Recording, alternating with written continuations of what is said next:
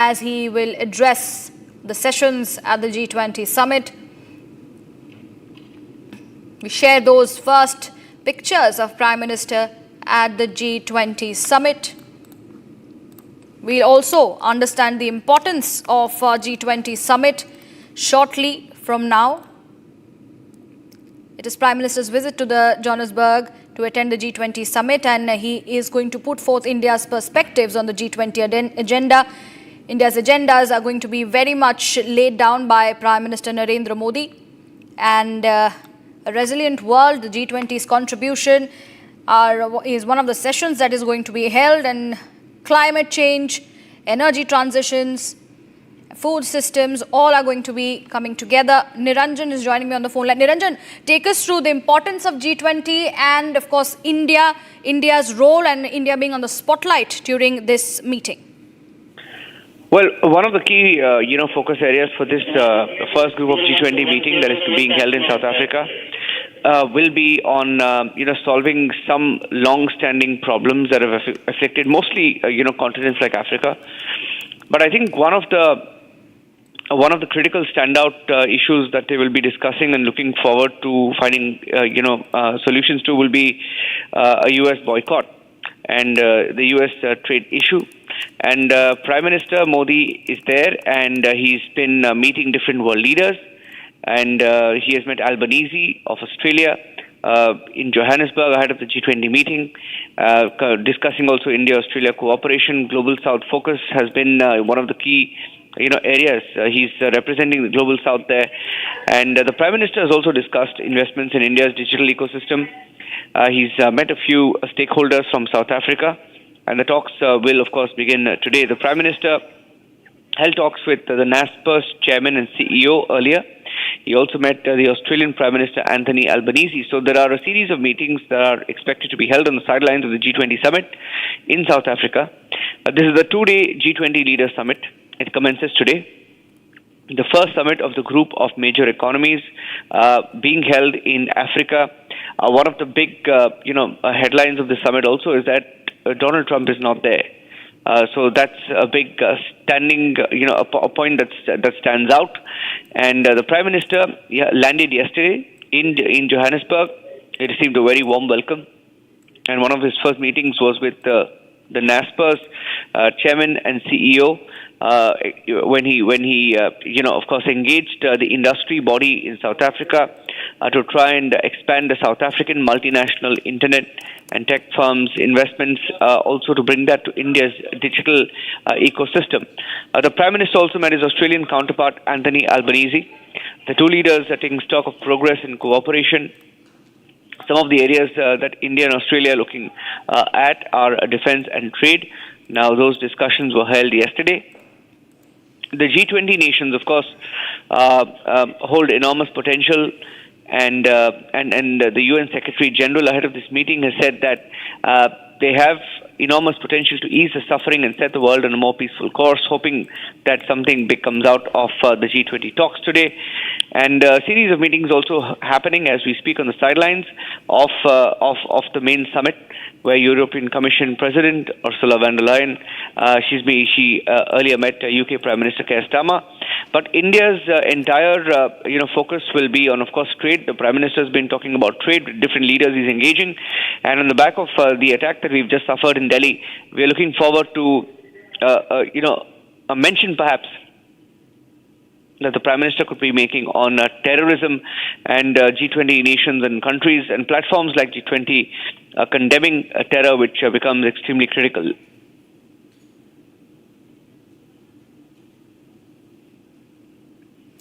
Okay, thank you for giving us those details. Niranjan, we keep a very, very close eye on Prime Minister Narendra Modi and him addressing the sessions. And coming up next, viewers, Prime Minister Modi arriving at the G20 Summit venue and exchanging that handshake with Cyril Ramaphosa, President of South Africa. More details coming up on the other side.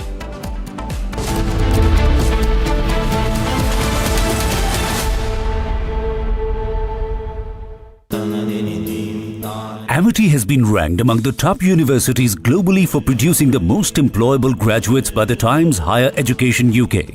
Yet another testimony to Amity's excellent placement record. MDH की हल्दी मिर्ची धनिया करे कमाल, ये रंग दे, ये खुशबू दे, ये तीखा, ये कम पड़े, क्या निराला MDH मसाला। केसरिया से मन जोगी हुआ रे, दिल झूमे देखो मतवारा हुआ रे, केसरिया से मन जोगी हुआ। हर पल मनाओ केसरी त्योहार। विमल, बोलो जुबान केसरी। आर प्योर सूजी पास्ता उबालो मिलाओ और खाओ, 8 मिनट में तैयार। क्या टेस्ट है सबका राजा R pure masala.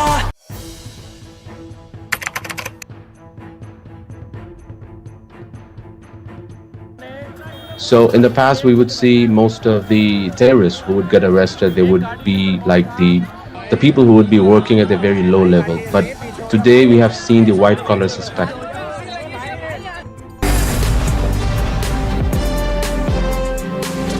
Hi, I'm Dinsha Rani from Media's capital, India, and I'm excited to be a part of the India Economic Summit being hosted by Republic Business on the 28th of November 2025, being held at the Republic headquarters at Noida, and I hope to see you all at the summit.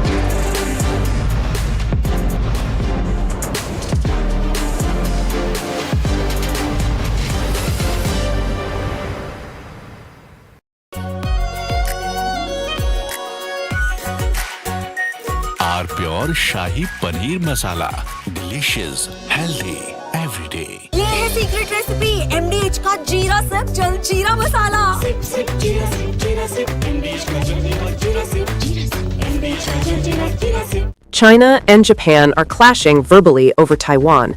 Tensions between China and Japan have risen over Taiwan's security. Japan has signaled it may intervene in a potential conflict, viewing it as a threat to its own stability. China condemned this as meddling, issuing strong warnings and summoning diplomats. This conflict started when Japan's newly appointed Prime Minister, Sanae Takaichi, issued a direct warning to China during a session of the country's parliament. She stated that a conflict in the Taiwan Strait could represent a survival-threatening situation for Japan, implying that Tokyo might need to intervene militarily to protect its interests. This marked a bold escalation in Japan's stance on the Taiwan issue, signaling readiness to support Taiwan against potential Chinese action. Takaichi's comments, delivered amid rising regional tensions, prompted an immediate and sharp rebuke from Beijing, highlighting the fragile balance in East Asia and the risk of broader confrontation. The remarks made by the Japanese leader on Taiwan constitute an interference in China's internal affairs and a serious violation of the One China principle and the basic norms governing international relations. Such words are extremely irresponsible and dangerous in nature and have caused very negative impact. Taiwan is an island of 23 million people, situated about 100 miles off China's southeast coast. China regards it as a breakaway province under the One China principle, insisting that other countries acknowledge this and avoid treating Taiwan as a sovereign state. Taiwan, however, maintains its own government, conducts elections, and runs an independent economy, a setup rooted in 1949 when China's civil war concluded with the defeated nationalist forces retreating to the island while the communists consolidated power on the mainland.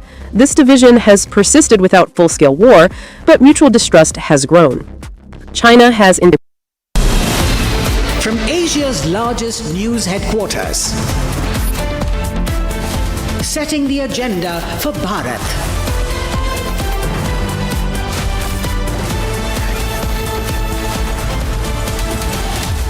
You're watching Republic.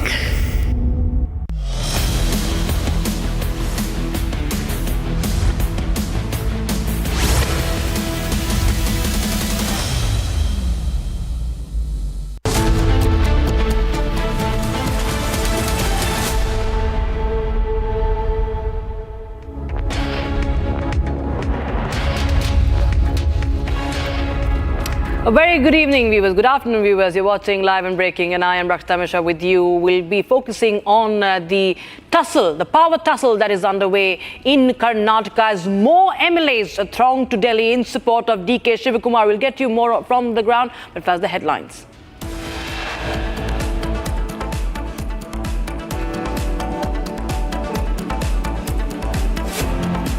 More details emerge in the serial blast case. The 26 lakh rupee fund now under lens.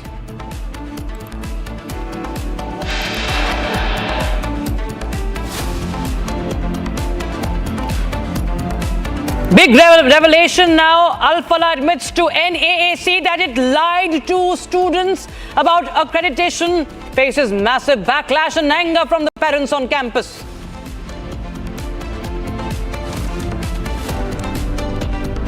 Faculty members go underground in Al-Falah. Social media accounts erased. Many doctors have fled Al-Falah, according to sources, as investigators join the dots. Arms racket originating from Pakistan busted. Weapons were being smuggled into Delhi and NCR via Punjab. Congress High Command rushes to Bengaluru to firefight another crisis in Karnataka as DK Shivakumar's camp rebels asking for the Congress to make him the Chief Minister. Speaking in Imphal, RSS Chief Mohan Bhagwat says that world will cease to exist if Hindus are not in this world.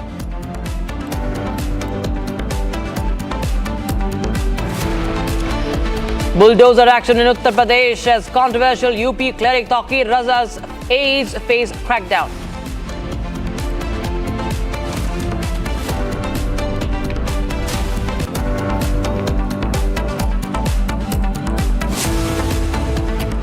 The Chief Minister change buzz intensifying in Karnataka as more Congress MLAs have reached Siddaramaya's residence today. Minister Yogeshwar was seen with the DK Shivakumar yesterday. Today, he is meeting Siddaramaya. And that's the breaking news we have right now as far as the tussle in Karnataka is concerned. The Congress versus Congress that is now unfolding.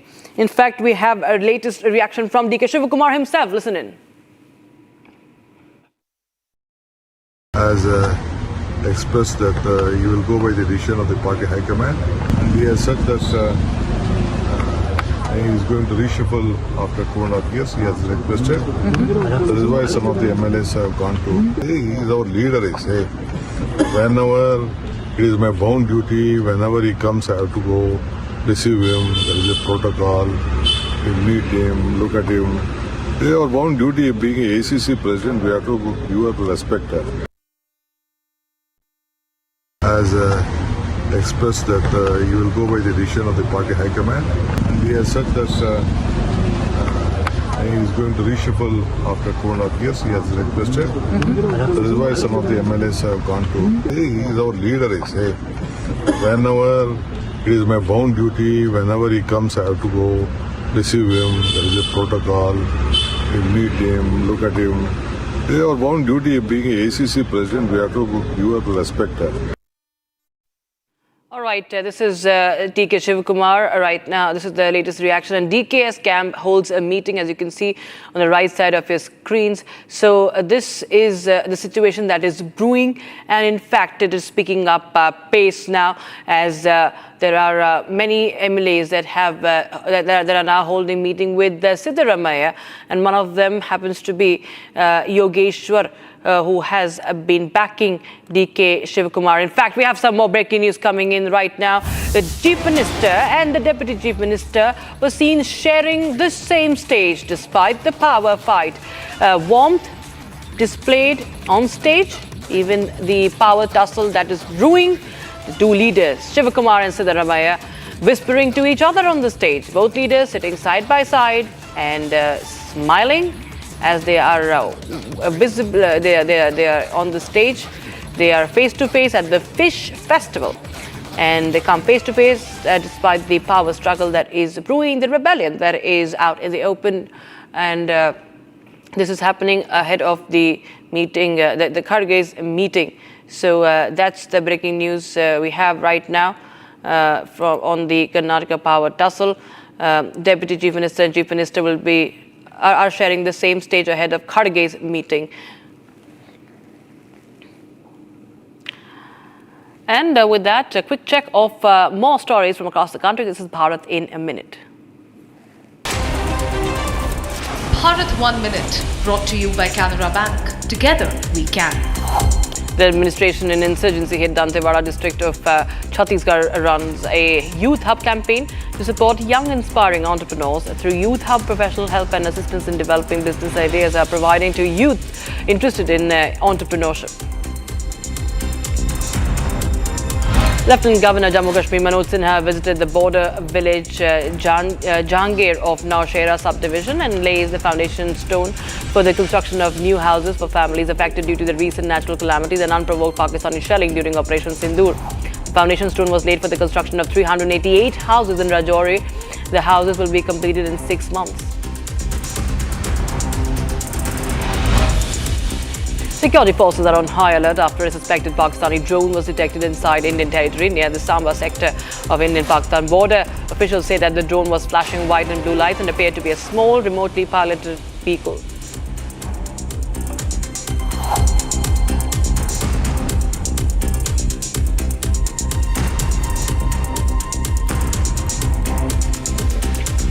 All right, other stories now. The Trinamool Congress MLA Humayun Kabir has sparked a row yet again, indicating to rebuild Babri Masjid in Beldanga in Murshidabad district. Now, the chosen date is 6th of December. 6th of December 1992 is, remember, when Babri Masjid demolition took place. So it is being planned for the anniversary. And Kabir says that he will lay the foundation stone of the proposed Babri Masjid in Murshidabad on the 6th of December. Move has drawn sharp reactions from the state's opposition BJP. In a fresh political row from West Bengal, TMC MLA Humayun Kabir proposed to set up a mosque modelled after the Babri Masjid at Beldanga in the same district. Kabir said that he will lay the foundation stone of the proposed Babri Masjid in Murshidabad on 6th of December. हाँ वो तो बाबरी मस्जिद का शिलान्यास होगी 6 दिसंबर. State का मेरा नेता सब लोग को संहति दिवस भी उद्यापन होगी. मैं वहाँ का बेलडंगा में एक बाबरी मस्जिद 3 साल के लिए काम चलेगी, इसीलिए उनका भित्ति स्थापन होगी. वो मुस्लिम लीडर लोग सब आएगी. मुस्लिम जो जाने वाने वाला है, जो कुरान हदीस, बड़ा नाम बाद में आपको ऐलान कर देंगे. This move and the remarks made by Humayun Kabir has drawn sharp reaction from the state's opposition BJP. BJP leader Priyanka Tibrewal, while hitting out at the remarks, said that the TMC's secularism is religion specific and called the move appeasement politics. देखिए, तो secular country है और waste Bengal और तृणमूल जो है वो तो अपने आप को कुछ ज़्यादा ही सेक्युलर बताते हैं. जब वो ऐसा कहते हैं कि बाबरी मस्जिद की फिर से स्थापना करेंगे, तो मैं ये पूछना चाहती हूँ कि उस स्थापना पर वो किस किस को बुलाना चाहते हैं. उन रोहिंग्याओं को जो SIR के डर से अभी बॉर्डर की तरफ भाग रहे हैं पश्चिम बंगाल छोड़ने के लिए. दूसरी बात मैं ये भी कहना चाहती हूँ कि आज अगर उनको बाबरी मस्जिद बनाने का इतना ही शौक है, तो जो बाबरी मस्जिद बाबर के नाम से बनी थी, पहले ये पता करिए वो इतिहास क्या है, वो कहाँ से आया था. Meanwhile, other BJP leaders also came in and slammed the move and remarks made by Humayun Kabir. This controversial Humayun Kabir, who says he will chop off Hindus and throw them into Bhagirath, now is making yet another controversial statement because their philosophy is give Hindus gali and take vote bank ki tali. They are the same people who oppose Jai Shri Ram. They are the same people who oppose Ram Mandir, and these are the same people who for vote bank politics will go to any extent, whether it is inciting on Waqf, inciting on CA, inciting on SIR or doing these kinds of things. कोई मस्जिद बना ही सकता है, लेकिन वो proper स्थान पे होना चाहिए. इसमें किसी ने किसी का धर्म का पालन करेंगे, उसमें हमारा तो कोई आपत्ति नहीं है. लेकिन ये जो इसको मस्जिद को पॉलिटिकलाइज्ड करने का जो माहौल बनाने का कोशिश कर रहा है, ये तो मुसलमान धर्म का अपमान है. ममता बनर्जी के इशारे पर उनके नेता हुमायूं कबीर कह रहे हैं 6 दिसंबर को पश्चिम बंगाल में बाबरी मस्जिद बनाएंगे, इसका निर्माण होगा. तो ये पूछा जाएगा, संविधान में ममता बनर्जी की आस्था नहीं है. वो NRC जब लागू होता है तो कहती हैं कि NRC हुआ तो देश में गृह युद्ध हो जाएगा. The MLA, who is known for speaking out of turn and beyond his brief, has courted controversy in the past as well. He was expelled from the party in the past but rejoined and won from Murshidabad's Bharatpur Assembly constituency. Meanwhile, Humayun Kabir has threatened to launch a new outfit for minorities on December 22, stumping his party again. This time, he has also invited a young opposition legislator, Naushad Siddiqui, to the foundation stone laying of his proposed Babri Masjid in the district on December 6.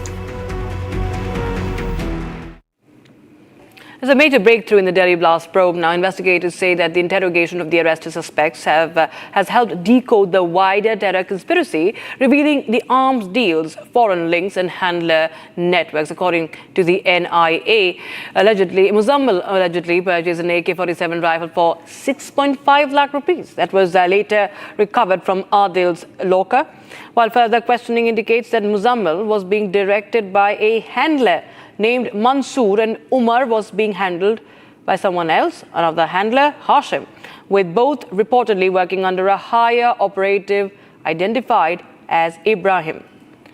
Chandrakala joins us live on the broadcast from the Al Falah University. Well, the university is under scanner, and now we are seeing that there are multiple updates coming in as to who was handling them. Okay, we have some... Yes, and they are saying everything is normal, no need to worry about. So there is no issues inside?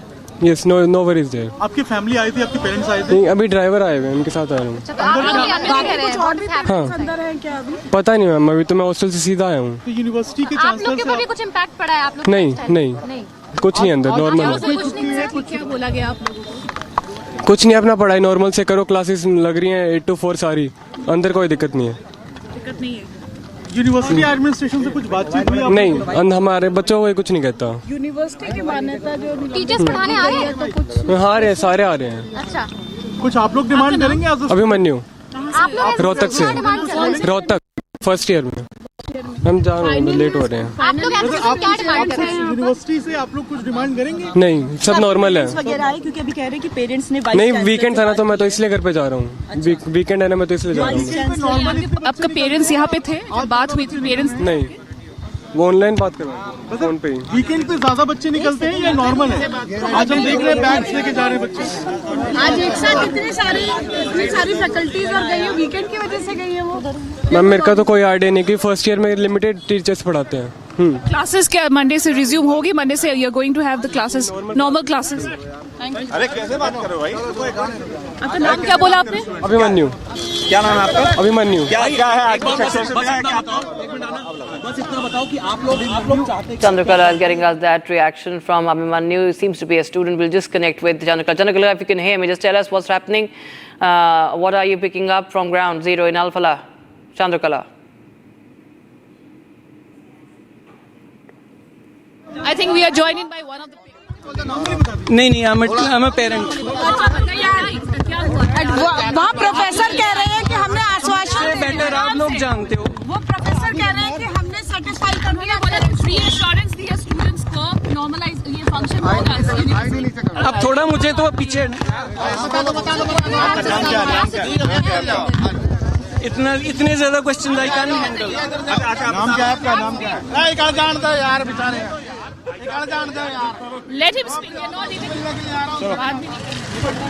I think there were some reactions coming in. I think we can just connect with Chandrakala. Chandrakala, if you can hear me, what are you picking up? What's happening at the Al Falah University? Of course, the fact that around 50 MBBS students along with parents were here at Al Falah University. In fact, they are still inside. Few of them are still inside. They met the Vice Chancellor. We tried speaking to one of the students. I think we have already captured him on camera. He's from Rohtak. He's a final year student. And the fact that they have been reassured about the normal functioning of the university, classes would be resuming from Monday. That's what we are learning, and that there is no issues inside Al Falah University. But the fact that Al Falah will still remain under the scanner of the investigating team, because that's been a very epicenter.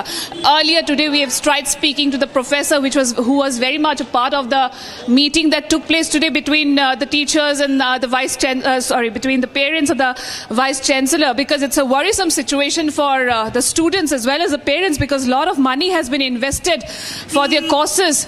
and it's a medical university where more than 900 MBBS students are being part of this Al-Falah University, who are studying in Al-Falah University, and today a lot of them gathered here in the institution, spoke to the Vice Chancellor regarding the functioning of the university. So yes, we tried speaking to one of the students.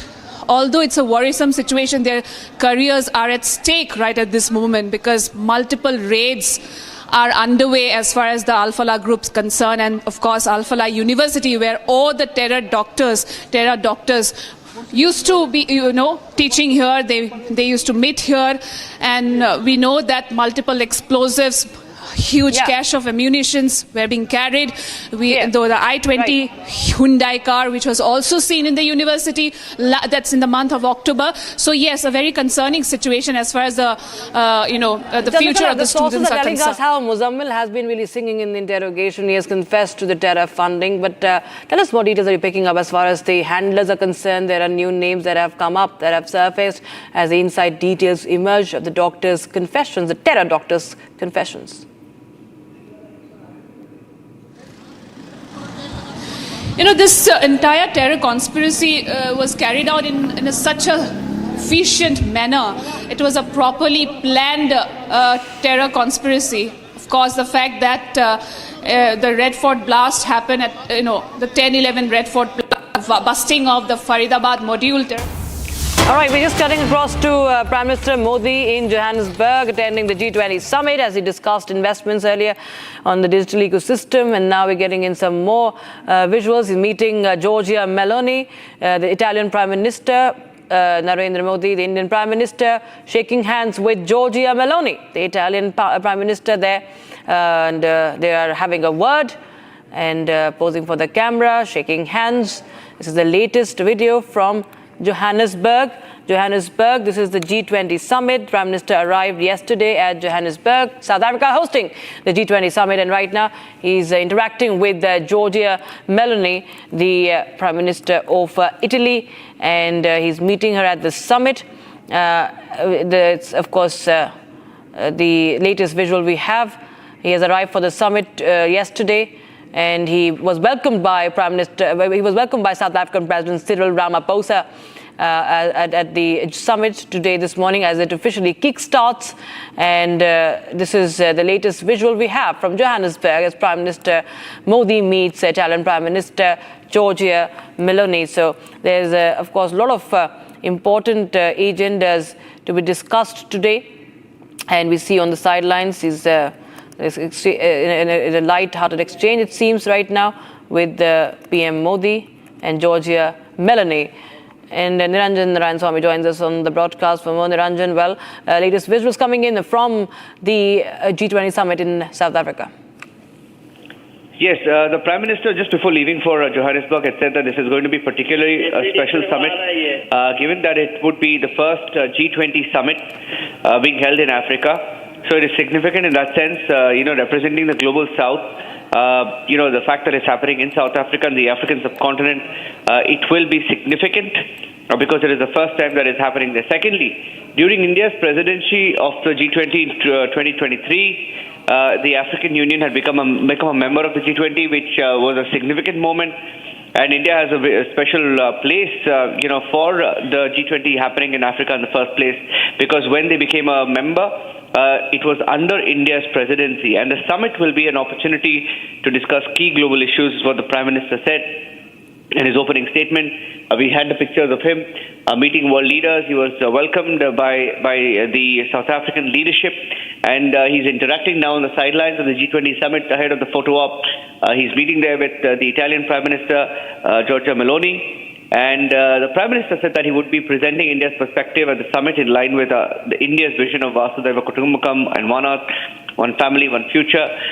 He said that he was looking forward to his interactions with leaders of partner countries and participate in also the 6th IBSA Summit scheduled on the sidelines of the G20. But I think we're also watching out for what the Prime Minister says at the summit on the back of the recent developments, the tension with Pakistan.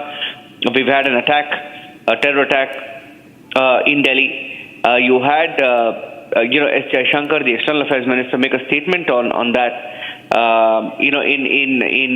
When he was speaking at a global event, when he mentioned specifically that you can't go soft on terror, you can't whitewash terror. So this becomes extremely critical now, what the Prime Minister says at the G20 Summit. The meeting has only just begun, with world leaders beginning to arrive there. So in some time from now, the official agenda will kick in. And the Prime Minister, just ahead of this meeting, had engaged with some leaders of South African industry. He also met the Australian leadership, including Albanese, when diplomacy, trade, and defence was discussed with Australia. And the Prime Minister has said that this particular visit to South Africa will strengthen cultural, economic, tech ties between both countries specifically. And he was welcomed. He received a very warm welcome yesterday when he also met community leaders, Indian origin tech entrepreneurs who are based in South Africa. He said that this boosts diaspora engagement, innovation, collaboration, etc., and reinforcing India's global partnership and shared progress. So we have these pictures. We'll come back to it the moment we have some more news. This is the Prime Minister at Johannesburg. Thank you so much, Niranjan. Of course, India has spent last decade positioning itself as the leader of the global south, as a bridge and balancing force. And this is the fourth consecutive G20 hosted in a global south. Powerful indicator of the shifting center of gravity in global affairs. We'll keep a close eye on that development from South Africa. Viewers, we'll be right back. Don't go anywhere.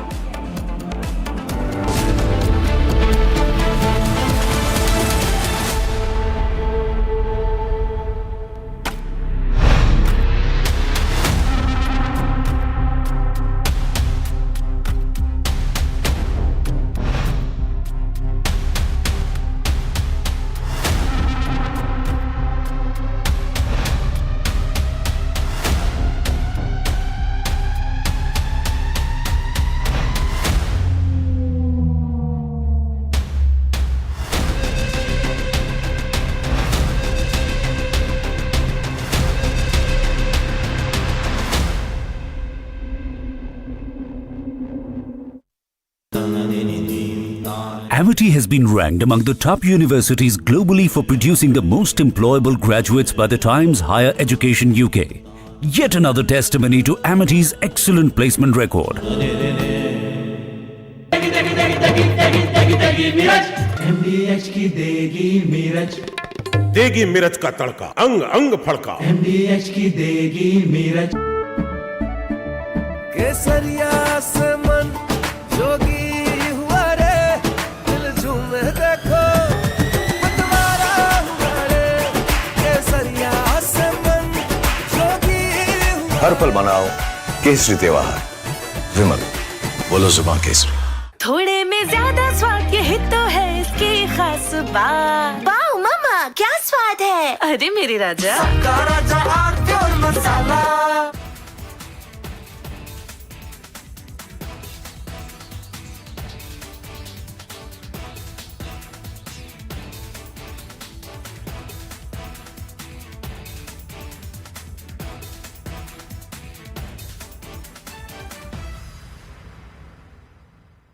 China and Japan are clashing verbally over Taiwan. Tensions between China and Japan have risen over Taiwan's security. Japan has signaled it may intervene in a potential conflict, viewing it as a threat to its own stability. China condemned this as meddling, issuing strong warnings and summoning diplomats. This conflict started when Japan's newly appointed Prime Minister, Sanae Takaichi, issued a direct warning to China during a session of the country's parliament. She stated that a conflict in the Taiwan Strait could represent a survival-threatening situation for Japan, implying that Tokyo might need to intervene militarily to protect its interests.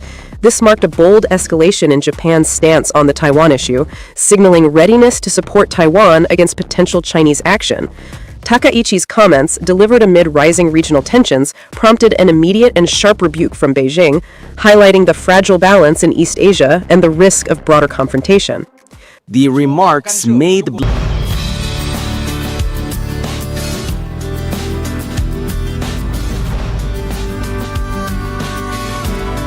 estate contributes 7% of the GDP, which is going to be 13% by 2030. It is also the second highest employer with almost 5 crore people working in the real estate sector. Are real estate prices already inflated for a common man to afford? Right developer, right size, right location अगर आप लेकर आ रहे हैं, मुझे लगता है बहुत सारे लोग अभी भी ऐसे हैं जो घर खरीदना चाहते हैं लेकिन उनको राइट अपॉर्चुनिटी नहीं दिखाई दे रही।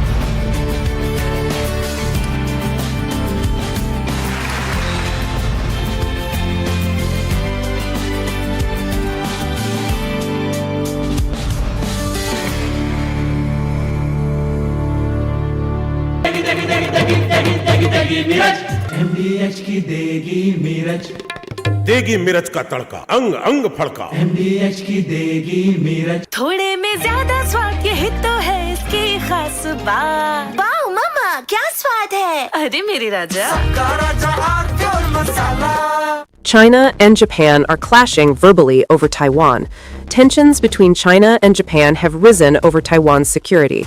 Japan has signaled it may intervene in a potential conflict, viewing it as a threat to its own stability. China condemned this as meddling, issuing strong warnings and summoning diplomats.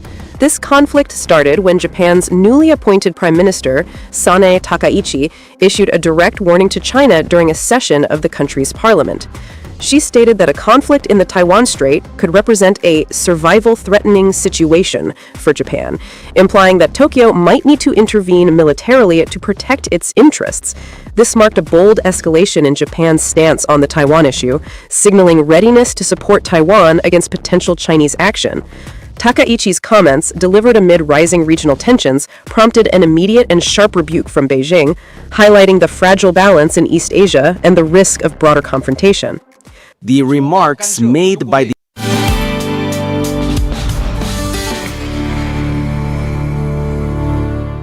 We are now beginning with the inaugural session. May I now request the inaugural speakers to please join us on stage, starting with Ms. Rachna Jindal, Regional Director, CI Northern Region. May I now request Ms. Rachna Jindal to please deliver the welcome remarks. Good morning and a very, very warm welcome to all present here. It gives me an immense pleasure to welcome you all at the 21st edition of CI Reality, one of the most enduring and influential platforms shaping the discourse around the future of Indian real estates. It's a gathering of visionaries, developers, policymakers, investors, and thought leaders who are redefining how India builds, lives, and grows. Today's theme, Real Estate in Amritkal, Building India's Growth Corridors for Vision 2047, resonates deeply with the country's development trajectory.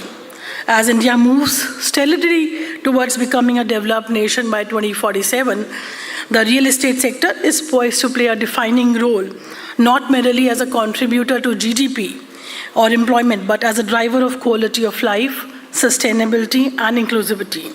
At CII, we have always believed that nation building is a collective effort, one where industry, government, and society move in unity. CII's Northern Region has been at the forefront of enabling this transformation across diverse sectors, from manufacturing infrastructure, logistics, and mobility to real estate sustainability. Thank you, Rachna ma'am. May I now request Mr. Ashwinder R. Singh to please set the context for the conference. Good morning everyone. You know, there are moments in history when a nation must rise and answer its destiny, when time stops being an observer and becomes a summon. India today stands at that moment today. Between the greatness of her past and the brilliance of her future, the dreamers, the builders, the creators of her space do not today stand as spectators but are the architects of this nation. Real estate at Amritkal, Building India's growth corridor for Vision 2047. Today, our industry size is, some reports say $300 billion, some reports say $400 billion, some reports say $482 billion.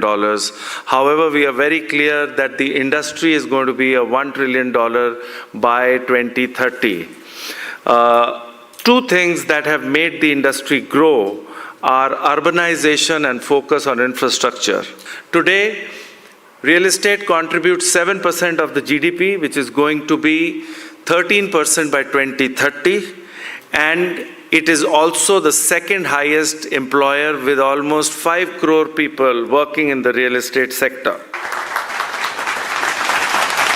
Thank you, Chairman. May I now request Mr. Akshay Sethi, Managing Director, Stellar Group of Companies, to please deliver his address. Good morning, everyone. Good morning to all the delegates who have come here today. When India will celebrate its 100th year of independence, it will be celebrated not in terms of the trillions of dollars of GDP or the thousands and kilometers of expressway that hopefully we would have built. I hope it will be built based on the quality of life we have provided the people who are living in the 100th year of its independence. Today's agenda, CII has curated really deep dive into across the various things that are going to be required, including financing of the real estate sector. I truly believe we've been privately held because I think you cannot deliver a quarterly performance in real estate. How can we get land funding back in the conversation?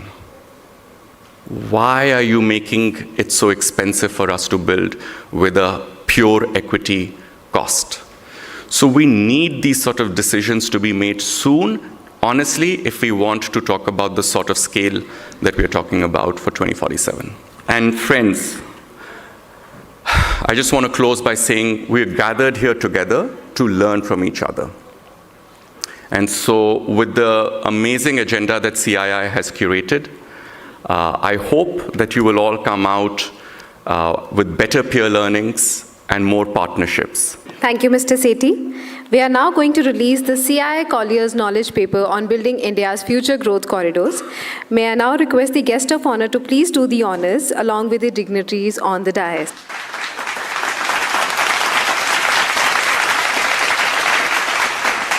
May I now request the guest of honor, Ms. Harleen Kaur, Deputy Secretary, Ministry of Road, Transport and Highways, Government of India, to please deliver the address to the delegates.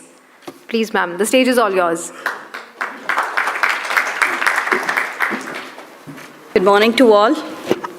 It is a privilege to be here today at 21st edition of CII Flagship Real Estate Conference Reality 2025. I've closely worked in urban governance and I'm presently working with Ministry of Road, Transport and Highways. India today stands at a very defining moment in its developmental journey. As we enter the Amrit Kal, we are witnessing the vast infrastructural expansion, transformational reforms and related interventions to build a sustainable, globally competitive, future-ready India by 2047. In this journey, real estate and infrastructure sectors stand right at the core. As India marches towards becoming multi-trillion-dollar economy, the demand for world-class urban centers, integrated logistic hubs, industrial corridors, and resilient mobility system continues to grow exponentially. It is only understandable that in the era of information, it is the aspiration of every citizen that is creating the demand. And that demand is for the quality life. It is not difficult to deduce that real estate and infrastructure sectors will shape the urban revolution in the present and future times. Thank you so much, ma'am. May I now request the conference chairman, Mr. Ashwinder R. Singh, to please felicitate the guest of honor, Ms. Harleen Kaur.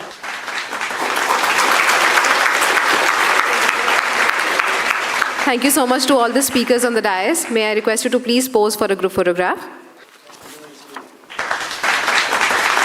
Thank you so much to all the speakers. We'll be now heading to the first panel discussion, Residential Reality 2.0, Bharat Boom and Beyond. The distinguished panelists include Dr. Geeta Rathi Singh, Mr. Malana Sasalu, Mr. Mohit Arora, Mr. Sunil Parekh, Mr. Srinivasan Gopalan, Mr. Abhay Garg, Mr. Subhakar Rao Supraneni, and Mr. Jatulanand.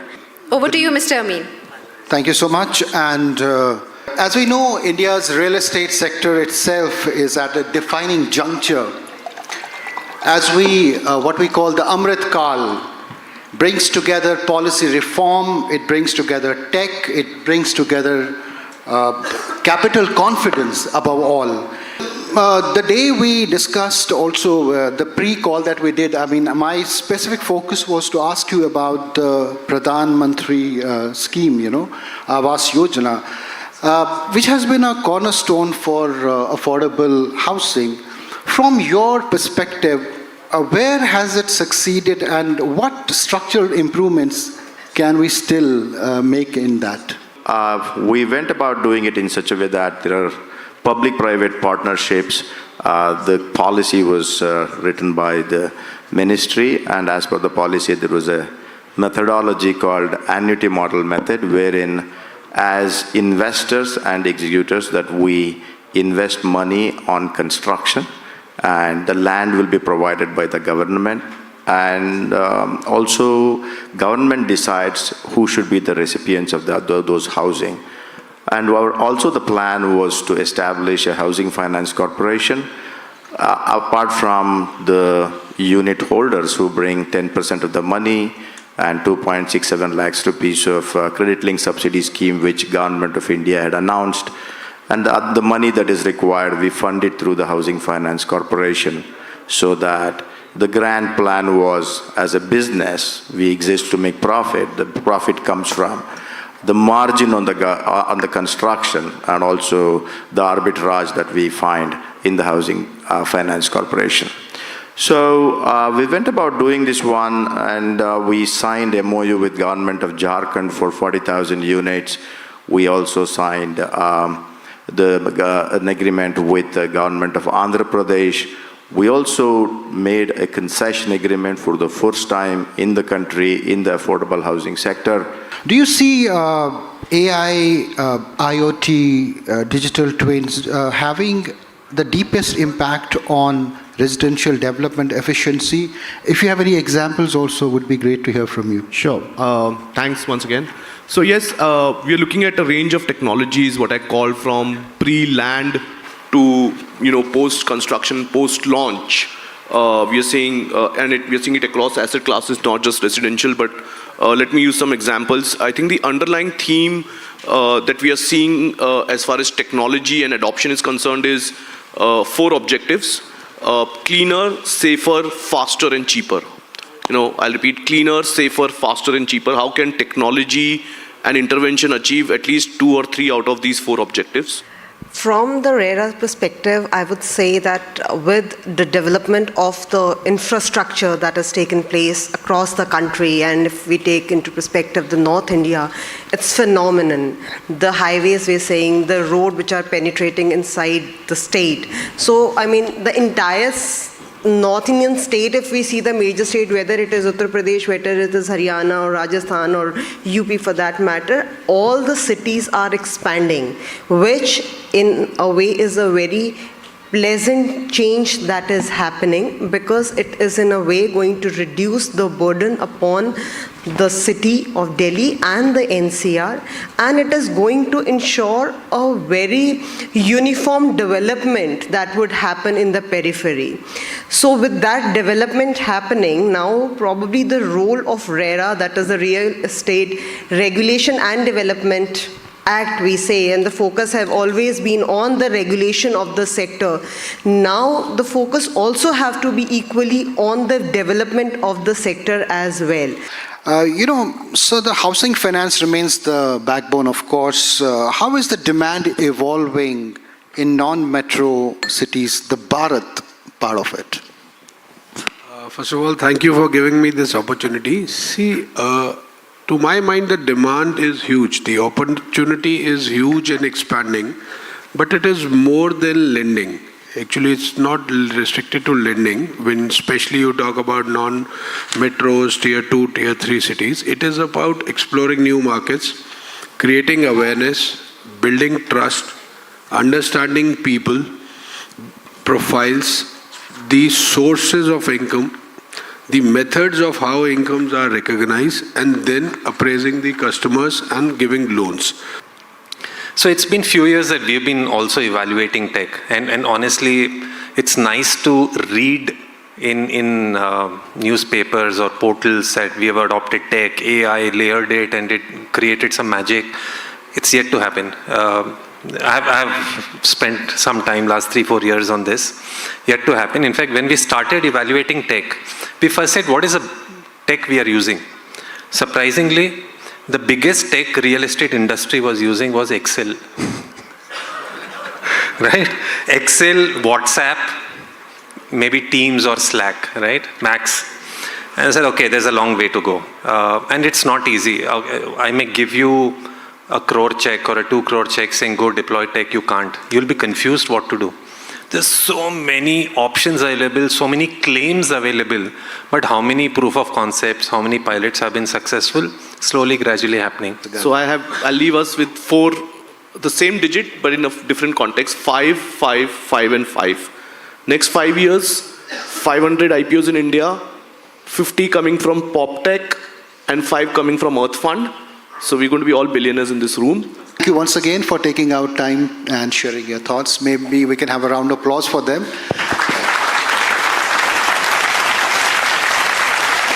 Thank you to all the speakers, and I request you to please pose for a group photograph.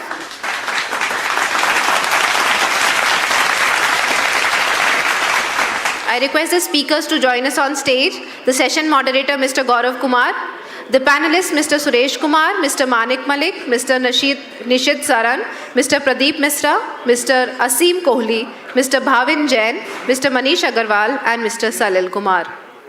When you come to India, do you see an increasing depth, especially on the debt market side, right? I think on the equity side, we have a lot of depth now with 5-6 REITs and pure private equity investors, development core, there's so much there.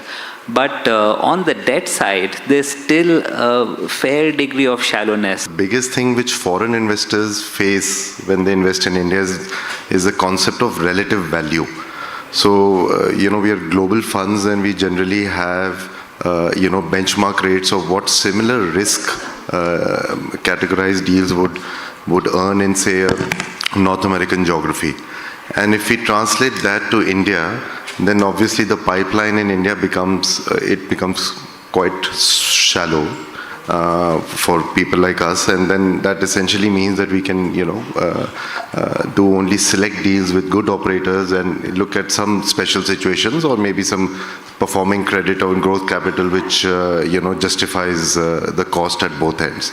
Currently, real estate has come out of a very bad recession.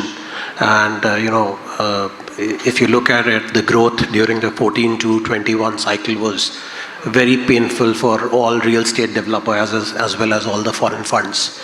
So, and then 22 we start seeing the bull run. So it's like reverse of supply being more than demand, and now the supply is getting gradually eroded. I think one of the biggest asks for our sector always have been categorization of real estate as infra, moving away from, because we believe that the risk and the capital outlay required across period is quite similar.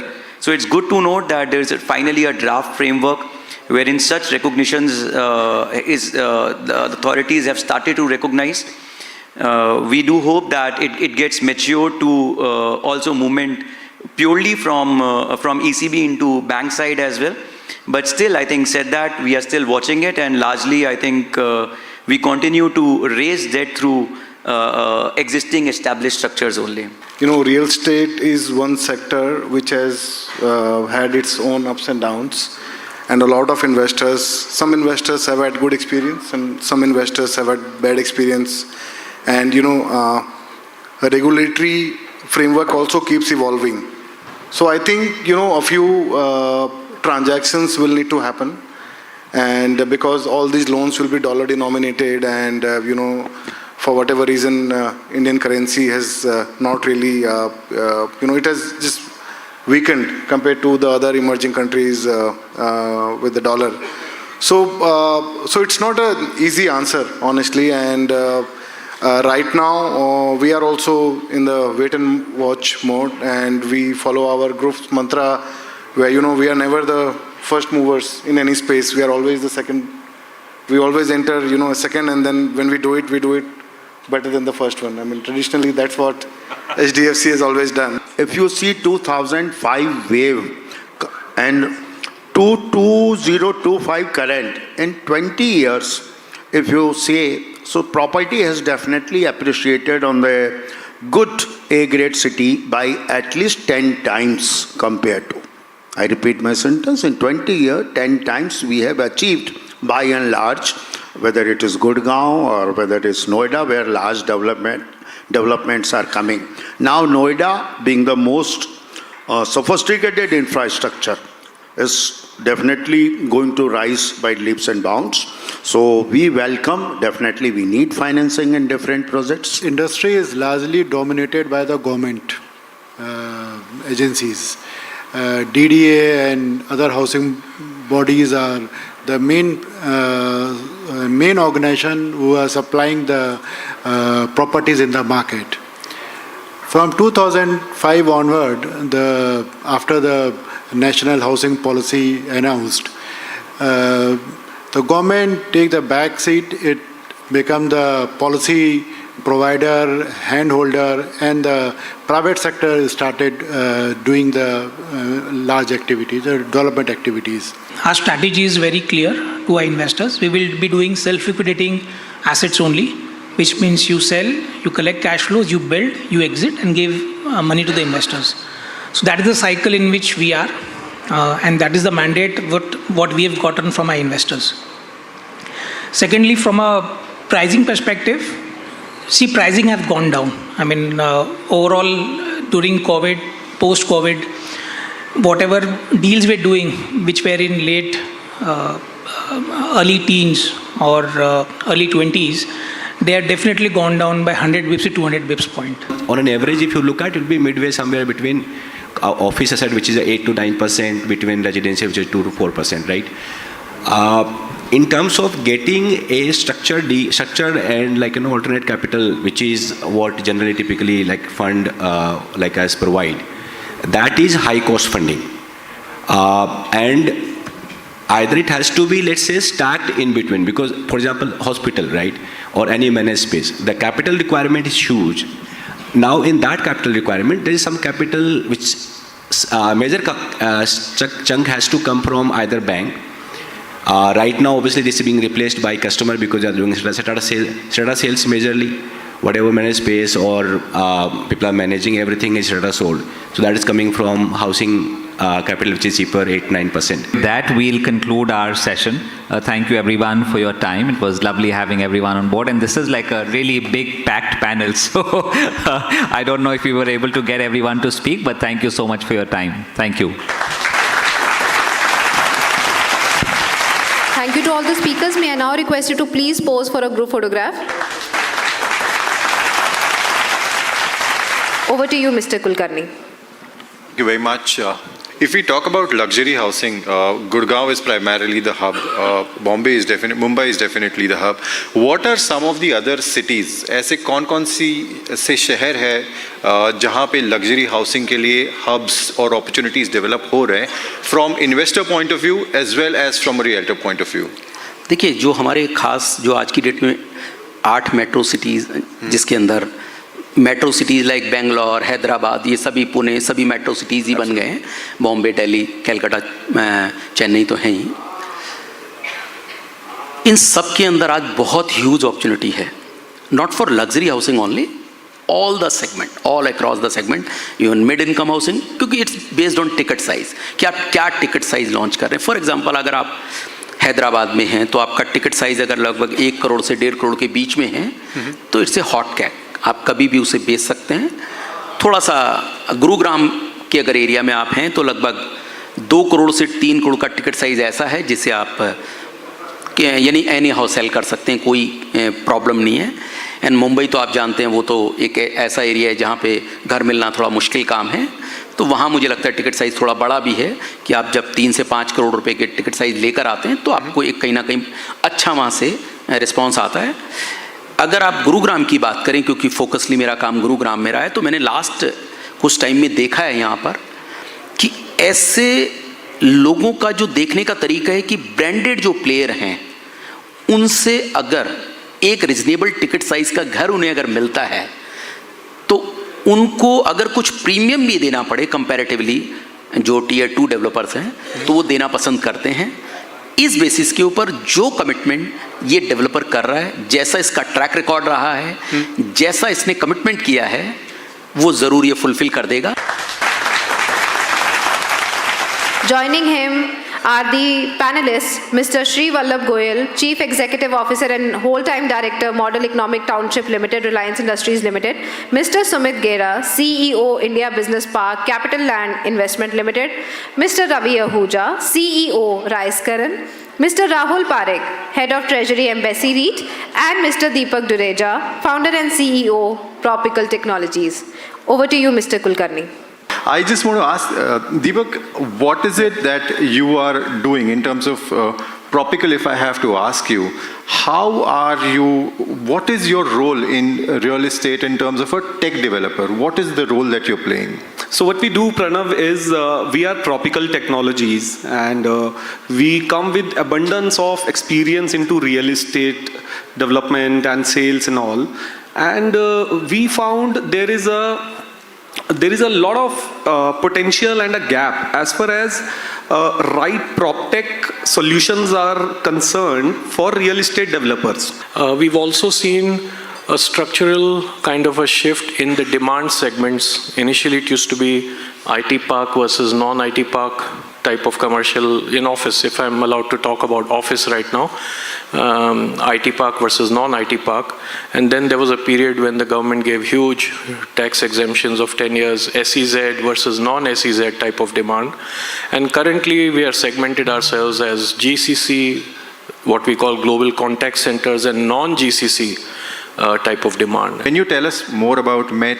What is the concept? How is it different from SEZs or the parks that we've seen so far? जितने भी अभी तक countries हैं जो विकसित हैं, Japan, Korea, China, Singapore, इसके USA, इनका जब आप उठा के देखते हैं हिस्ट्री, तो in the peak of the year they achieved between 27 to 32% share in the GDP of manufacturing. So therefore we thought of in our prudence that manufacturing development will only lead to the industrial development and the Viksit Bharat concept. From Capital Land perspective, I think we'll wait for Goyal Sahab to develop the township, and we'll make sure that it has the best IT parks in there, data centers if they allow, and also logistics warehouse facilities. So we're company headquartered in Singapore, 51% owned by Temasek. We've been in India for over 30 years, and our business is to create real assets, and our investors include private fund investors. We have a REIT listed in Singapore, and we've been contributing to developing India for the last 31 years. So I'll just keep that brief. So I'll tell you our journey. Embassy REIT was the first REIT in the country. When we got listed, we had only 2,000 retail investors who subscribed in the IPO, because it was an unknown concept in India. And today, as we speak, we have 110,000 retail investors who participated in India, right? So for a brand new product which SEBI came out with, and all credit to SEBI in terms of promoting the product as well, right? We've gone to different cities and done roadshows along with SEBI to promote the product. So if I take the entire unique database of shareholders across all 5 REITs in the country, today it crosses about 2.5 lakh shareholders. We have seen in the last 20 years the talk of tier 2 and 3 cities. Before 2008 financial crisis, I remember During those days, in my role with Cushman and Wakefield, when we used to visit developers, they used to give us a long list of 16 cities, 16, 18 cities. They wanted to land bank, they wanted to go to all these tier 3, 4 towns. DLF had done a huge land bank valuation and got listed prior to 2008. But, post that, the tier 2, 3 cities never took off the way they were supposed to. I think it's come a full circle. At the moment, the hub and spoke model is playing out. Okay, thank you very much. I've been told to wind up the session and we conclude. Thank you very much, gentlemen, for giving us time. Thank you so much to all the speakers. Can we have a huge round of applause? May I now request all the speakers to please pose for a group photograph? I would humbly request you again to please stay seated. We have a concluding fireside chat with the conference chairperson as well as Pranav Kulkarni. What are the few key takeaways that you witnessed today? What are some of the things, the discussions that emerged today? See, one of the things in the capital markets is very clear that, Asim is there. And first of all, I want to thank each and every speaker who has traveled from Mumbai, Bangalore, and participated, because this conference is only a conference because of all of you. I'm truly grateful on behalf of CII, and I want a round of applause for all of you for really participating and making this conference what it is. Thank you to you, Pranav, for moderating 3 such wonderful panels, and you've done such a fabulous job that we are very grateful on behalf of CII. So we had Republic, for example, as our media partner. We had Reality Plus as our publishing partner, both market leaders in their own sphere. So that is the credibility we bring. Coming back to your answer, yes, we need depth in the debt market. India needs to have a deeper debt market is what I could take away from all the other things that we were discussing, because that's the key point. On the housing side, it is very clear affordability is going to become a big problem over the next 4 or 5 years. The way things are, people are saying that even new people who get into jobs might not be able to buy an apartment. So multi-office is one thing that came out very well in the capital markets thing, that developers will create projects like what you have in Dubai, Golden Sands, Silver Sands. They build and then they rent and they operate on rental yields, which means rental yields have to go up. Wonderful. Thanks. Thank you very much, Mr. Singh. Thank you.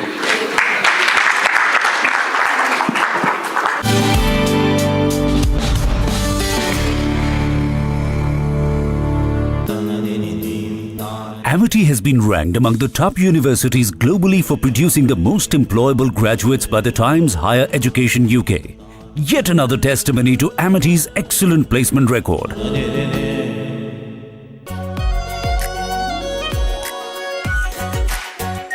Our pure Shahi Paneer Masala. Delicious, healthy, every day.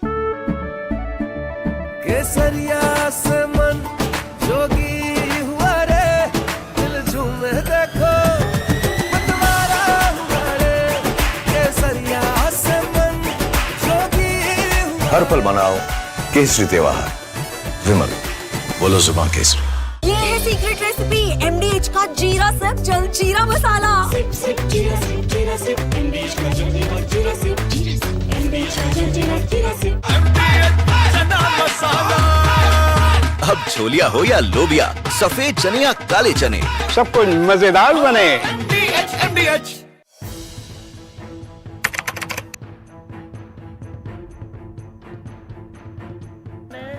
So in the past, we would see most of the terrorists who would get arrested, they would be like the people who would be working at a very low level. But today we have seen the white collar suspect.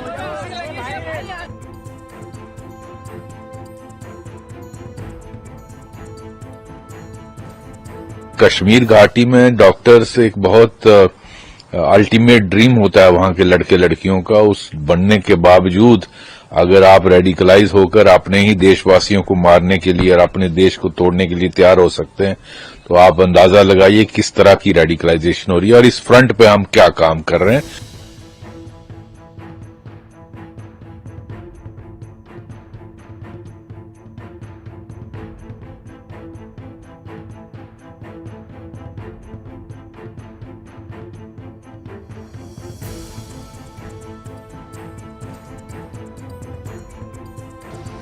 Investigators have identified Maulvi Irfan Wagha, also known as Imam Irfan, from Shopian in South Kashmir.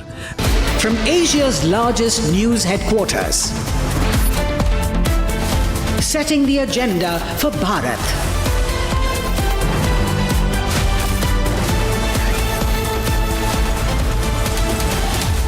You're watching Republic.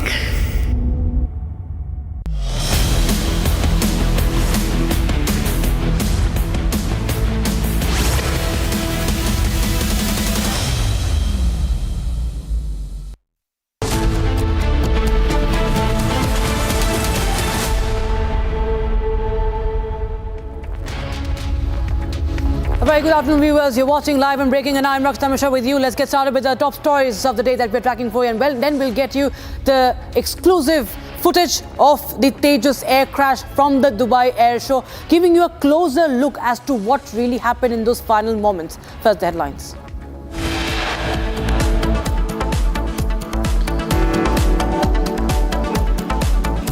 Exclusive details of 26 lakh rupee fund collected by terror doctors. The roles and responsibilities given to each one of them. Details trickling out.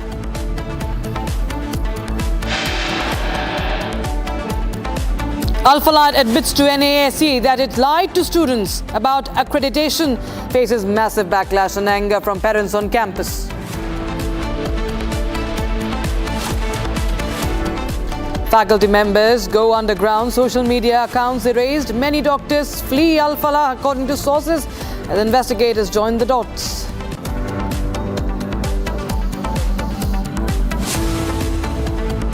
Arms racket originating from Pakistan busted, weapons being smuggled into NCR, Delhi NCR via Punjab.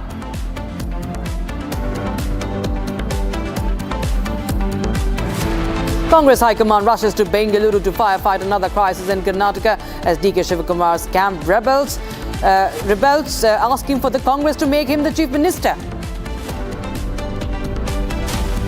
Speaking in Imphal, RSS Chief Mohan Bhagwat says, the world will cease to exist if Hindus cease to exist.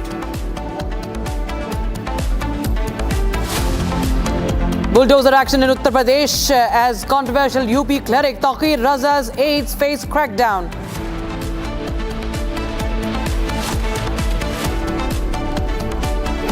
And the Prime Minister is at the G20 Summit in South Africa. Talks on economic growth, climate resilience and artificial intelligence on agenda.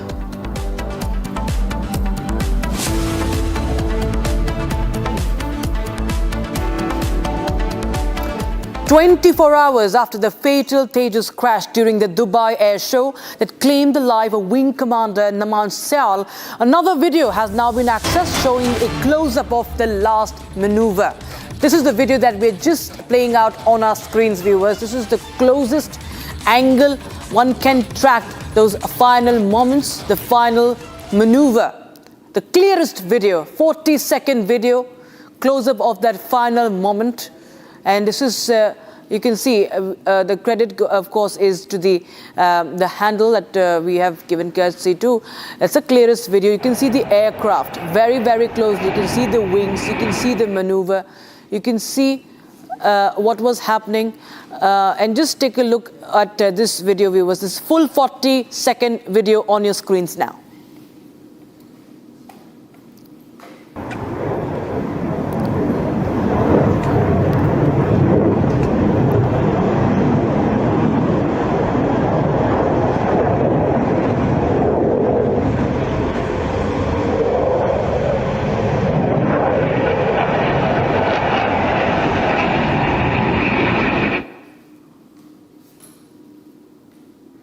All right, so you can see that the maneuver that was being carried out, you can see that this was captured by a spectator at the show, understandably, and it's giving a clearer picture of what transpired in the final seconds.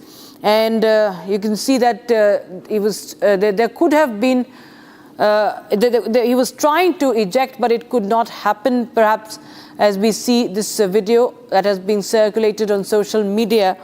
This is that video that is giving it a very, very closer look, and This is, if you try and see very closely, this is a full 64-second video, in fact, but we are showing you the final 40 seconds there. And if you see in the 49-52 seconds timestamp, aircraft erupts. Before it erupts into flames, a parachute-like object is also visible. Perhaps the pilot tried to eject, and it was too late to do that, perhaps, and he could have been attempting to regain control and save the aircraft. That is what we can see visibly. It is visible there, a clearer picture. And it is India's first homegrown lightweight multi-role fighter jet, the Tejas, in its 10 years of service. And this is the second crash reported. Wing Commander Naman Syal from Himachal Pradesh died in this accident. Several videos are on social media, but this is the closest it can get. Before it erupts into flames, as you can see right now, just few seconds before it erupts into flames, you can see that there was an attempt to in fact release the parachute, but it unfortunately could not happen. And the new video, you see the Tejas jet performing a maneuver, a barrel roll in which the jet turns over and then back up again. So this is the barrel roll. You see, this is how you can see the wings moving. So this is the barrel roll that is being carried out. But as it progresses, as the video progresses, you will see that the jet is turning over, then turns back. And just before going down, it executes a negative G turn, the negative G maneuver. And it was at this moment that the jet was flying at a very, very low altitude. It went lower and it ultimately nosedived. It just crashed to the ground. There was, what we understand, there was no chance left to stabilize the fighter jet to gain altitude.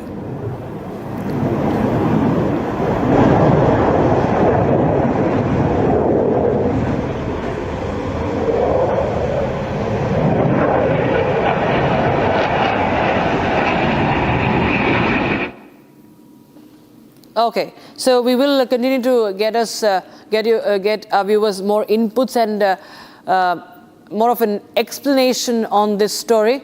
It's a clearest video, close-up of the final maneuver.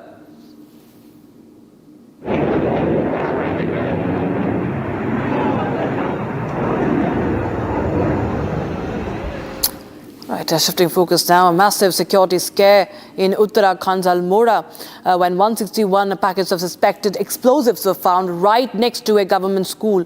Bomb squads, dog squads and police teams rushed to the spot. Here's the full story.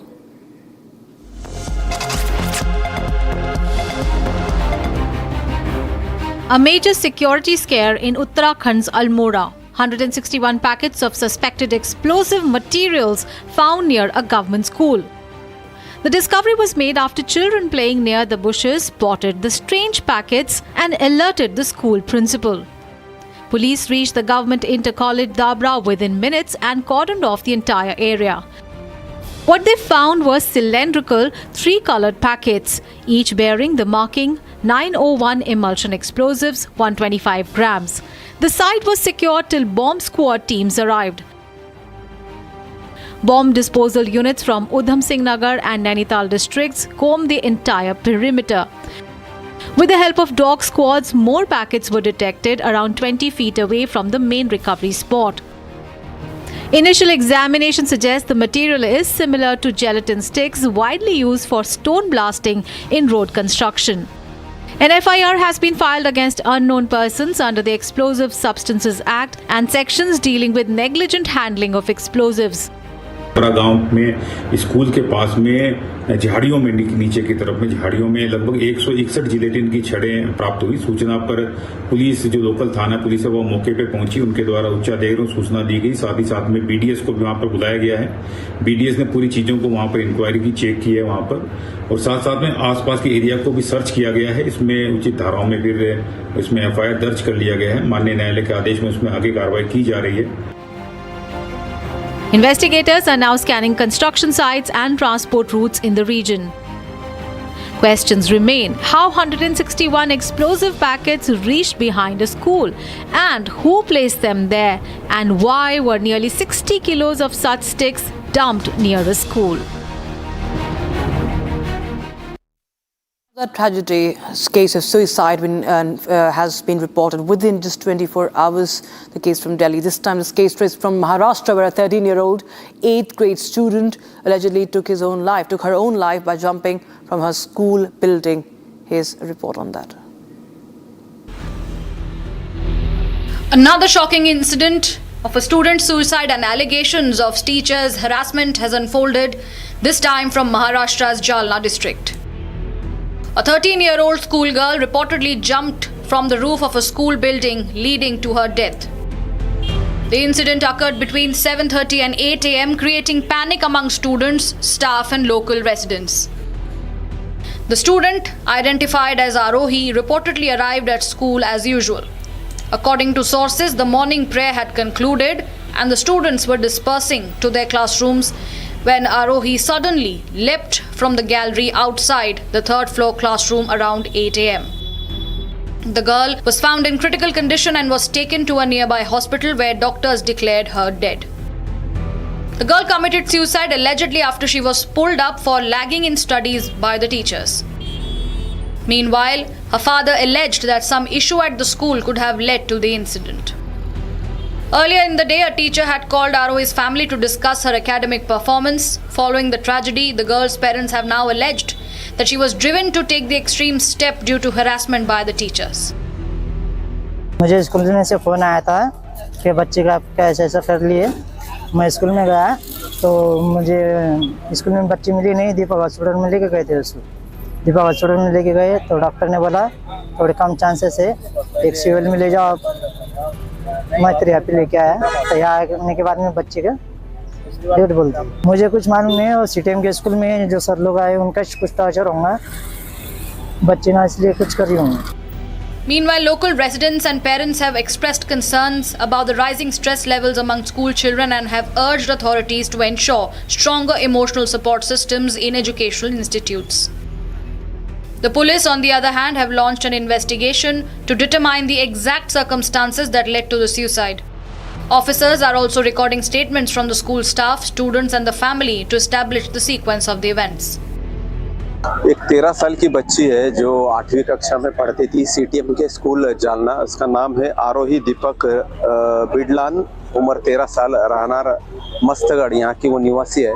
उसने किसी कारणवश school के 3रे मंजिल से कूदकर आत्महत्या कर ली है।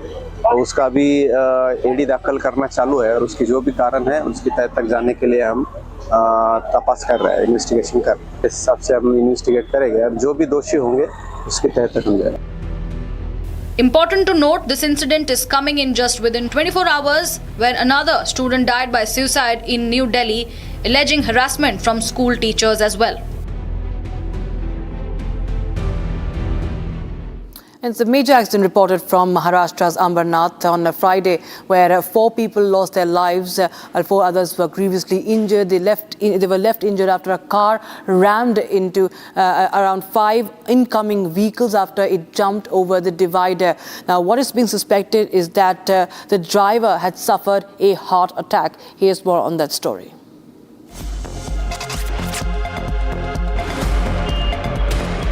A tragic accident in Ambernath on Friday night claimed 4 lives and left 4 others injured after a car crashed into several oncoming vehicles on a bridge.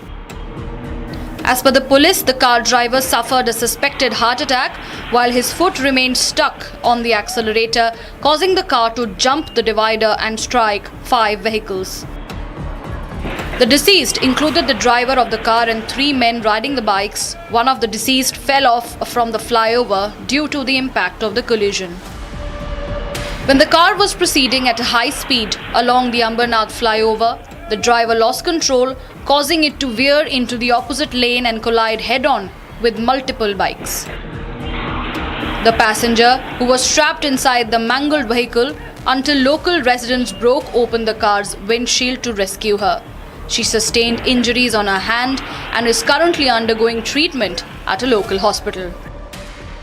There are fresh inputs coming in on the 10/11 conspiracy probe now. Viewers, Muzammil, one of the terror doctors, has confessed to raising 26 lakh rupees. In fact, this entire module had been pooling this money. Self-funding is what he has admitted to. Contributions of 5 lakh rupees each, from 5 lakhs from Muzammil, 8 lakh from Adil Ahmed Rathar, and 6 lakh from Muzaffar Ahmed Rathar. 2 lakh rupees raised by Umar Nabi, the suicide bomber, and 5 lakh rupees from Shaheen, and after which the entire amount was reportedly handed over to Umar Nabi. Officials are further claiming that Muzammil was tasked with procuring the ammonium nitrate and urea for the operation. So how they stockpiled the weapons, the ammonium nitrate, he has confessed to hatching the conspiracy terrorist Muzammil. Chandrakala joins us live on the broadcast. For more, Chandrakala, well, this is a major breakthrough. Muzammil has admitted to the crime, to this heinous terror attack, and he's also detailed about the funding and how they, raised money. But of course, that's not actually clear how they raised the money. They did contribute individually, that's what he has said. But any clue as to what sort of funds were these? Were they given by some other module, or they were raised by their own selves, by their salaries? What really has been revealed?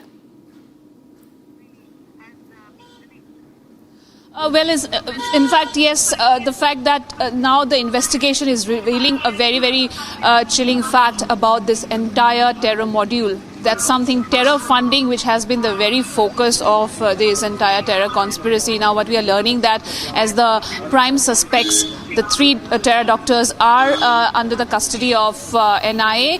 Now the interrogation reveals that rupees 26 lakh, was actually self-funded. Now self-funding, where exactly they have, got this money from? Because earlier we have also reported on this very idea of the Hawala network, how a huge amount of money was actually transferred via Hawala network by Jaish-e-Mohammed handlers, and how there was a dispute between Dr. Umar Nabi and Dr. Shaheen, the prime, of course, the key conspirators of this very Red Fort blast. Now the fact that the self-funding was done for the entire conspiracy to carry it out. Now from where this money was coming, who actually funded this amount of money is still unclear. But yes, the fact that the Hawala network angle is very important here. Now let me tell our viewers as to how this money was used and who actually took the responsibility, because these terror doctors have divided them among themselves different activities to carry out. Now the fact that Dr. Muzammil had given 5 lakh rupees, Dr. Adil had given rupees 8 lakh, Muzaffar for that matter rupees 6 lakh, Dr. Umar Nabi had given 2 lakh rupees, and Dr. Shaheen Ashayed, of course, had given 5 lakh rupees. A total of 26 lakh rupees in cash was collected, and that was handed over to Dr. Umar Nabi, of course, the prime suspect who carried out this very blast. And the responsibility of purchasing ammonium nitrate and urea was given to Dr. Muzammil, one of the prime suspect, of course. Muzammil bought NPK fertilizer for 3 lakh rupees. I'm here reiterating the responsibility that they have divided among themselves, and the amount of money they have funded. The responsibility of converting this fertilizer into an explosive was given to Dr. Umar Mohammed. Now, Umar Nabi was also given the responsibility to arrange chemicals, remote controls and devices for the explosion. Now, in 2023, a conspiracy was hatched to carry out blast in Delhi and several other cities. So let me tell our viewers that this Red Fort blast, 10/11 Red Fort blast, is something not, they have been planning this since 2 years. And it's a conspiracy being carried out in a very planned manner. And now, as we know, that Al-Falah University has been the very epicenter, is under the scanner of the NIA, of the ED. We know the chairman, Javed Siddiqui, is still under the custody of Enforcement Director. And then today early, of course, we know that the parents and students were here in Al-Falah University to meet the Vice Chancellor. They have submitted a letter demanding the university to ensure safety and security of the students and reassurance of the students as far as their careers are concerned here. And they have been assured that, of course, that the functioning of the university will continue. But still, there is a danger, there is risk as far as, because you know that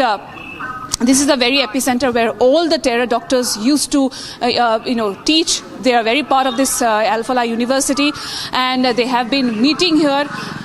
They have been executing their plans to carry out this very terror conspiracy, this very blast, of course. Absolutely. Many, many crucial details coming in. Thank you so much, Chanukala, for joining us with those details coming in. We will be simply to a very, very short break. But on the other side, we show you how the infighting within the Congress is only getting deeper and very much public. Meanwhile, Congress is trying hard to fight the rebellion and putting up a very, very happy face. As you can see, Deputy Chief Minister and the Chief Minister share stage, smiling and talking to each other. Tell you more on that. Stay tuned.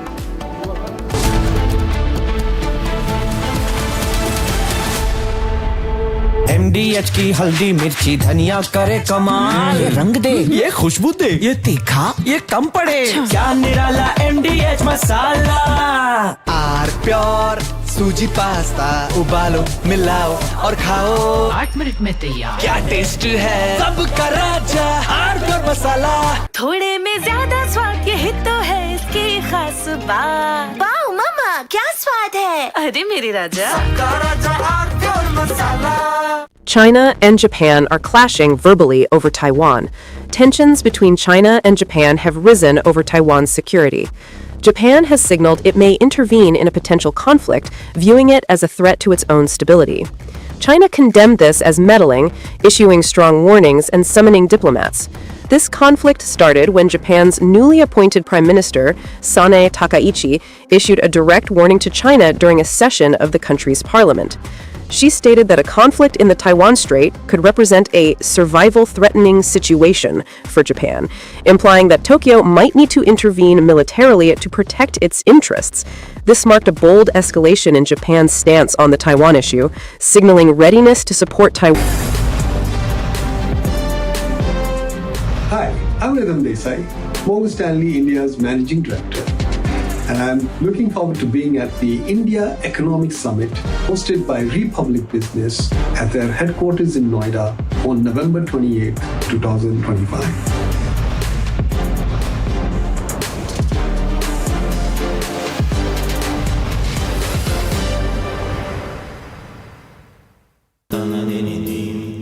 Amity has been ranked among the top universities globally for producing the most employable graduates by the Times Higher Education UK.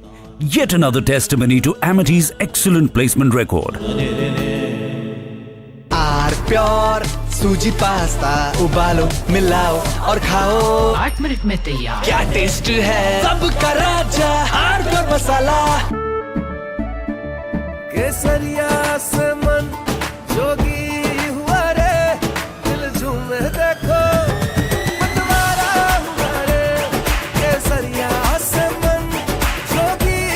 हर पल मनाओ केसरी त्योहार। विमल, बोलो जुबान केसरी। दादी के हाथों का जादू और खुशबू से महकता घर, माँ की मुस्कुराहट और खाने की सुगंध। MDH गरम मसाला, क्योंकि हर रिश्ता है स्वाद से जुड़ा।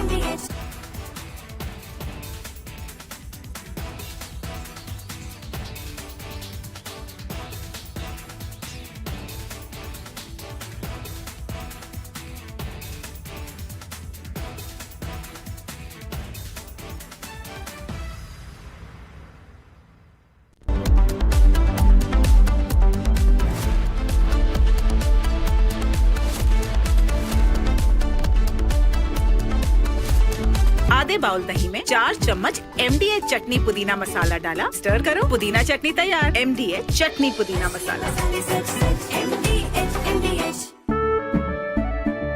केसरिया से मन जोगी हुआ रे, दिल झूमे देखो, मतवारा हुआ रे, केसरिया से मन जोगी हुआ। हर पल मनाओ केसरी त्योहार। विमल, बोलो जुबान Kesari.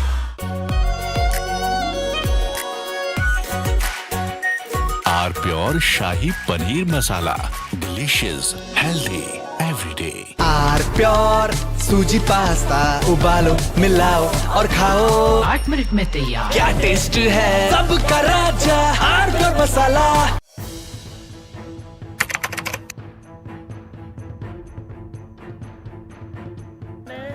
So in the past, we would see most of the terrorists who would get arrested, they would be like the people who would be working at a very low level. But today we have seen the white-collar suspect.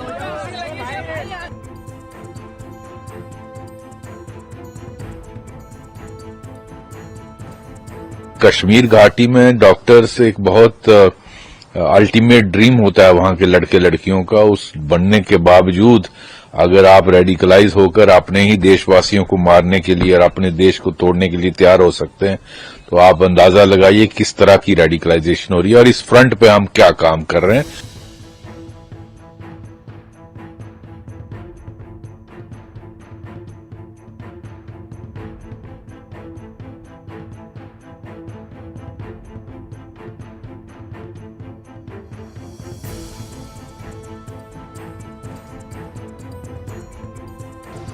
Investigators have identified Maulvi Irfan Wagha, also known as Imam Irfan, from Shopian in South Kashmir, as the mastermind who blended his dual identity, that of a preacher and healthcare worker, to influence and radicalize the educated youth.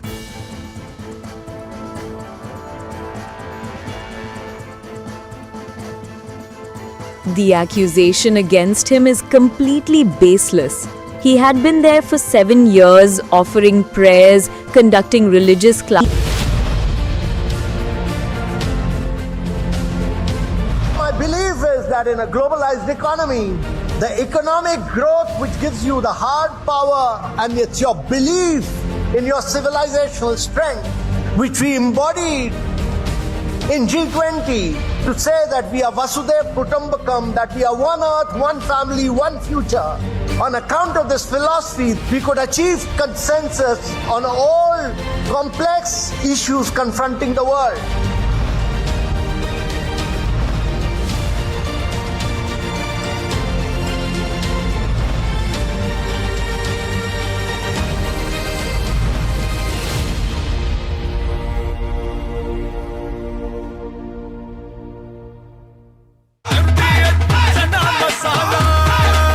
अब छोलिया हो या लोबिया, सफेद चने या काले चने, सब कुछ मजेदार बने।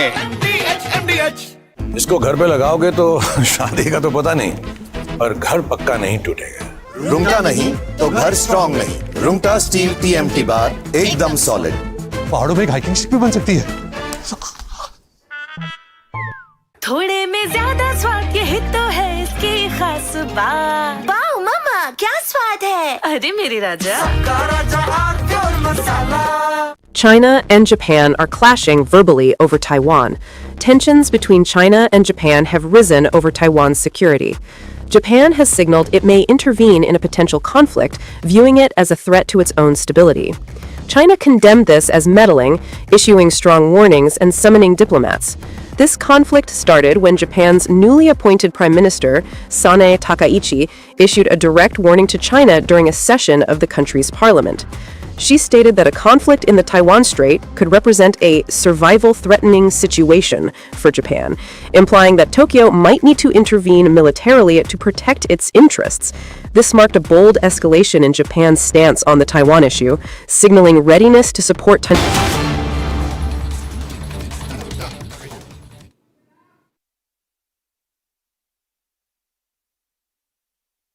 At the the G20 Summit in Johannesburg, he's holding key meetings, and right now, as we speak, the Prime Minister is. This is the first input on Republic TV. He held a meeting with Anthony Albanese. Thereafter, he was also seen speaking to Georgia Meloni on the stage, and right now he is speaking at the G20 Summit, championing Global South, the champions of Global South, and One Earth, One Family. That is, of course, the agenda, and the discussions with he held a bilateral meeting with Australian counterpart Anthony Albanese ahead of the meeting. He was welcomed at the airport today, and he landed in Johannesburg yesterday. The Prime Minister's agenda, of course, is being held in Africa for the very first time. Remember, the G20 Summit, and the African Union became a member of the G20 during India's presidency in 2023 when India hosted the G20. And Prime Minister Modi, as in his social media post, also said that he's strengthening cooperation. The focus will be on strengthening cooperation, advancing development priorities, and ensuring a better future for all. He met Australian Prime Minister today as discussions were held on defense, trade, bilateral ties, and right now he is speaking. We'll just get that audio in just a bit, and we will listen into the Prime Minister. Prime Minister will hold bilateral talks with in 3 sessions. So there are going to be 3 sessions. This is one of the sessions. 3 sessions of the summit includes inclusive and sustainable economic growth, leaving no one behind, building economies, the role of trade, financing for development, and the debt burden. The other 2 sessions are a resilient world, the G20's contribution, disaster risk reduction, climate change, just energy transitions, food systems. And the 3rd session is on a fair and a just future for all, critical minerals, decent work, artificial intelligence. So these are the 3 sessions, and we can see Dr. S. Jaishankar also in the background with the Prime Minister at the front, and he's speaking right now in one of the sessions that is right now underway in Johannesburg. We'll try and get the audio when we receive, but this is Prime Minister's live address during one of the sessions. And of course, the Prime Minister, before he emplaned for Johannesburg, he said that he will be putting forward India's views at the summit, keeping vision of Vasudhaiv Kutumbakam, and one earth, one family, one future. And he'll also attend the 6th summit of IBSA, remember, the trilateral group of India, Brazil, and South Africa. And he's also looking forward to meeting the Indian diaspora in South Africa, some of the largest outside India. And this is the live input coming in from Johannesburg, and we will try and get more details as to what the Prime Minister said. Okay, we see Cyril Ramaphosa also. Niranjan Narayanaswamy joins us on the phone line. Niranjan, well, just one of the 3 sessions that are scheduled for this G20 summit. The Prime Minister right now speaking, sitting with the other world leaders. Waiting for the audio feed. In fact, we are cutting live to it, and we are on the feed. You can see the video feed, but there is no speech audio of the Prime Minister that has been given yet. It's just the visual that we have through APTN or the Associated Press. So we are waiting for the first details to come in of what the Prime Minister has said. It's not being reported real time. Perhaps, for as per protocol, just the video given, but not the audio of the feed. But just before him, before the Prime Minister spoke, of course, you had Cyril Ramaphosa, the President of South Africa, also make a speech saying that no person, no community, no country should be left behind, speaking about the significance of G20 being held in South Africa, and South Africa and the African Union, becoming a member of the G20 for the first time under India's presidency. So that was a critical, takeaway. And that is why India is so special to South Africa and the entire African Union, because we believe in the Global South having and for the Global South to have a voice.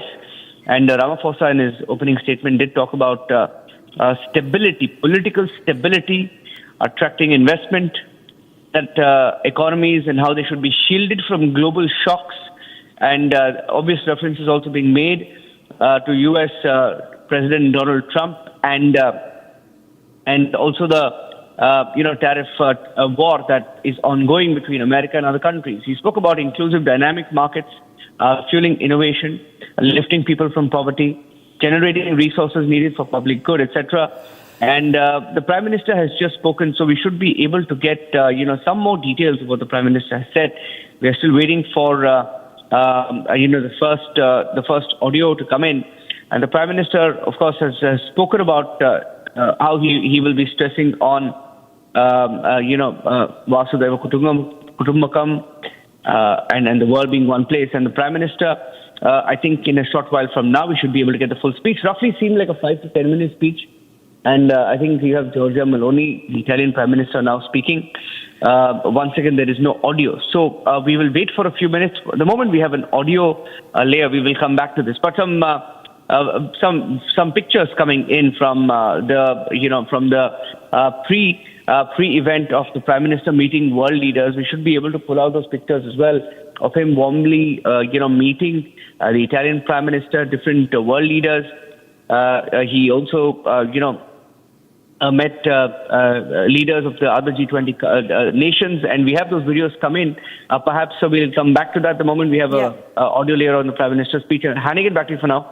The moment we have that audio, we'll come back. Absolutely. Well, you have the Prime Minister at the G20 Summit in South Africa, and after bilateral talks with Anthony Albanese of Australia and interaction with Giorgia Meloni, you can see he is right now attending this session. And of course, there were a lot of colorful scenes on his arrival yesterday, where he was welcomed by South African Girmitia song on Ganga Maya in Johannesburg. The performance was the rendition in Tamil, as he had shared on social media. He was talking about the cultural connect as well, and of course several important agenda of the Global South to be discussed in the 3 sessions at the G20 in Johannesburg. And viewers, we have a breaking input on the tragic Tejas crash. 24 hours after the fatal Tejas crash during the Dubai Air Show that claimed the life of Wing Commander Naman Syal, another video has been accessed showing a close-up of the last maneuver. We'll just play that video out. It's a 64-second video. And you can see this is one of the initial videos when it was taking off. You can see when it takes off beautifully, it performs that role. And later on, the final moments, if you see that closely, the final moments, you will witness what really transpired. And it came crashing down tragically.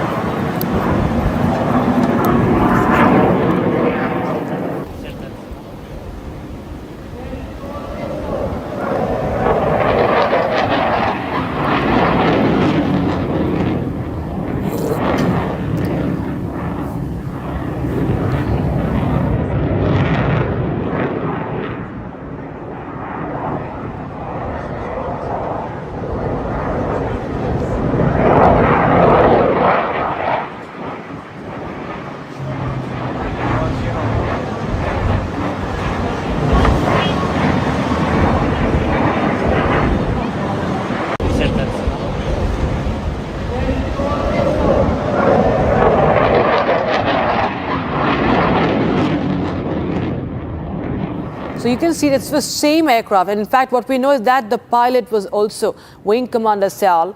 And very successfully, he had performed during the past few days, just 3 days before what happened yesterday, viewers. You can see beautiful maneuvering that happened, video 1, video 2. Now, video 1 is 3 days before the crash. Video 2 is what happened yesterday, moment of takeoff. Very confident flying, as you can see.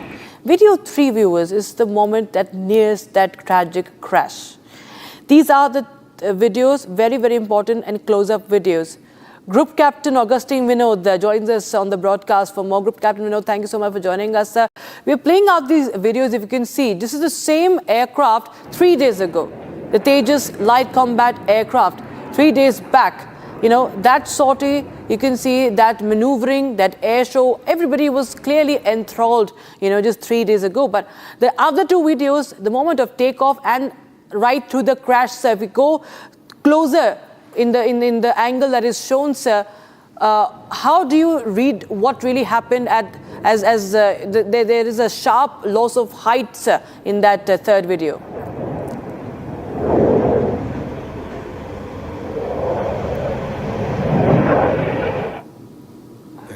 Because you're operating such in a wafer-thin safety margin, your deviation, minor deviation, can lead to major loss of height. As you can see on the video on the right, it's very, very evident that the pilot has managed to get the nose up. If you notice the point at which the aeroplane impacted the ground, the nose is fairly up, but the aeroplane has not started to move up. So there is a finite time between the nose coming up and the aeroplane starting to move up. This finite time translates to the loss of height. We in the fighter flying parlance, we call it the mush. Mush is a function of three things. Firstly, the rate at which you pull out, which has been, picture perfect as I can see it. And second is the density of the air around you. So the same maneuver carried out in the morning, you probably can get out. Like you can see on the screen, the image is getting wavy is because the ground closer, the air closer to the ground is really hot. Okay. And the wavy thing that you are seeing is the heat that is coming out of the ground. So the density variation closer to ground, especially in desert area like UAE or Badmer or Pokhran or Jaisalmer, is very, very evident. I was stationed in Badmer for 6 years. We used to do very close to the ground, do strafing runs. We used to pull out at about 100 meters. And the mush in the morning, we call it the mush. The mush in the morning would be different from the mush in the afternoon because of variation in density. So, in my opinion, it is this the invisible change in density led to that extra 10, 20 feet of height loss. And that is the margin a fighter pilot, plays with when he is doing a low-level aerobatics. I mean, the best of the best is chosen to do a display flying. If you see world over, the best pilots are chosen to be, the aerobatic pilots.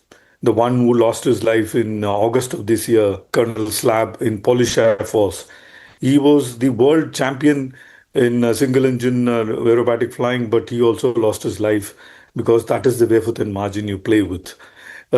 Before that, Pugachev's Cobra is very, very famous. The Colonel Pugachev is again from Russia, who perfected a maneuver called a Cobra maneuver.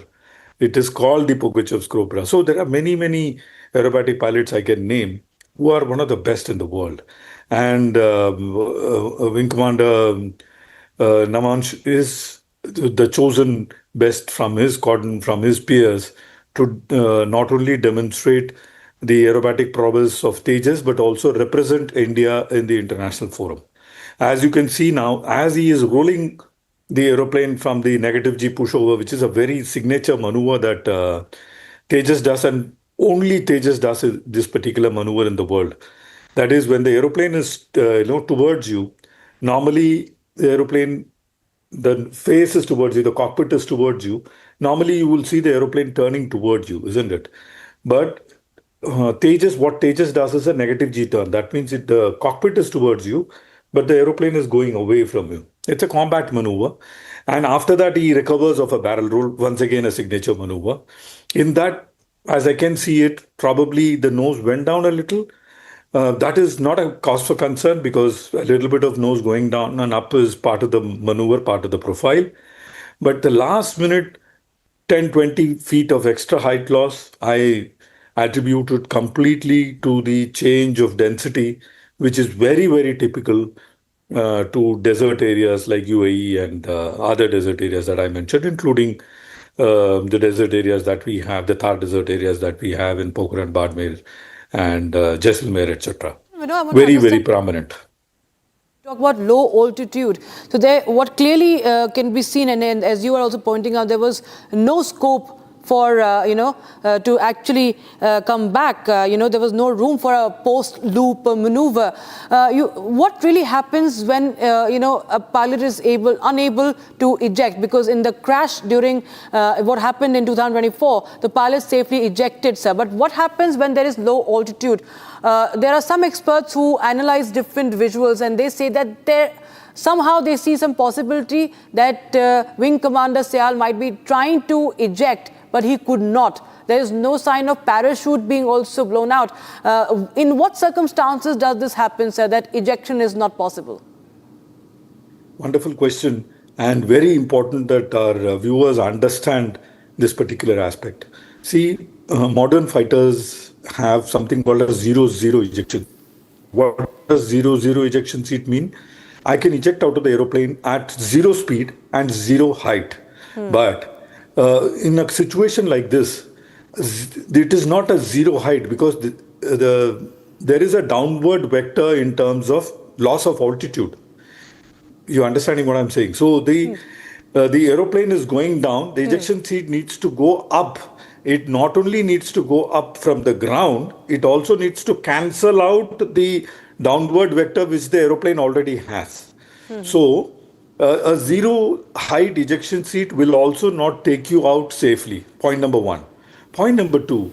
First sequence in any ejection is the canopy flying off. The canopy has to go away and the seat has to come out. Or in some aeroplane, the canopy is shattered, like the hawk that we are flying. The canopy doesn't go away, but it shatters. So there is a explosive mechanism on the canopy which first fires, the canopy breaks, and the seat comes out. In none of this sequence, the sequence starts with canopy going away, either shattering away or flying away. Till impact, I didn't see any canopy coming out. So that is out of the question that he tried to eject. That whoever is analyzing that, he probably did not see the video probably carefully. Second, and the very important thing is the wing commander has been in control of this aeroplane till the last moment. Till the last moment, I mean, I'm putting myself in his shoes, in the cockpit. Till the last moment, even I, till impact, would have thought I have probably got out of it, because now I am seeing all sky and no ground. The noses come up. It is just the mush, the last 10, 15, 20 feet, because of change of density closer to the ground. That mush has probably grazed the ground. Had he had, see, right now, you see that nose is fairly above the horizon. But the last bit of tailplane, grazing the ground, did all the damage. And after that, there is no recovery. Point number 1. Point number 2, the margin for error, if at all any, in this case, the invisible killer has been the change of density, is very, very less. So, like any display pilots are, all the time saying hello to death. And sometimes the Mother Earth and gravity gets the best out of you. Right, sir. So it is a game of man and the machine. It has nothing to do with the capability of Tejas. It has nothing to do with the capability that Tejas can carry missile or not, fire missile or not, what kind of radar it has, what kind of radar warning receiver it has, what kind of air-to-air probe it has. It has nothing to do with that. And in the history of aviation, I'm saying this, in the history of aviation, there has not been any single engine fighter which has such best safety record that Tejas has. Tejas has the best safety record ever. Well set record for safety, sir, indeed. And this is, of course, a very, tragedy, of course, that is being scrutinized till the T. But of course, that we lost our Wing Commander Syal, that is, of course, that India continues to remember. And as you said, till the final moment, he continued to, fly very stably. Thank you so much, Group Captain Vinod, for joining us on Republic TV. Viewers, now the Indian Navy has announced that the Navy Day 2025 operational demonstrations will be held on the 3rd of December in Thiruvananthapuram, where naval personnel and platforms will showcase the force's professionalism, precision and maritime strength, with preparations now underway at the sea for the large-scale display. Here's the video. From the vast blue rises a force that defends, protects, and inspires. Precision in motion, power on display, seamless coordination across all domains. The Navy Day operational demonstration, now on, 3rd December 2025 at Thiruvananthapuram. Witness the might, feel the pride, experience the action. Navy Day 2025. Meanwhile, the Indian Army has shared glimpses of its ongoing nation-building efforts, highlighting a wide range of initiatives that go beyond conventional military duties. For it, it's always nation first and no compromise. And it's time for a very, very short break, viewers. But at 4 p.m., we'll get you more inputs from the Dubai International Air Show that shows you close-up video of the Tejas that tragically crashed in Dubai on the last day of the air show. Viewers, we'll get you more videos and inputs from Ground Zero.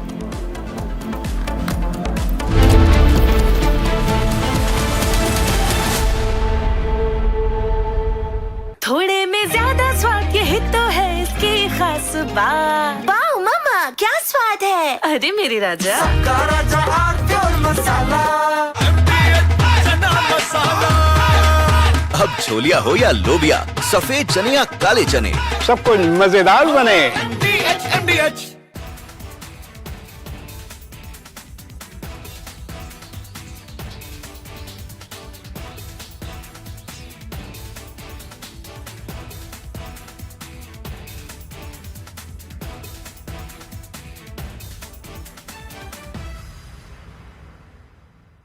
China and Japan are clashing verbally over Taiwan. Tensions between China and Japan have risen over Taiwan's security. Japan has signaled it may intervene in a potential conflict, viewing it as a threat to its own stability. China condemned this as meddling, issuing strong warnings and summoning diplomats. This conflict started when Japan's newly appointed Prime Minister, Sanae Takaichi, issued a direct warning to China during a session of the country's parliament. She stated that a conflict in the Taiwan Strait could represent a survival-threatening situation for Japan, implying that Tokyo might need to intervene militarily to protect its interests. This marked a bold escalation in Japan's stance on the Taiwan issue, signaling readiness to support Taiwan against potential Chinese action. Takaichi's comments, delivered amid rising regional tensions, prompted an immediate and sharp rebuke from Beijing, highlighting the fragile balance in East Asia and the risk of broader confrontation. The remarks made by the Japanese leader on Taiwan constitute an interference in China's internal affairs and a serious violation of the One China principle and the basic norms governing international relations. Such words are extremely irresponsible and dangerous in nature and have caused very negative impact. Taiwan is an island of 23 million people, situated about 100 miles off China's southeast coast. China regards it as a breakaway province under the One China principle, insisting that other countries acknowledge this and avoid treating Taiwan as a sovereign state. Taiwan, however, maintains its own government, conducts elections, and runs an independent economy, a setup rooted in 1949 when China's civil war concluded with the defeated nationalist forces retreating to the island while the communists consolidated power on the mainland. This division has persisted without full-scale war, but mutual distrust has grown. China has intensified its military presence around Taiwan in recent years, viewing reunification as a national goal. For instance, in October this year, H-6K bombers from the People's Liberation Army Air Force conducted flights over the island, while June exercises involved over 70 aircraft, including J-16 fighters and unmanned drones, crossing the median line of the Taiwan Strait. Naval operations have featured Type 052D destroyers and Type 054A frigates patrolling the waters. Beijing frames these as defensive drills to deter independence moves. Japan claims to be a peace-loving nation, yet the Takaichi administration has made vague and ambiguous remarks. China is seriously concerned about Japan's recent military and security developments. In turn, the United States supplies Taiwan with arms like Patriot missiles and F-16 jets, offering security commitments without formal recognition. Allies, such as Japan, provide indirect support through joint exercises and intelligence sharing. Japan's warning stems from its proximity and vulnerabilities. The Taiwan Strait lies just 70 miles from Japan's southern islands, serving as a vital choke point for global trade. An estimated $5 trillion in goods pass through annually, including oil, electronics, and raw materials. Japan-Taiwan bilateral trade hit $72.3 billion in 2024, with Japan exporting $38.5 billion in machinery and chemicals, while importing $33.8 billion in semiconductors and components. Any blockage could cripple Japan's economy, which relies on Taiwan for over 60% of its advanced chip supply. Additionally, Japan hosts about 54,000 U.S. troops across bases in Okinawa and elsewhere, positions that could draw fire in a crisis. Japan's post-World War II constitution restricts its self-defense forces to defensive roles, but 2015 legal reforms allow collective self-defense aid to allies under severe threats. Historical friction lingers from Japan's 1937 to 1945 occupation of Chinese territory, which caused an estimated 20 million Chinese deaths, though economic ties, totaling $317 billion in 2024, have fostered cautious cooperation. Taiwan produces 92% of the world's most advanced semiconductors, powering everything from smartphones to electric vehicles. Disruptions could add $1 trillion to global costs in the first year, per think tank estimates. A wider conflict might activate alliances like the U.S.-Japan Security Treaty, pulling in forces from Australia and beyond. For those affected, it means anxiety for 1.5 million Taiwanese with mainland relatives, supply chain halts for workers in Tokyo and Shanghai, and heightened alerts for troops. China prioritizes its sovereignty claims as its influence expands, Japan safeguards its peace and prosperity, and Taiwan upholds its democratic system. With words now carrying the weight of potential action, sustained dialogue offers the best path to stability in this interconnected region.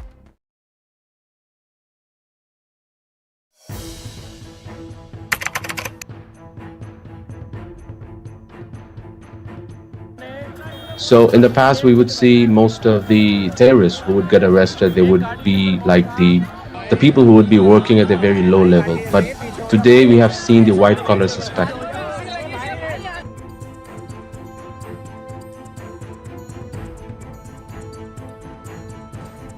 Kashmir घाटी में doctors एक बहुत ultimate dream होता है वहां के लड़के लड़कियों का, उस बनने के बावजूद अगर आप रेडिकलाइज होकर अपने ही देशवासियों को मारने के लिए और अपने देश को तोड़ने के लिए तैयार हो सकते हैं, तो आप अंदाजा लगाइए किस तरह की रेडिकलाइजेशन हो रही है और इस फ्रंट पे हम क्या काम कर रहे हैं.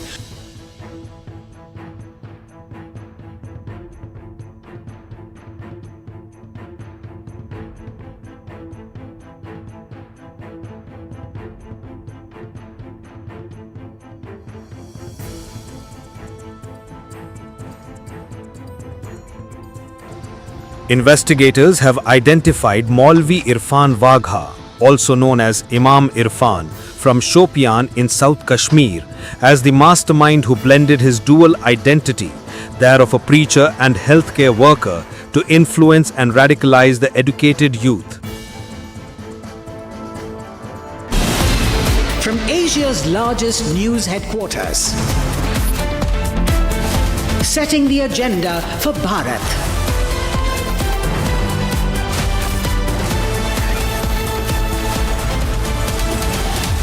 You're watching Republic.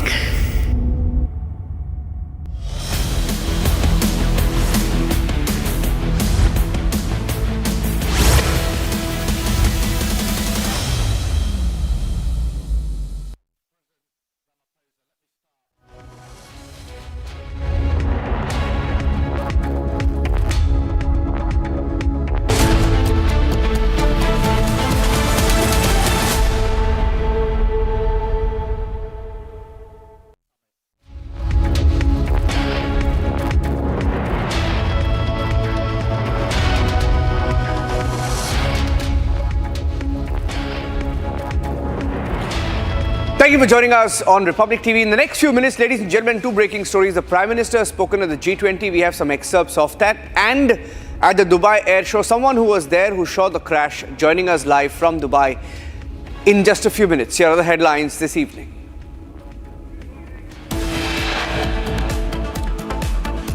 Republic accesses more videos. The final flight of Wing Commander Sayal. 64-second video showing what really happened. The close-up video is on Republic.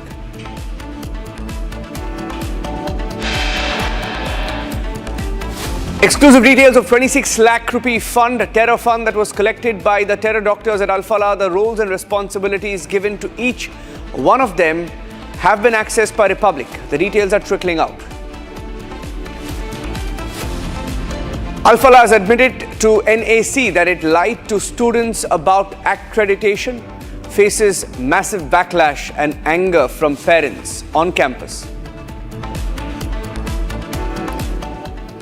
Faculty members go underground, social media accounts erased. Many doctors have fled the Al Falah campus, according to sources.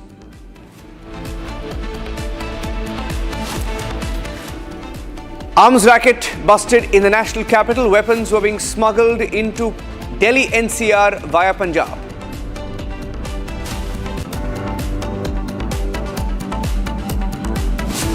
Congress High Command rushes to Bengaluru in Karnataka to firefight the crisis.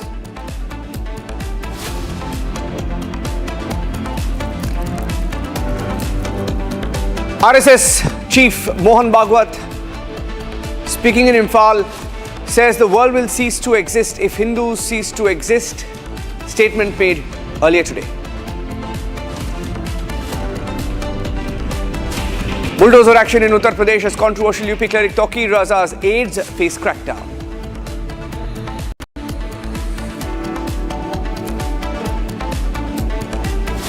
Prime Minister at the G20 Summit makes a strong statement on narco-terror nexus.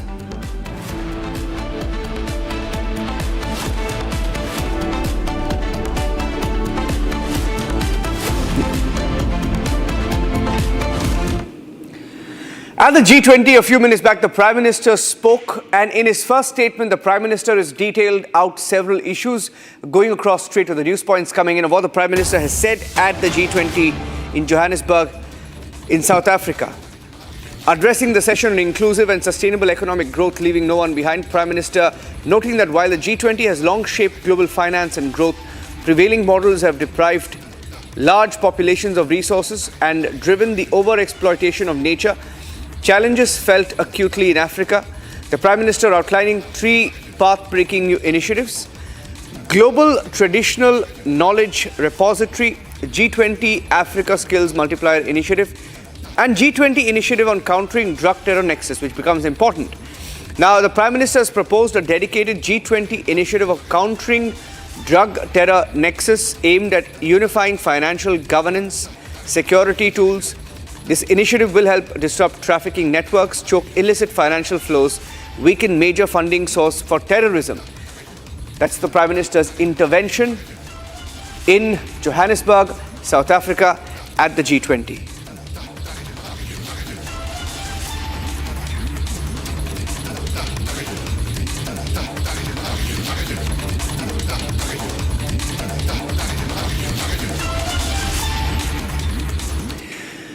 Ladies and gentlemen, there are many videos now emerging of the air show in Dubai where our LCA Tejas crashed during a display. Now, the videos that we have accessed on Republic in the last few hours show the flight, a perfect flight, and it shows the maneuvers that were carried out, the final moments of this particular flight. This is the clearest video. That's the actual video of what happened there. And this is the video that we are showing as posted on social media. There are different videos, in fact, that were shot by aviation enthusiasts who were present there. And I have someone who was present at that air show and who shot the first 2 videos. In fact, he was present there for 3 days, 19th, 20th and 21st, if I'm not wrong. 17th, 20th and 21st.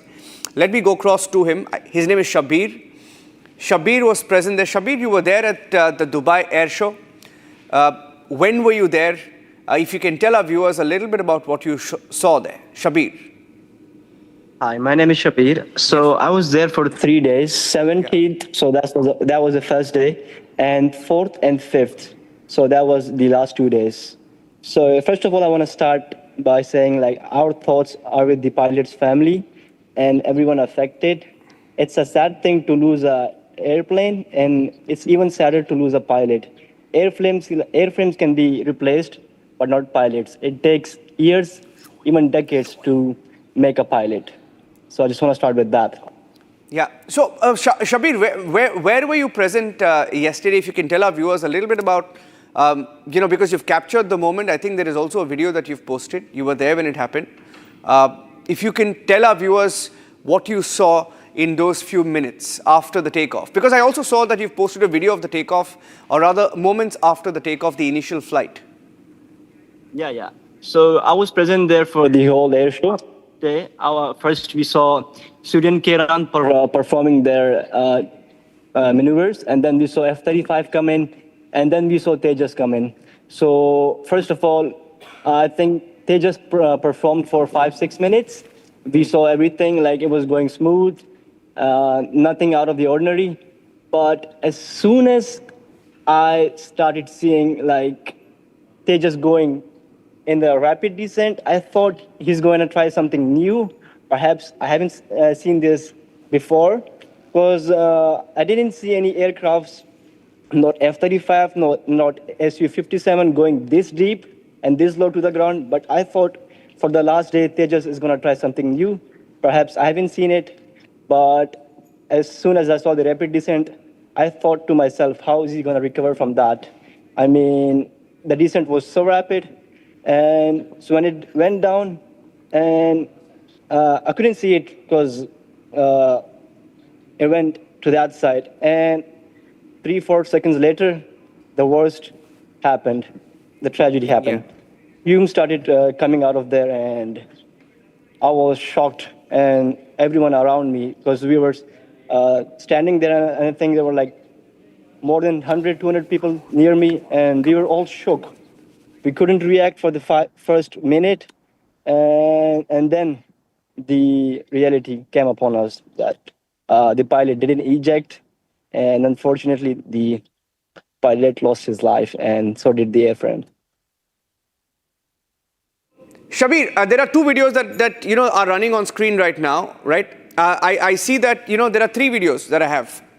One that shows what happened a few days before, and Tejas was the headline, and you said that you were also present there. The maneuvers left everybody stunned there, right? And I have a second video which shows the initial flight, and the third one of what really happened. I want to show the first video of the 19th of November, I think it was 17th or 19th, initially, when everybody saw LCA Tejas there for the first time, which, this is 3 days before the crash. Can we play the video 3 days before the crash? Full screen, yeah. Let's go full screen to the video 3 days before the crash. And when you saw that, Shabir, what did you think? What did you think? Because everyone spoke about the maneuvers, right? Yeah, and it was the headline that day. If you can tell us about this video, because I saw this, that you had posted this video on your social media account, right? Yes. You were there when this happened, when you saw this? Yeah, I was impressed, really. Everyone was impressed, like Tejas went, it took off really rapid, and the ascent and descent and everything, the barrel roll, and not only me, like everyone was impressed by Tejas. I think Tejas performed really good at day one, and even day 3, day 4, we saw them and they were impressed.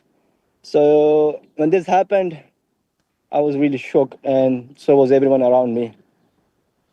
Okay, and how many people were there when it happened yesterday? What was the display before Tejas? What was lined up after that? How many people were roughly there? I couldn't say for sure, but I would say about hundreds. I could say, yeah, above 300-400, and because I was close to the runway, I didn't sit in the usual stands where there's like sitting area for the air show. I was standing near to the runway. Okay. But there were more than 100-200 people, I can say for sure. Now, we also saw that some of the, many of the people who were there, aviation enthusiasts, had the chance to go and meet pilots, shoot videos. We saw some of them also shooting videos with our wing commander, sadly Sial, who lost his life in this crash yesterday. Did you get a chance, because you were there for 3 or 4 days, did you get a chance to go and see, the plane up close, meet the crew? Unfortunately, I didn't, but I did meet the crew. They were fantastic. I asked them questions about the Tejas. We had photos and all, and yeah, we had a brief exchange, but unfortunately, I didn't meet the pilot that just lost his life. Sorry. Okay, Shabir, thank you for joining us. And then what, if you can, because you're an aviation enthusiast, right? What kind of report? Tell us a little bit about how this is being reported in Dubai, because you're in Dubai. I'd like to just get a perspective from there of how aviation enthusiasts are looking at it. First of all, we're all looking at it as a very sad thing. Crashes at air show, it's not really uncommon. We have seen F-16s, we have seen Gripen E's that are crashed in the air show, so it's not really uncommon. But you know what's sad? Like a pilot losing his life. So we're seeing this from a very sad point of view. And there are like conclusions like in the social media, this and that. But it's too early to say something. People are saying like it's due to the pilot was trying a maneuver, but I couldn't say for sure like what really happened. We're waiting for the inquiry. So let's wait for the official investigation from the Indian Air Force. Okay, thank you, Shabir, for joining us and sharing those videos with us here on Republic Today. Thank you very much. Those are some of the videos that he shared with us, video 1 and video 2, 3 days before the crash and the moment of the takeoff. But this is the video that I wanted to play out. This is the clearest video we've had so far. The close-up of that final maneuver when it came down, the rapid descent when it took place during the maneuver. If you can play this, cue this video from the beginning and play it. This is the closest you'll see with the audio, please.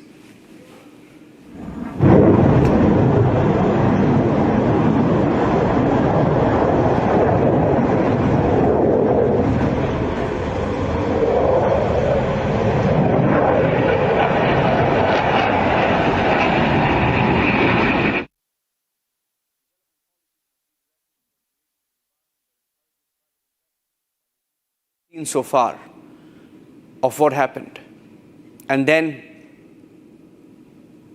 during the maneuver goes close to the ground, and then there's a huge fireball. Investigation is now underway. A court of inquiry is on. UAE and also the Indian Air Force holding a joint inquiry to see what may have gone wrong. Moving on, ladies and gentlemen, the Indo-Tibetan Police, the ITBP, showcased state-of-the-art aerial capabilities, signaling a new technological era along the India-China line of actual control. In disputed area, situation code red.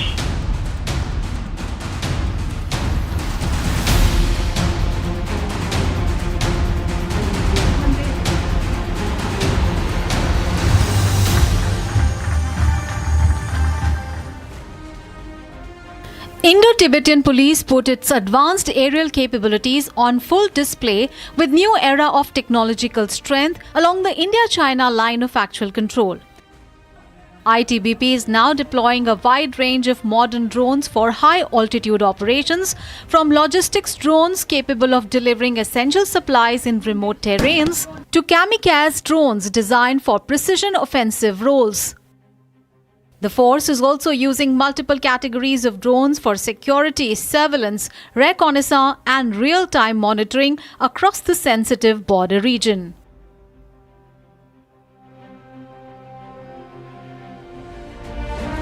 Indo-Tibetan Border Police is securing the frontiers of the India along China. It's the 3,500 kilometers of the borders with the China that are now secured by the brave hearts of the Indo-Tibetan Border Police. And right now we are showing you the aerial sentinels of the ITBP. These are the visuals of the ITBP's aerial fleet that gives this border guarding force an edge. And as you see, this is a logistic drone. I'll request Ashu to come this way, that this is a surveillance drone. Then this is an Fidine drone and also some of the FPV drones that are part. This is entirely a part of the entire system that ITBP has when it comes to guarding its borders. And I'll request Ashu to keep showing you the visuals of the Fidine drone. Ashu will come this way so that we can show you that also this is the integrated border management system that includes the LOROS, that includes the microwave black hole. So these are the parts of the entire integrated system. And the next gen weapons here on this side, these are the next gen weapons that have the 81mm mortars. This has the belted LMGs, ASMs, pistols, every thing that is part of from the aerial wing to the integrated border management system. This is what the ITBP is all about when it comes to guarding the frontiers of the country. The Indian Navy has announced that Navy Day 2025 operational demonstration will be held on the 3rd of December in Thiruvananthapuram, where naval personnel and platforms will showcase the force's professionalism, precision, maritime strength, along with preparations that are now underway at sea for the large-scale display. From the vast blue rises a force that defends, protects, and inspires. Precision in motion, power on display, seamless coordination across all domains. The Navy Day operational demonstration, now on, 3rd December 2025 at Thiruvananthapuram. Witness the might, feel the pride, experience the action. Navy Day 2025. The Indian Army has shared glimpses of its ongoing nation-building efforts, highlighting a wide range of initiatives that go beyond conventional military duties. But it's always nation first, no compromise. Some news from Tamil Nadu now, where Annamalai has attacked the Deputy Chief Minister of the state, Udayanidhi Stalin, after the DMK leader accused the centre of imposing Sanskrit and Hindi while calling Sanskrit a dead language. This is what Udayanidhi Stalin said. Annamalai countering that central funds simply follow existing universities and dared the DMK government to send a single proposal for new Tamil universities. Udayanidhi Stalin has to understand, nobody gives extra money to any language in our country. It all goes by the number of universities each of the languages have. We have clarified it multiple times.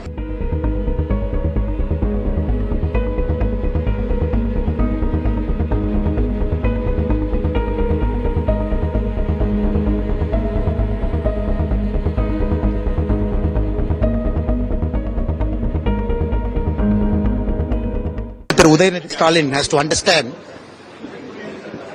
nobody gives extra money to any language in our country. It all goes by the number of universities each of the languages have. We have clarified it multiple times. During the UPA time, look at the number of Sanskrit universities and number of Tamil universities in our country. The number of Sanskrit universities in our country is more than the number of Tamil universities in our country. So naturally, Sanskrit universities get more money to promote that language. So we have requested the Tamil Nadu government to create a proposal to create more Tamil universities across our country. Who's stopping it? When our Honorable Prime Minister Narendra Modi ji is creating Bharatiyar chair in his own constituency in Varanasi, Mr. Udayanidhi Stalin can convince his Chief Minister, M.K. Stalin ji, to create Tamil universities across the country. You can create a Tamil university in Orissa, you can create a Tamil university in Assam. Who's stopping you?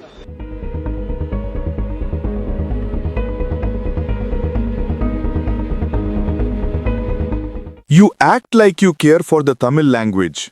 On the other hand, you impose Hindi and Sanskrit on our students because you don't want them to study Tamil. How is this fair?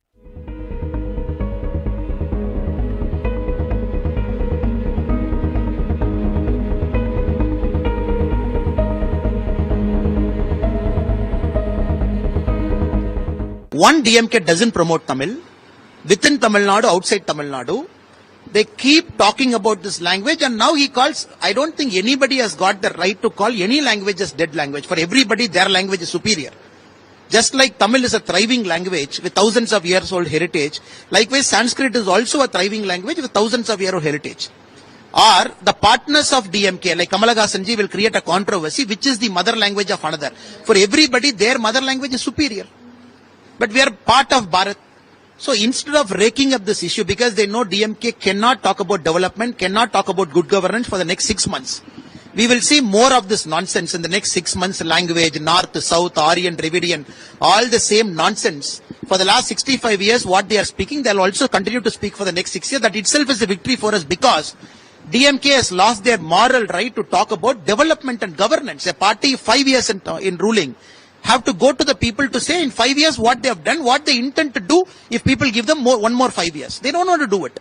Again, they want to talk about north, south, east, west. That is the only thing they're good at. We can appreciate and we can salute and we can pray and we can laud our own language. But even the mother Tamil won't allow degrading the other languages. It's not meant that if you appreciate another language, it is degrading our mother language. My mother language, Tamil, is with broad-mindedness, and it is a language which is lauded by even the people who are talking other languages. Again and again, Udayanidhi, I strongly condemn him. Sanatan Dharma, he insulted, and then he now is insulting the language, particularly used in our sanctity, in all our prayers. And though nobody is telling don't pray with Tamil, we are giving equal importance. And wherever Tamil is used, Tamil language is a broad-minded Tamil. On Republic, we're looking at the 10/11 conspiracy closely, and the Al Falah University is under fire.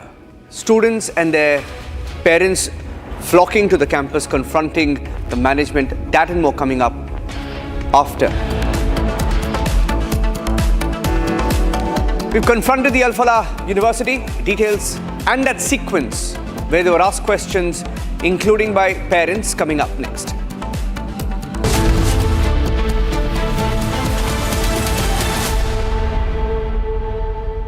आधे bowl दही में 4 चम्मच MDH चटनी पुदीना मसाला डाला, stir करो, पुदीना चटनी तैयार। MDH चटनी पुदीना मसाला।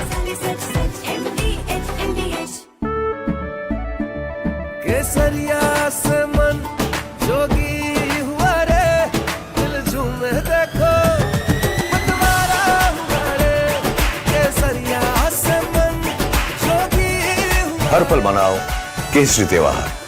विमल, बोलो जुबान केसरी।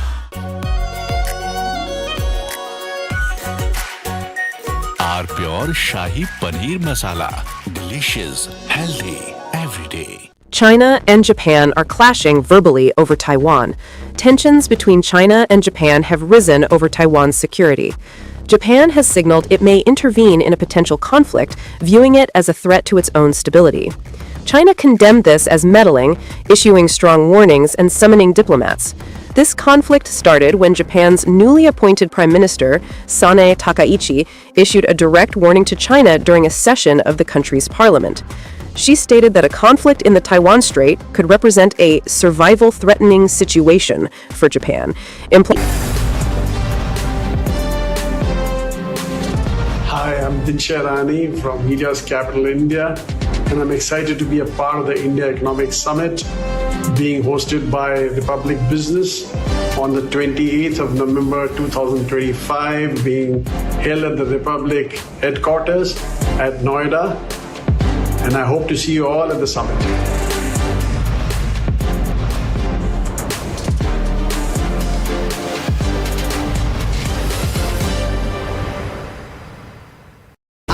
प्योर सूजी पास्ता उबालो, मिलाओ और खाओ। 8 मिनट में तैयार। क्या टेस्ट है, सबका राजा आर प्योर मसाला। दादी के हाथों का जादू और खुशबू से महकता घर, माँ की मुस्कुराहट और खाने की सुगंध। MDH गरम मसाला, क्योंकि हर रिश्ता है स्वाद से जुड़ा।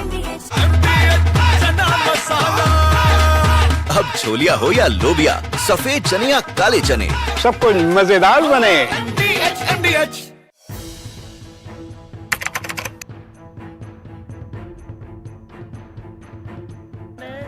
So in the past, we would see most of the terrorists who would get arrested, they would be like the people who would be working at a very low level. But today we have seen the white collar suspect.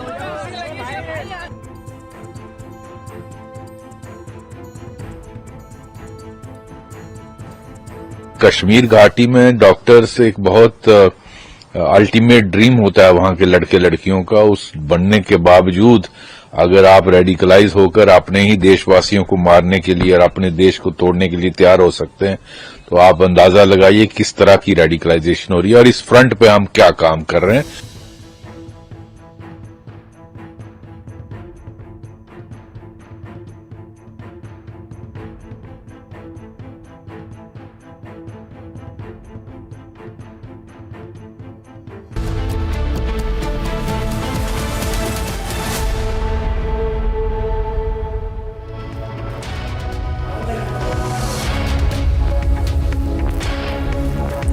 Very good evening, ladies and gentlemen. Thank you for staying with us. You're watching Live and Breaking this Saturday evening with me, Oyana Mitra. Viewers, it's been about 12 days since the Delhi Red Fort blast, and Republic TV has now fleshed out new details that are emerging from the investigation that is being conducted by the NIA.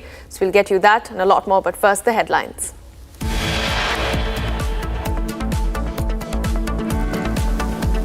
Republic accesses another video of Tejas fighter jet crash. Close-up video captures final maneuver.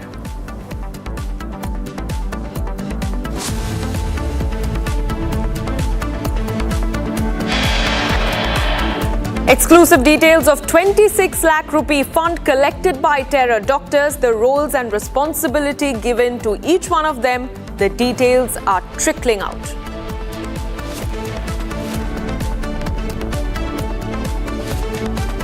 Al-Falah admits that it lied to students about accreditation, faces massive backlash and anger from parents on campus. Faculty members go underground, social media accounts erased, many doctors flee Al-Falah as sources say investigators continue to join the dots. Arms racket originating from Pakistan busted. Weapons were being smuggled into Delhi National Capital Region via Punjab. Congress High Command rushes to Bengaluru to firefight another crisis in Karnataka as D.K. Shivakumar's camp rebels, asking for the Congress to make him Chief Minister. Big statement by RSS Chief Mohan Bhagwat says the world will cease to exist if Hindus cease to exist.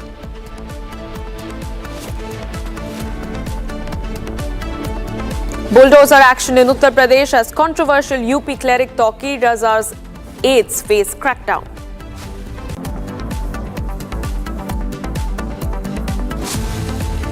And it's Prime Minister Modi at the G20 Summit in South Africa.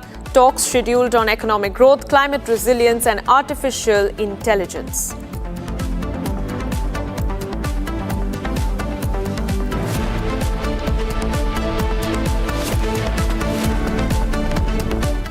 All right, viewers, Republic TV has picked up new details in the NIA investigation in the 10/11 conspiracy case in a major breakthrough now, the Delhi blast probe. Investigators say that the interrogation of the arrested suspects has helped decode the wider terror conspiracy, revealing an arms deal, foreign links and handler networks.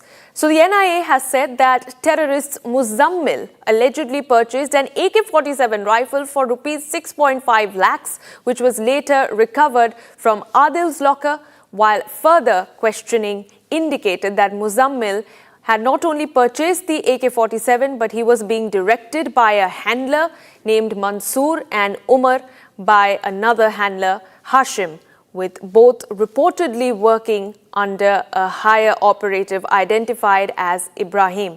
These are the latest details that we are picking up about the larger terror nexus. Let's go across to my colleague Chandrakala, who joins me live from the Al-Falah campus in Faridabad. Chandrakala, over to you. Give us the latest details of the investigation. Of course, these new revelations that have come forward, put the spotlight on the larger Pakistan terror handler network that was operating on Indian soil.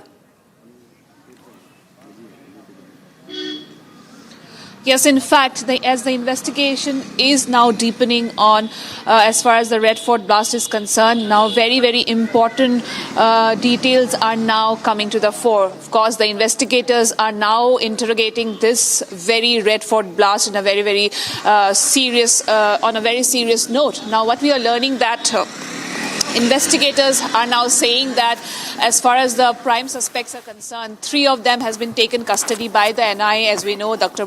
Muzammil, Dr. Shaheen and of course, 3 of them are now under the custody of NIA. Now, what we are learning is that they are now able to decode this entire terror conspiracy being carried out by these terror doctors.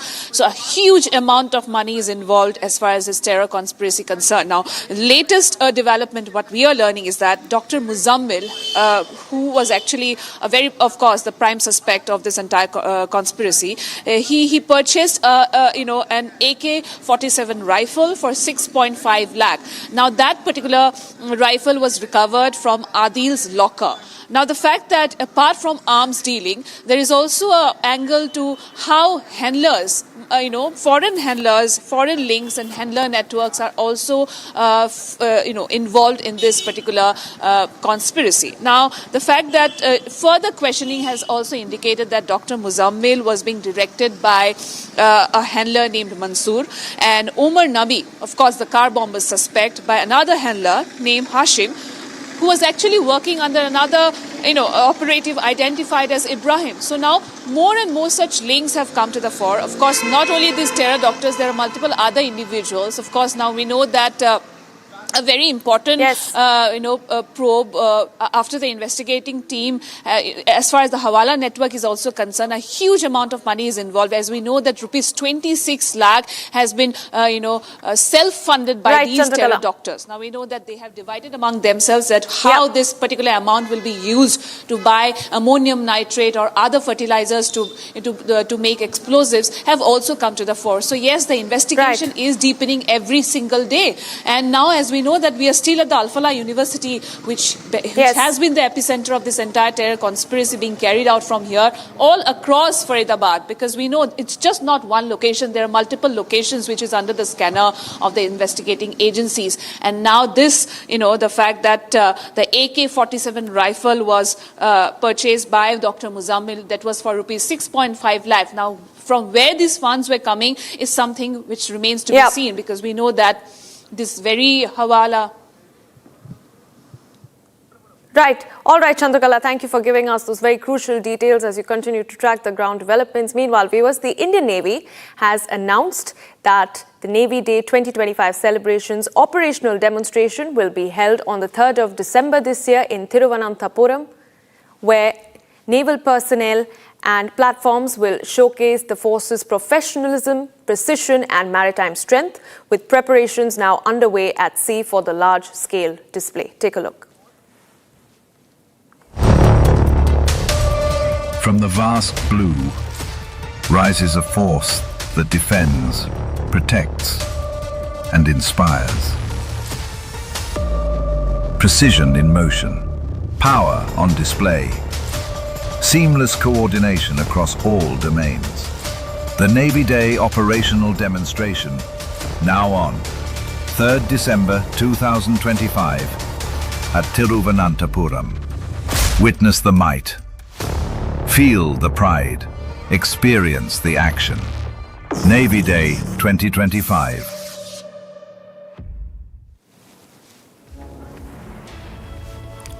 And while the Indian Army has shared glimpses of its ongoing nation-building efforts, highlighting a wide range of initiatives that go beyond conventional military duties, for it's always nation first, no compromise. With the Indo-Tibetan Police today showcased its state-of-the-art aerial capabilities, signaling a new technological era along the India-China line of control. Take a look at this report for more. In disputed area, situation code red.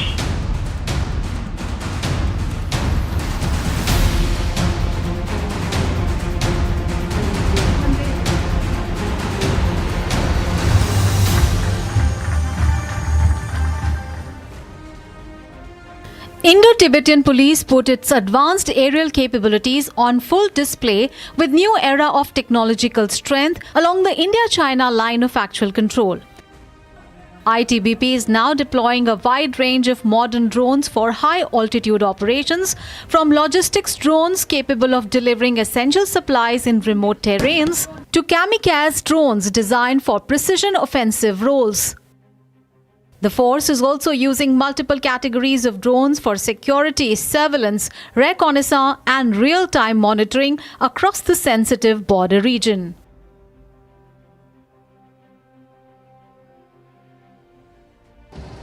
Indo-Tibetan Border Police is securing the frontiers of the India along China. It's the 3,500 kilometers of the borders with the China that are now secured by the brave hearts of the Indo-Tibetan Border Police. And right now we are showing you the aerial sentinels of the ITBP. These are the visuals of the ITBP's aerial fleet that gives this border guarding force an edge. And as you see, this is a logistic drone. I'll request Ashu to come this way. That this is a surveillance drone. Then this is an Fidine drone, and also some of the FPV drones that are part. This is entirely a part of the entire system that ITBP has when it comes to guarding its borders. And I'll request Ashu to keep showing you the visuals of the Fidine drone. Ashu will come this way so that we can show you that also this is the integrated border management system that includes the LOROS, that includes the microwave black hole. So these are the parts of the entire integrated system. And the next gen weapons here on this side, these are the next gen weapons that have the 81mm mortars. This has the belted LMGs, ASMs, pistols, every thing that is part of from the aerial wing to the integrated border management system. This is what the ITBP is all about when it comes to guarding the frontiers of the country. All right, we have some breaking news coming in. This is the Indian Army's stern warning to Pakistan yet again. This is a statement that is now coming in from Lieutenant General Manoj Katihar, the General Officer Commanding-in-Chief of the Western Command, who has now said that any misadventure or provocation by the enemy, that is Pakistan, will be met with a response that will be far stronger than before. These preparations are for that very purpose. In fact, we have that full soundbite. The Lieutenant General, let's cut across to it. हमारी capability है उसको अपनी training के जरिए और बढ़ा सकें, और जो टास्क हमें मिला है, और ये टास्क बहुत महत्वपूर्ण है। आप सब लोग जानते हैं कि ऑप सिंदूर में हमने दुश्मन को बहुत क्षति पहुंचाई थी, बहुत नुकसान पहुंचाया था, और हम ये भी जानते हैं कि दुश्मन शायद अपनी हरकतों से बाज ना आए और दोबारा कोई ऐसा काम करे कि हमें फिर ऑपरेशन करने की जरूरत पड़े। और जैसा हमारी लीडरशिप ने भी कहा है, और मैं उसको दोहराना चाहता हूं कि इस बार अगर दुश्मन कोई गलत काम करता है, कोई दुस्साहस करता है, तो उसका जवाब पहले से बहुत ज्यादा होगा। और ये तैयारी उसी के लिए है, उसी जवाब के लिए है। तो एक बार फिर आप सभी लोगों का शुक्रिया यहाँ आने के लिए। और मेरे लिए बहुत खुशी की बात है कि हम गंगा के तट पे खड़े हैं और कहते हैं कि कोई भी काम शुरू करने के पहले सबसे जरूरी होता है माँ का आशीर्वाद लेना। तो हम मानते हैं कि गंगा माँ का आशीर्वाद हमारे साथ है, जिस काम के लिए हम तैयारी कर रहे हैं।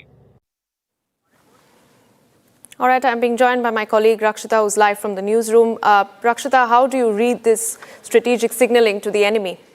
Well, it can't get clearer than this, Sayana. This is it's very much right in time. After, exercise Trishul, we saw how Pakistan had been rattled, but India is making it very, very clear that this is not just some, show of strength. This is not just show or any display of strength. This is actually, India is meaning real business, and that is what Lieutenant General Katihar has made it very, very clear. He has detailed out that why we are conducting these exercises and how the operations will be carried out. In one of the reactions today, he's the chief of the Western Command, and he says that any conflict with Pakistan will involve battling through the rivers. And he very clearly makes it a point that he mentions it out very, very clearly that how India is preparing for these operations to fight through, and also very much clearly saying that our leadership the leadership of the country has also made it clear that any provocation, any misstep will be met with even a harsher response than what the enemy has seen before. Of course, he's referring to Operation Sindoor. He did make a mention of Operation Sindoor as well, and he said that it's for the world to see what India had in fact done. But he also at the same time said that India is preparing on all fronts. River crossings will be a part of it, and he says that there will be involvement of those crossings. Our training includes how to cross the rivers and capture the enemy. So this is the chiefs, the generals, they're all talking very, very clearly. We've not seen this sort of military messaging ever before, and this time India is very much straight up. India knows how they're trying, how the terror modules, how the terrorist organizations like Lashkar and Hizbul are trying to rebuild. Jaish-e-Mohammed are trying to rebuild their terror dens, their headquarters, their markas, and how they are funding. You see what happened in the Delhi terror attack. You can trace back those links to Pakistan, to Jaish-e-Mohammed. So how they are financing, digital wallets are being used, women wings are being now run by Jaish-e-Mohammed, and how they are in fact planning more attacks. And India is very much clear that on all fronts, India is ready, and that is what Lieutenant General Manoj Katiyar has very clearly said, that any misadventure will be met with harsher response this time. Right, Rakshita, thank you very much for joining us. And on that note, viewers, before we move on, let's listen into that very strong statement by the Lieutenant General. जो हमारी capability है उसको अपनी training के जरिए और बढ़ा सकें, और जो टास्क हमें मिला है, और ये टास्क बहुत महत्वपूर्ण है। आप सब लोग जानते हैं कि ऑप सिंदूर में हमने दुश्मन को बहुत क्षति पहुंचाई थी, बहुत नुकसान पहुंचाया था, और हम ये भी जानते हैं कि दुश्मन शायद अपनी हरकतों से बाज ना आए और दोबारा कोई ऐसा काम करे कि हमें फिर ऑपरेशन करने की जरूरत पड़े। और जैसा हमारी लीडरशिप ने भी कहा है, और मैं उसको दोहराना चाहता हूं कि इस बार अगर दुश्मन कोई गलत काम करता है, कोई दुस्साहस करता है, तो उसका जवाब पहले से बहुत ज्यादा होगा, और ये तैयारी उसी के लिए है, उसी जवाब के लिए है। तो एक बार फिर आप सभी लोगों का शुक्रिया यहाँ आने के लिए, और मेरे लिए बहुत खुशी की बात है कि हम गंगा के तट पे खड़े हैं और कहते हैं कि कोई भी काम शुरू करने के पहले सबसे जरूरी होता है माँ का आशीर्वाद लेना। तो हम मानते हैं कि गंगा माँ का आशीर्वाद हमारे साथ है, जिस काम के लिए हम तैयारी कर रहे हैं। And in Bengal, viewers, Trinamool Congress MLA Humayun Kabir has sparked controversy yet again after he indicated to rebuild the Babri Masjid in the Murshidabad district of West Bengal. The chosen date, the 6th of December, the very anniversary of the Babri Masjid demolition. He has said that he will lay the foundation stone of the proposed masjid in Murshidabad on this very date, and this move has now drawn sharp reactions from the state's opposition, that is the BJP. In a fresh political row from West Bengal, TMC MLA Humayun Kabir proposed to set up a mosque modelled after the Babri Masjid at Beldanga in the same district. Kabir said that he will lay the foundation stone of the proposed Babri Masjid in Murshidabad on 6th of December. हाँ, वो तो बाबरी मस्जिद का शिलान्यास होगी 6 दिसंबर। State का मेरा नेता सब लोग को संहति दिवस भी उद्यापन होगी। मैं यहाँ का बेलडंगा में एक बाबरी मस्जिद 3 साल के लिए काम चलेगी, इसीलिए उनका भित्ति स्थापन होगी। वो मुस्लिम लीडर लोग सब आएगी, मुस्लिम जो जाने वाने वाला है, जो कुरान हदीस, बड़ा नाम बाद में आपको ऐलान कर देगी। This move and the remarks made by Humayun Kabir has drawn sharp reaction from the state's opposition BJP. BJP leader Priyanka Tibrewal, while hitting out at the remarks, said that the TMC's secularism is religion specific and called the move appeasement politics. देखिए, तो secular country है और waste Bengal और तृणमूल जो है वो तो अपने आप को कुछ ज़्यादा ही सेक्युलर बताते हैं।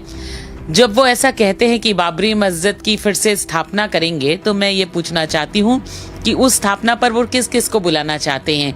उन रोहिंग्याओं को जो SIR के डर से अभी बॉर्डर की तरफ भाग रहे हैं पश्चिम बंगाल छोड़ने के लिए। दूसरी बात मैं ये भी कहना चाहती हूँ कि आज अगर उनको बाबरी मस्जिद बनाने का इतना ही शौक है, तो जो बाबरी मस्जिद बाबर के नाम से बनी थी, पहले ये पता करिए वो इतिहास क्या है, वो कहाँ से आया था। Meanwhile, other BJP leaders also came in and slammed the move and remarks made by Humayun Kabir. This controversial Humayun Kabir, who says he will chop off Hindus and throw them into Bhagirath, now is making yet another controversial statement because their philosophy is give Hindus gali and take vote bank ki tali. They are the same people who oppose Jai Shri Ram. They are the same people who oppose Ram Mandir, and these are the same people who for vote bank politics will go to any extent, whether it is inciting on Waqf, inciting on CA, inciting on SIR or doing these kinds of things. कोई मस्जिद बना ही सकता है, लेकिन वो proper स्थान पे होना चाहिए। इसमें किसी ने किसी का धर्म का पालन करेंगे, उसमें हमारा तो कोई आपत्ति नहीं है। लेकिन ये जो इसको मस्जिद को पॉलिटिकलाइज करने का जो माहौल बनाने का कोशिश कर रहा है, ये तो मुसलमान धर्म का अपमान है। ममता बनर्जी के इशारे पर उनके नेता हुमायूं कबीर कह रहे हैं 6 दिसंबर को पश्चिम बंगाल में बाबरी मस्जिद बनाएंगे, इसका निर्माण होगा। तो ये पूछा जाएगा, संविधान में ममता बनर्जी की आस्था नहीं है। वो NRC जब लागू होता है तो कहती हैं कि NRC हुआ तो देश में गृह युद्ध हो जाएगा। The MLA, who is known for speaking out of turn and beyond his brief, has courted controversy in the past as well. He was expelled from the party in the past but rejoined and won from Murshidabad's Bharatpur Assembly constituency. Meanwhile, Humayun Kabir has threatened to launch a new outfit for minorities on December 22, stumping his party again. This time, he has also invited a young opposition legislator, Naushad Siddiqui, to the foundation stone laying of his proposed Babri Masjid in the district on December 6. And well, a massive security scare was reported today in Uttarakhand's Almora district, where 161 packets of suspected explosives were found right next to a government school. Bomb squads, dog squads and police teams were all rushed to the spot shortly after a PCR call. And here's what we know so far.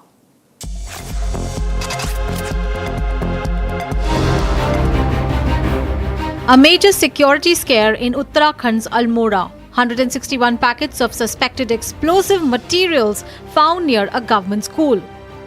The discovery was made after children playing near the bushes spotted the strange packets and alerted the school principal.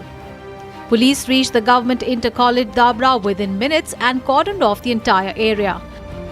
What they found were cylindrical, 3-colored packets, each bearing the marking 901 emulsion explosives, 125 grams.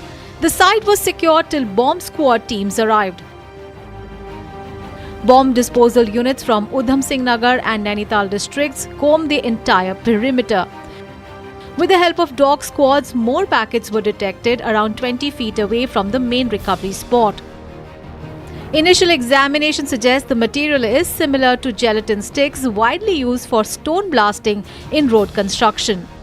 An FIR has been filed against unknown persons under the Explosive Substances Act and sections dealing with negligent handling of explosives. गांव में school के पास में झाड़ियों में नीचे की तरफ में झाड़ियों में लगभग 161 जिलेटिन की छड़ें प्राप्त हुई। सूचना पर पुलिस जो लोकल थाना पुलिस है वो मौके पे पहुंची, उनके द्वारा उच्चाधिकारियों को सूचना दी गई। साथ ही साथ में BDS को भी वहां पर बुलाया गया है। BDS ने पूरी चीजों को वहां पर इंक्वायरी की, चेक की है वहां पर, और साथ साथ में आसपास के एरिया को भी सर्च किया गया है। इसमें उचित धाराओं में फिर इसमें FIR दर्ज कर लिया गया है। माननीय न्यायालय के आदेश में उसमें आगे कार्रवाई की जा रही है। Investigators are now scanning construction sites and transport routes in the region. Questions remain: how 161 explosive packets reached behind a school, and who placed them there, and why were nearly 60 kilos of such sticks dumped near a school? The Indian Army's Western Command on Saturday concluded Exercise Ram Prahar at the Dudhala Dayalwala in the Jhilmil Jheel Reserve Forest in Haridwar, demonstrating heightened operational readiness and modernized combined arms capabilities along the Western Front. Take a look.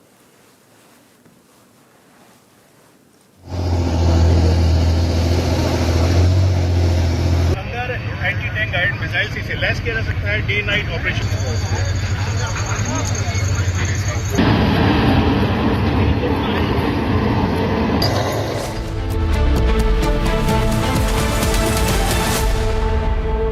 MDH की हल्दी मिर्ची धनिया करे कमाल, ये रंग दे, ये खुशबू दे, ये तीखा, ये कम पड़े, क्या निराला MDH मसाला। केसरिया से मन जोगी हुआ रे, दिल झूमे देखो मतवारा हुआ रे, केसरिया से मन जोगी हुआ। हर पल मनाओ केसरी त्योहार। विमल, बोलो जुबान केसरी।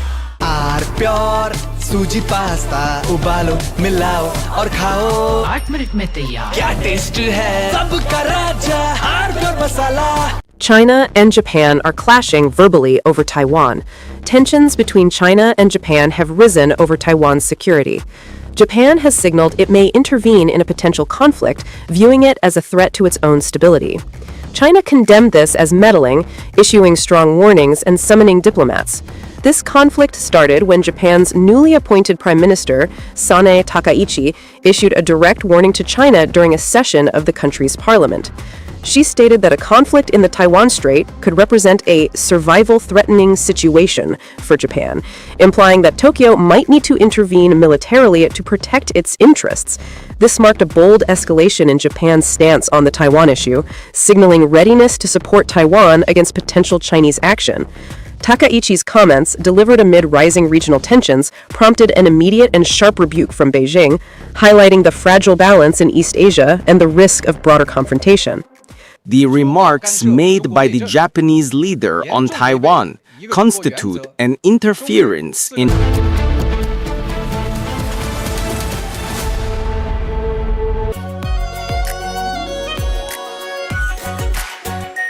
R pure shahi paneer masala, delicious, healthy every day. ये है सीक्रेट रेसिपी MDH का जीरा सिप जल जीरा मसाला। सिप सिप जीरा सिप जीरा सिप MDH का जल जीरा सिप MDH का जल जीरा सिप। आधे बाउल दही में 4 चम्मच MDH चटनी पुदीना मसाला डाला, स्टर करो, पुदीना चटनी तैयार। MDH चटनी पुदीना मसाला। MDH।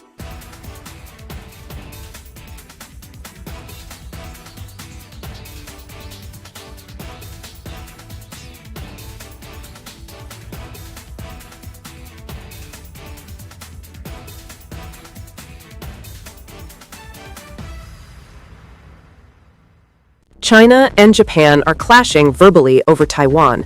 Tensions between China and Japan have risen over Taiwan's security. Japan has signaled it may intervene in a potential conflict, viewing it as a threat to its own stability. China condemned this.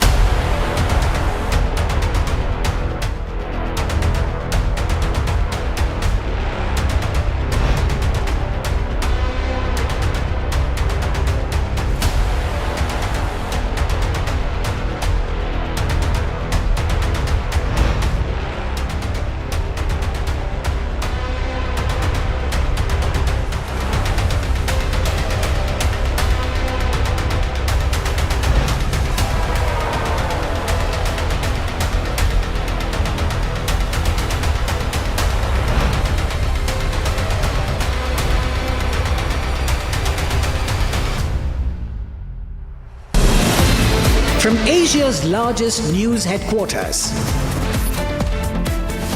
setting the agenda for Bharat.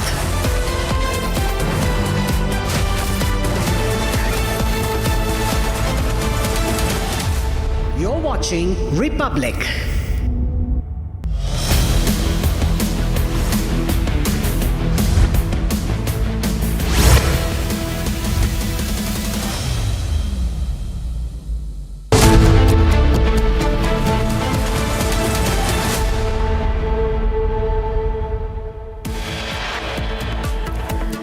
Republic accesses another video of the Tejas fighter jet crash. Close-up video captures the final maneuver. Exclusive details of 26 lakh rupee fund raised by this terror doctors module. Roles and responsibility given each one of them. Details trickling out.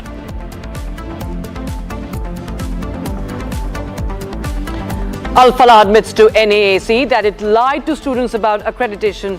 Faces massive backlash and anger from parents on campus. Faculty members go underground, social media accounts erased. Many doctors flee Al-Falah, according to sources, as investigators join the dots.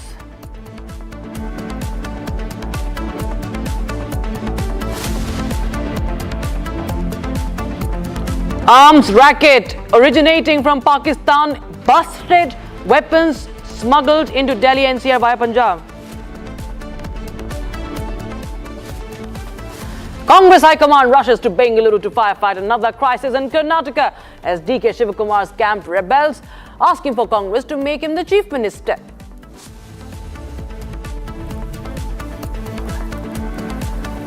In Imphal, RSS Chief Mohan Bhagwat says, world will cease to exist if Hindus cease to exist.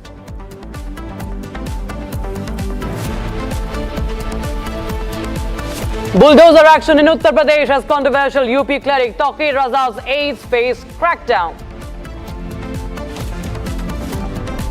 And Prime Minister Modi at G20 Summit in South Africa talks on economic growth, climate resilience and artificial intelligence on agenda.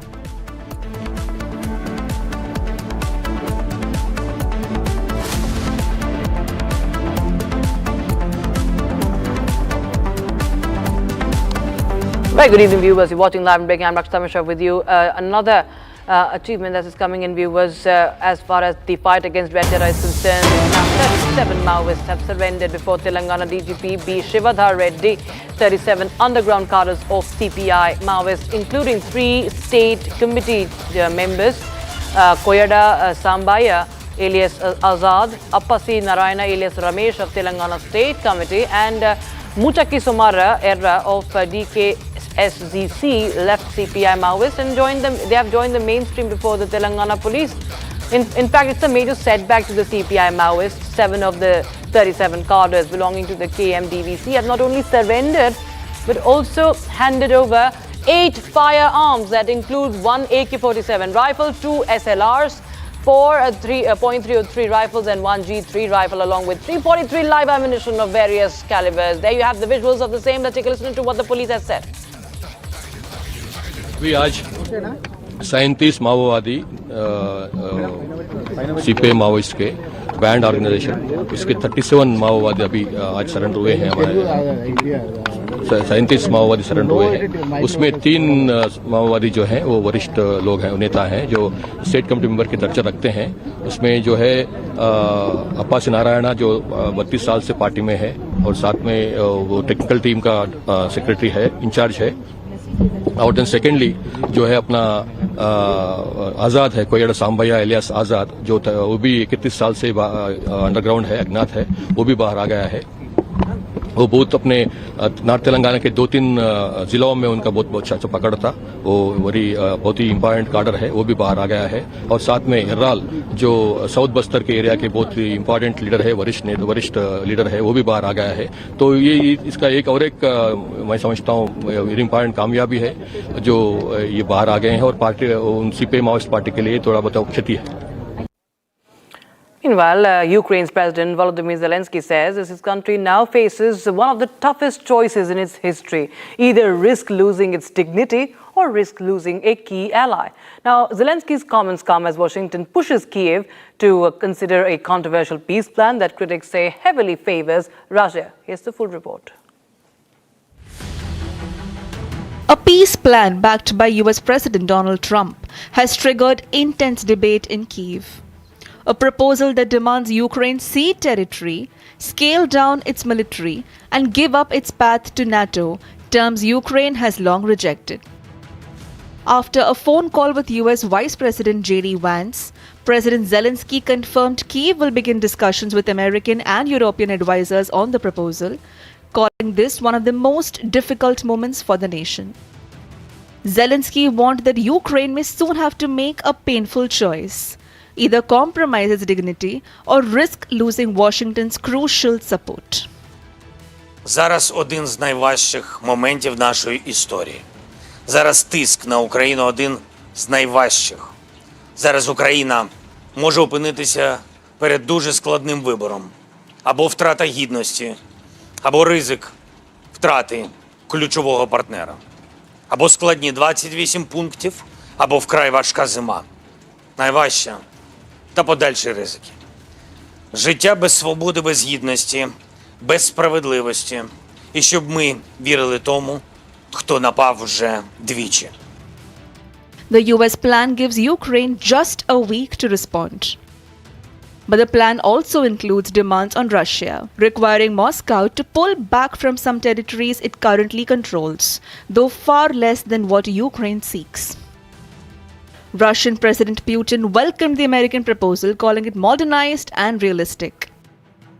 Однако мы видим, что после переговоров на Аляске с американской стороны наступила определенная пауза. И мы знаем. Now, Trinamool Congress MLA Humayun Kabir has sparked a row yet again, indicating that indicating to rebuild the Babri Masjid in Beldanga of Murshidabad district. The chosen date, December 6. Why? Because that is the anniversary of Babri Masjid demolition. It happened in 1992 on the same date. Kabir says that he will lay the foundation stone of the proposed Babri Masjid in Murshidabad on the 6th of December. The move has drawn sharp reaction from the state's opposition, the Bharatiya Janata Party. Listen in.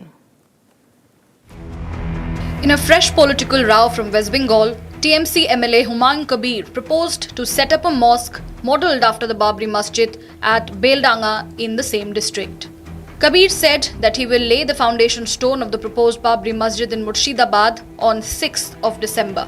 हाँ वो तो बाबरी मस्जिद का शिलान्यास होगी 6 दिसंबर. State का मेरा नेता सब लोग को संहति दिवस भी उद्यापन होगी. मैं यहाँ का बेलडंगा में एक बाबरी मस्जिद 3 साल के लिए काम चलेगी, इसीलिए उनका भित्ति स्थापन होगी. वो मुस्लिम लीडर लोग सब आएगी, मुस्लिम जो जाने वाने वाला है, जो कुरान हदीस, बड़ा नाम बाद में आपको ऐलान कर देंगे. This move and the remarks made by Humayun Kabir has drawn sharp reaction from the state's opposition BJP. BJP leader Priyanka Tibrewal, while hitting out at the remarks, said that the TMC's secularism is religion-specific and called the move appeasement politics. देखिए तो secular country है और waste Bengal और तृणमूल जो है वो तो अपने आप को कुछ ज़्यादा ही सेक्युलर बताते हैं.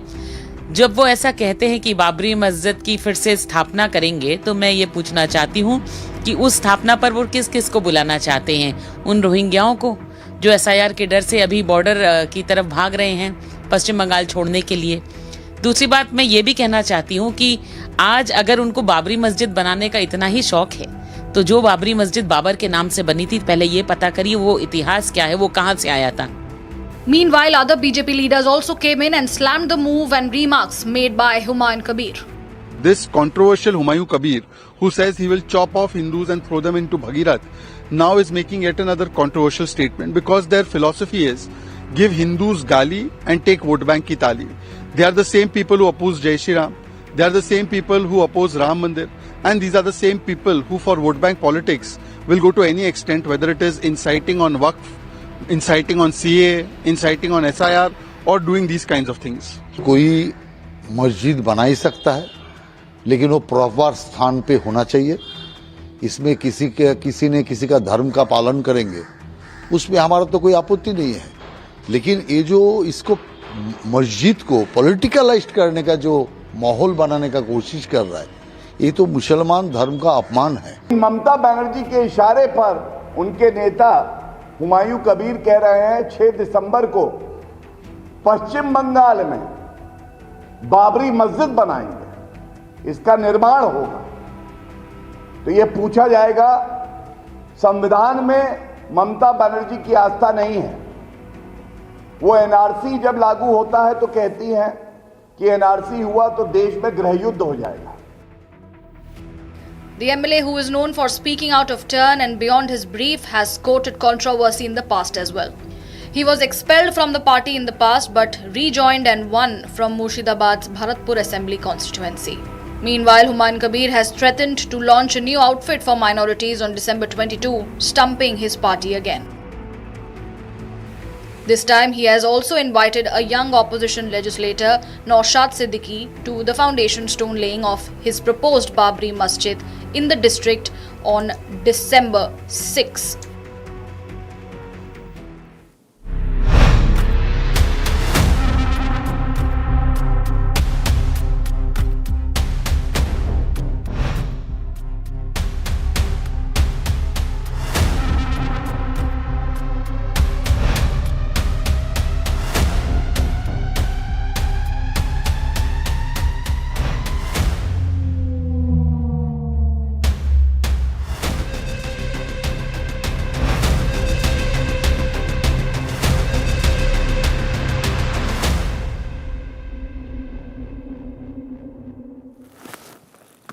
Now, another tragic incident has unfolded. There are cases of suicide coming in just within 24 hours of what happened in Delhi. This time it's from Maharashtra, where a 13-year-old girl, 8th grade student, allegedly took her own life by jumping from a school building. Take a look at this report. Another shocking incident of a student suicide and allegations of teachers' harassment has unfolded, this time from Maharashtra's Jalna district. A 13-year-old schoolgirl reportedly jumped from the roof of a school building, leading to her death. The incident occurred between 7:30 and 8 a.m., creating panic among students, staff and local residents. The student, identified as Arohi, reportedly arrived at school as usual. According to sources, the morning prayer had concluded and the students were dispersing to their classrooms when Arohi suddenly leapt from the gallery outside the third-floor classroom around 8 a.m. The girl was found in critical condition and was taken to a nearby hospital where doctors declared her dead. The girl committed suicide allegedly after she was pulled up for lagging in studies by the teachers. Meanwhile, her father alleged that some issue at the school could have led to the incident. Earlier in the day, a teacher had called Arohi's family to discuss her academic performance. Following the tragedy, the girl's parents have now alleged that she was driven to take the extreme step due to harassment by the teachers. मुझे school में से phone आया था कि बच्चे का कैसे ऐसा कर लिए। मैं स्कूल में गया तो मुझे स्कूल में बच्ची मिली नहीं, दीपक हॉस्पिटल में लेके गए थे उसको। दीपक हॉस्पिटल में लेके गए तो डॉक्टर ने बोला थोड़े कम चांसेस है, एक सिविल में ले जाओ आप। मैं तो यहाँ पे लेके आया, तो यहाँ आने के बाद में बच्चे का डेट बोलती है। मुझे कुछ मालूम नहीं है, और सीटीएम के स्कूल में जो सर लोग आए उनका कुछ टॉर्चर होगा, बच्चे ना इसलिए कुछ कर रही होंगे। Meanwhile, local residents and parents have expressed concerns about the rising stress levels among school children and have urged authorities to ensure stronger emotional support systems in educational institutes. The police, on the other hand, have launched an investigation to determine the exact circumstances that led to the suicide. Officers are also recording statements from the school staff, students and the family to establish the sequence of the events. एक 13 साल की बच्ची है जो 8वीं कक्षा में पढ़ती थी सीटीएम के स्कूल जालना। उसका नाम है आरोही दीपक बिडलान, उम्र 13 साल, रहनार मस्तगढ़, यहाँ की वो निवासी है। उसने किसी कारणवश स्कूल के तीसरे मंजिल से कूदकर आत्महत्या कर ली है और उसका अभी एडी दाखिल करना चालू है और उसकी जो भी कारण है उसकी तह तक जाने के लिए हम तपास कर रहे हैं, इन्वेस्टिगेशन कर रहे हैं। इस हिसाब से हम इन्वेस्टिगेट करेंगे और जो भी दोषी होंगे उसके तह तक होंगे। Important to note, this incident is coming in just within 24 hours when another student died by suicide in New Delhi, alleging harassment from school teachers as well.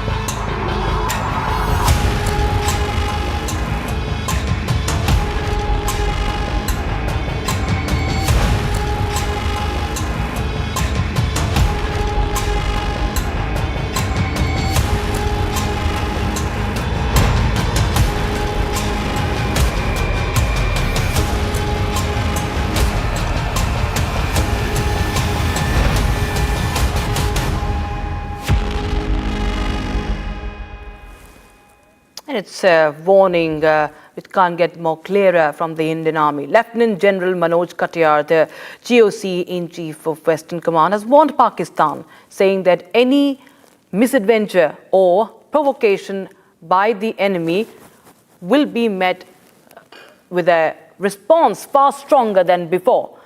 These preparations, he says, are for that very purpose. He said this in Haridwar during the Ram Prahar exercise. And he also said that whenever India will be engaged with the conflict in Pakistan next, rivers will also be involved, and we are ready for operations across the rivers as well. Listen in. हम exercise करते हैं वो एक operational task को ध्यान में रखते हुए करते हैं, और हमारा जो पाकिस्तान का बॉर्डर है उसमें कई नदियां हैं, आपको ज्ञात होगा, चिनाब है ऊपर, फिर रावी है, फिर सतलज है, और अगर हमें पाकिस्तान पर ऑफेंसिव करना है तो कहीं ना कहीं रिवर क्रॉसिंग भी इन्वॉल्व होगी। तो ये ट्रेनिंग में हमारे शामिल है कि किस तरीके से हम नदी को क्रॉस करके दुश्मन के इलाके पे कब्जा कर पाएं। हमारा जो फॉर्मेशन है रैम डिवीजन, उसका यहाँ पर पिछले 1 महीने से ट्रेनिंग चल रहा है, और ये डिवीजन जो हमारी वेस्टर्न कमांड की ऑफेंसिव फॉर्मेशन है खड़गा कोर, उसका एक हिस्सा है। यानी इस डिवीजन का मेन मकसद पाकिस्तान के इलाके में घुसकर वहाँ पर दुश्मन को बर्बाद कर और वहाँ पर ऑब्जेक्टिव्स पर कब्जा करना है। तो ये पूरी ट्रेनिंग और ये पूरी एक्सरसाइज उस ऑब्जेक्टिव को हासिल करने के लिए है। और जैसा कि आपने देखा कि आज की लड़ाई काफ़ी कॉम्प्लिकेटेड है, टेक्नोलॉजी बहुत बड़े रूप में लड़ाई में शामिल हो गई है, और सभी platforms, tanks, BMPs, attack helicopters, aircraft, सभी लड़ाई का एक हिस्सा हैं। पर इतनी ज़्यादा टेक्नोलॉजी, इतने ज़्यादा इक्विपमेंट के बावजूद भी जो सबसे ज़रूरी चीज़ है वो है ट्रेनिंग। यानी कि हमारी इन सभी हथियारों को, इन सभी टेक्नोलॉजी इक्विपमेंट को इस्तेमाल करने में महारत हासिल करना। और यहाँ पर जो एक्सरसाइज हो रही है, जो आपने देखा, वो उसी का एक हिस्सा है कि किस तरीके से हम जो हमारी कैपेबिलिटी है उसको अपनी ट्रेनिंग के जरिए और बढ़ा सकें। और जो टास्क हमें मिला है, और ये टास्क बहुत महत्वपूर्ण है, आप सब लोग जानते हैं कि ऑप सिंदूर में हमने दुश्मन को बहुत क्षति पहुंचाई थी, बहुत नुकसान पहुंचाया था, पर हम ये भी जानते हैं कि दुश्मन शायद अपनी हरकतों से बाज ना आए और दोबारा कोई ऐसा काम करे कि हमें फिर ऑपरेशन करने की जरूरत पड़े। पर जैसा हमारी लीडरशिप ने भी कहा है, और मैं उसको दोहराना चाहता हूं कि इस बार अगर दुश्मन कोई गलत काम करता है, कोई दुस्साहस करता है, तो उसका जवाब पहले से बहुत ज़्यादा होगा। और ये तैयारी उसी के लिए है, उसी जवाब के लिए है।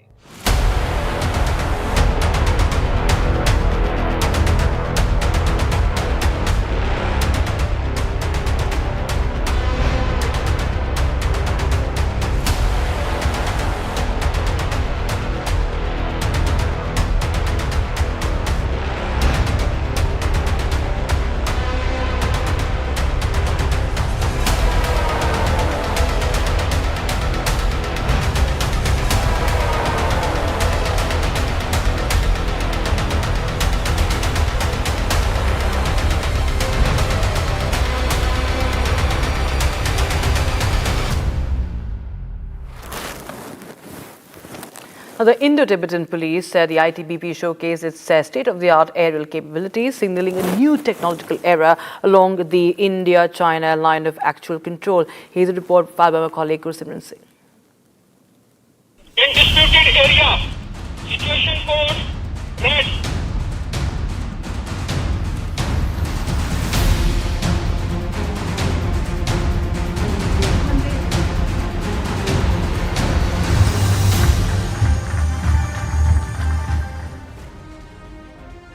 Indo-Tibetan Police put its advanced aerial capabilities on full display with new era of technological strength along the India-China line of actual control.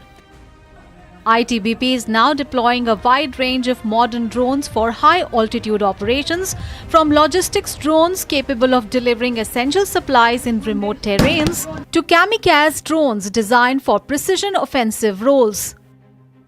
The force is also using multiple categories of drones for security, surveillance, reconnaissance, and real-time monitoring across the sensitive border region.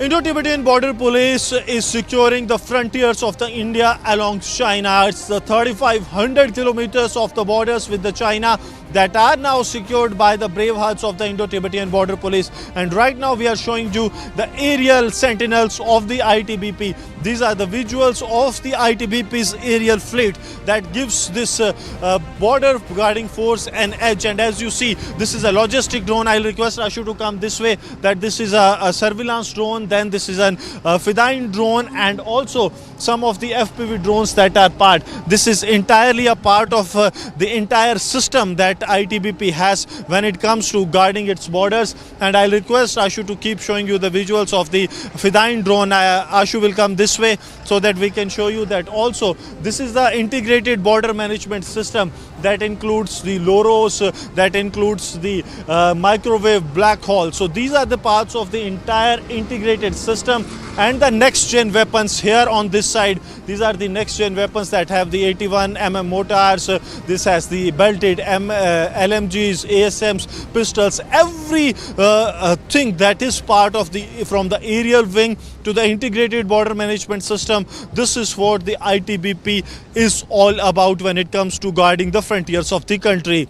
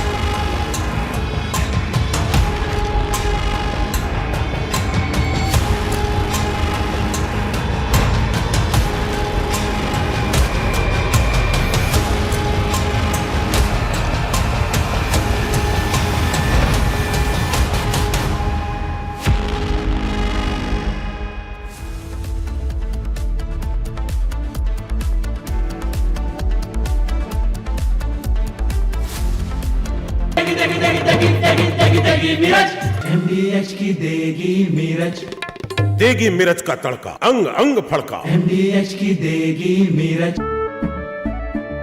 केसरिया से मन जोगी हुआ रे,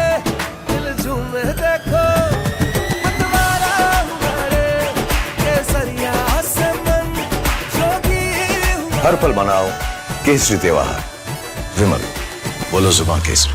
थोड़े में ज्यादा स्वाद, यही तो है इसकी खास बात। वाओ मम्मा, क्या स्वाद है? अरे मेरे राजा, राजा और मसाला।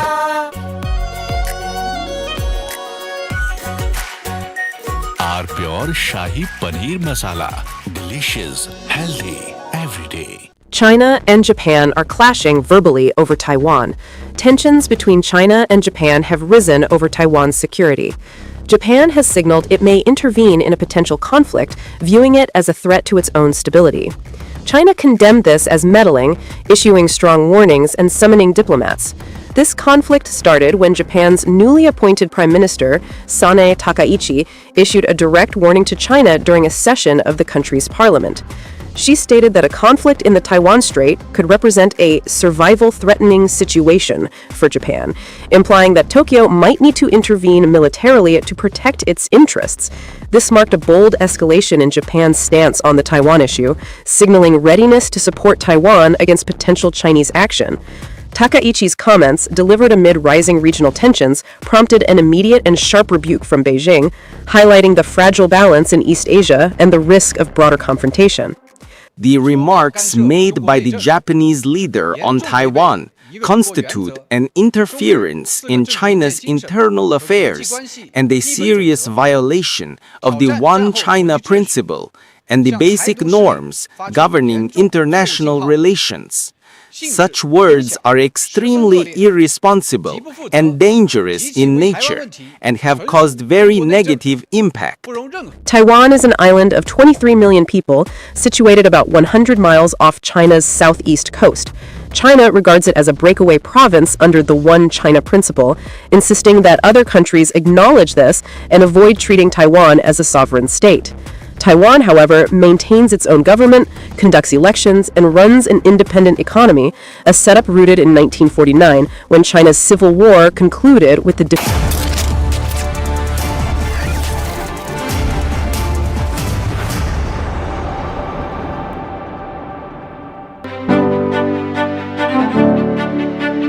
India is building faster than ever. From skylines that redefine ambition to cities rising from the ground up. This isn't just construction, it's transformation. Real estate, India's second largest employer, is creating homes, jobs, and hope. By 2030, it could shape nearly 15% of our GDP. As policy reforms, global investors, and technology drive a new era of growth, from the House of Republic Media Network comes Republic Estate, building the nation, where ideas meet action, where voices shape vision, where India's real estate future is built one conversation at a time.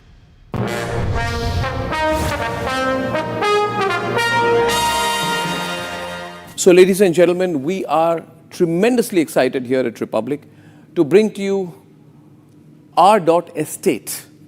Now, ladies and gentlemen, the tagline to all of this is that we are trying to build the nation. The infrastructure industry, the real estate industry, and everything associated with it eventually is a huge contribution, not just to the country's GDP, but to our overall potential to be a global player in business and economy terms. And as we launch this, I'm delighted that Ashwinder, who is, I would say, a doyen of the real estate industry, of the infrastructure industry in this country, served on various important corporate roles, runs his own fantastic business, has run some of the biggest businesses in the real estate sector, and is very strongly tied up with the Confederation of Indian Industry, that you're joining us as we bring R.Estate to all our viewers. So Ashwinder, let's have a handshake on that, and thank you so much for joining hands with us on this. Thank you so much for and the tell me, Ashwinder, what's the big picture? Let's set the context to this. Why are we doing this here at Republic? Arnab, thank you, and we've been talking about it for the last 6 months. Yes, we are. I think you yourself are very excited about the opportunity that this country has. Yes. And real estate, as we discussed, is not about buildings, but it is about building nations. Yeah. Today, we are at around $400 billion plus of real estate industry, going up to $1 trillion by 2030, Urban. Yeah.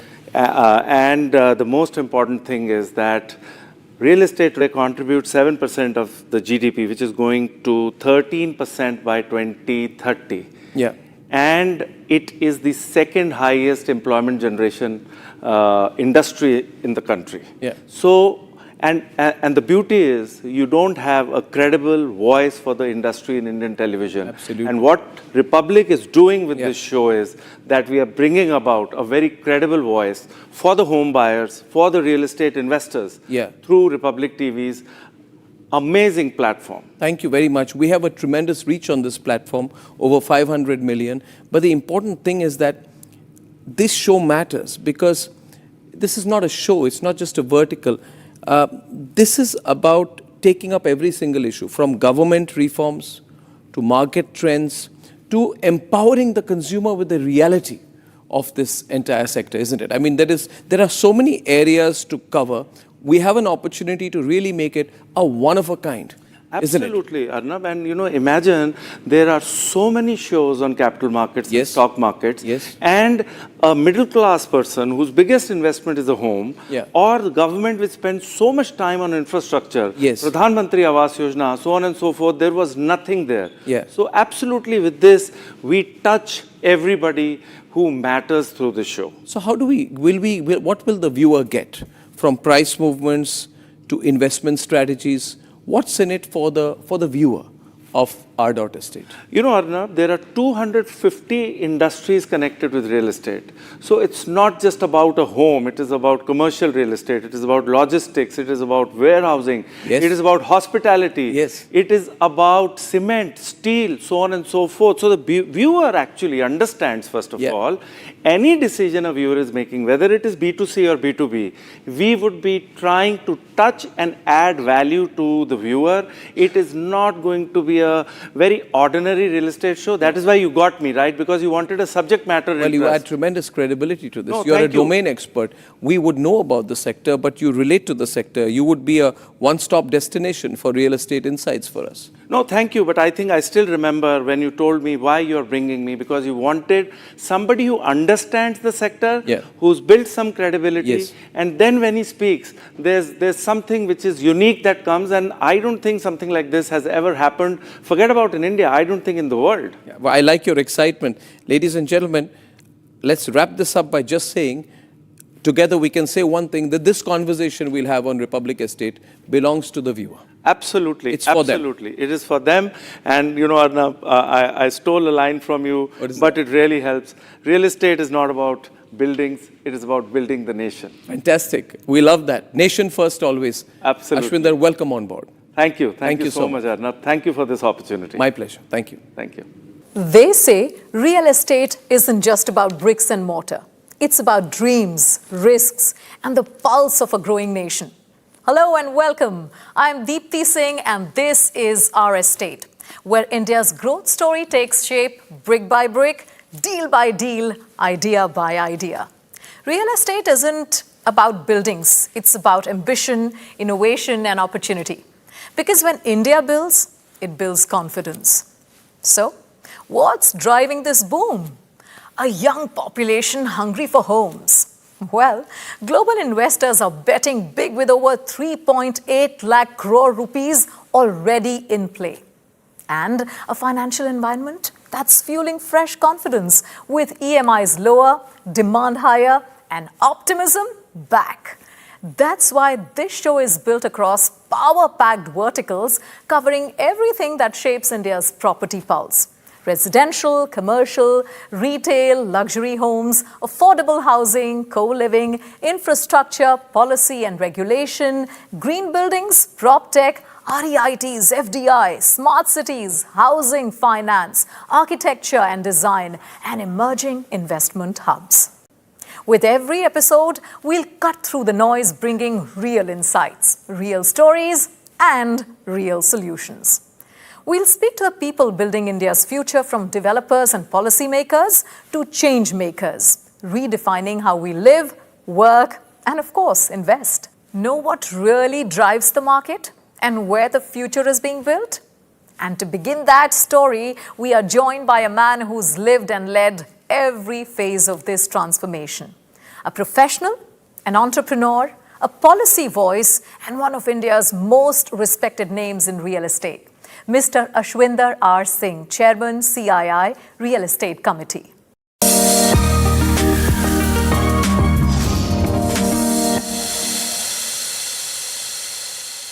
My first question is, I'm hearing a lot of this buzz about a bubble being created in NCR, and I really want to know it from the horse's mouth, because you're right there operating here. What is your view? I absolutely do not agree that it is a bubble. Yes, the prices rose very fast, but if you see, it's a cycle.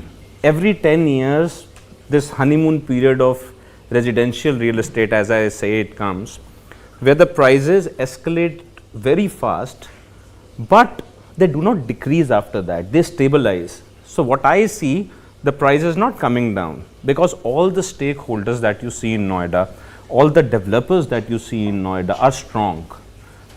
In fact, across Delhi NCR, with God's grace, they are very, very strong.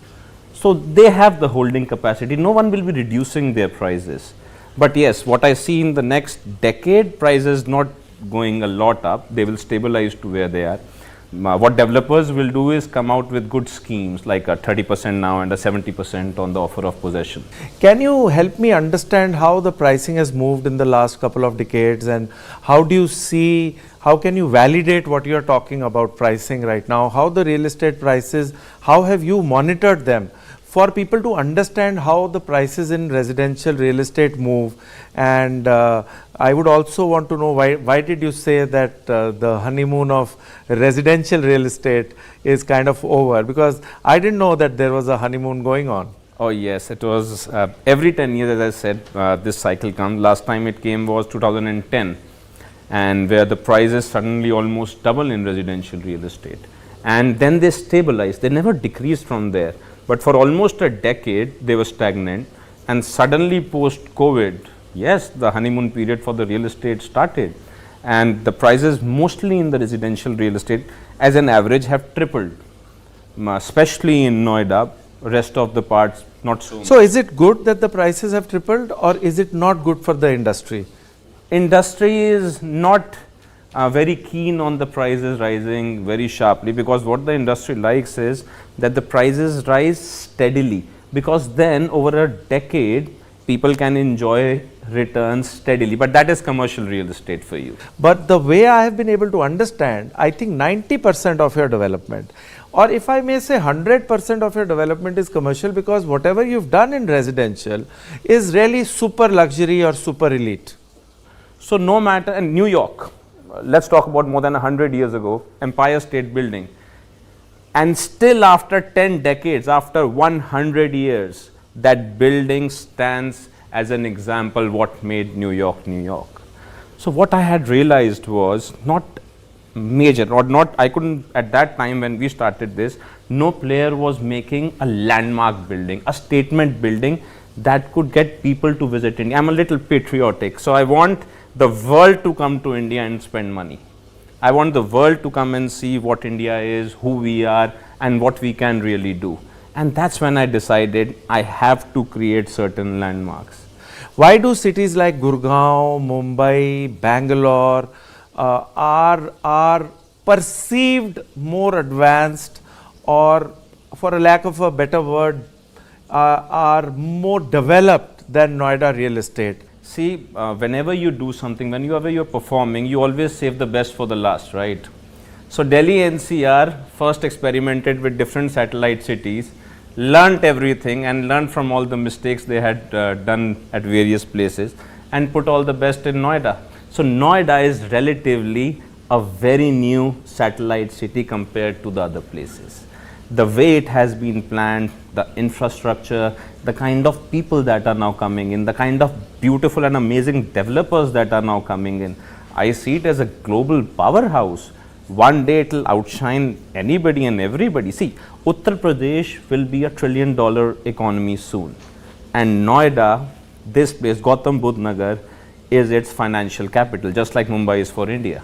Because India is about Bharat, India is about The bigger, one of my friends in media says we should do shows in Hindi and not in English because Hindi has more reach, and Hindi is Bharat and Bharat is affordable. But here I am with one of the most upcoming developers of the country, making landmark buildings in north of India, who doesn't want to do affordable. Affordable housing financially makes much more sense than to make landmark buildings, because it's a very common joke that is there in real estate. Burj Khalifa and address are opposite each other, and the price of address is more than Burj Khalifa per square feet. And they say why? Because they say address has a Burj Khalifa view, the Burj Khalifa does not have that kind of a view. So the kind of buildings we make, yes, people around make more money, but yes, we make the country a little more proud every time we deliver a building. You ever come into integrated townships? What is your view on integrated townships? Because this is something which is a very upcoming trend and consumers prefer it, and I am surprised you did not speak about it. And what data shows is that if you have a residential society in an integrated township, the price of that residential society is higher than the price of a standalone residential building, and the rental yield of that particular society is more than the rental yield of a residential building, which might not be part of an integrated township.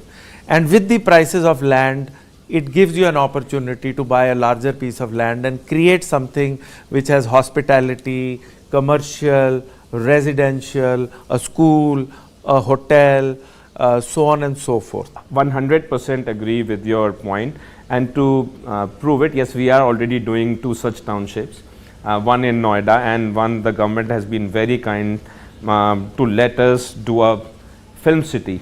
It's the Bayview Bhutani International Film City, and it will be one of the most beautiful integrated townships of the North India, where everything from all filming institutes to studio, the largest studio in the world, the first aqua studio in the world, everything comes to life together. Thank you so much. Pleasure. It was a pleasure Pleasure to talk to you. From insights to action, it's time to see what's new in the market. The projects, products, and ideas reshaping how India buys, builds, and invests.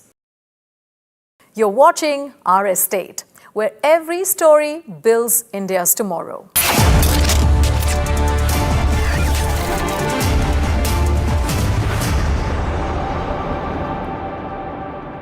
थोड़े में ज्यादा स्वाद यही तो है इसकी खास बात। वाओ मामा क्या स्वाद है? अरे मेरी राजा इसको घर पे लगाओगे तो शादी का तो पता नहीं, पर घर पक्का नहीं टूटेगा। रुंगटा नहीं तो घर स्ट्रॉन्ग नहीं। रुंगटा स्टील TMT बार एकदम सॉलिड। पहाड़ों में हाइकिंग शिप भी बन सकती है। ये है सीक्रेट रेसिपी MDH का जीरा सिप जल जीरा मसाला। सिप सिप जीरा सिप MDH का जल जीरा सिप MDH का जल जीरा सिप।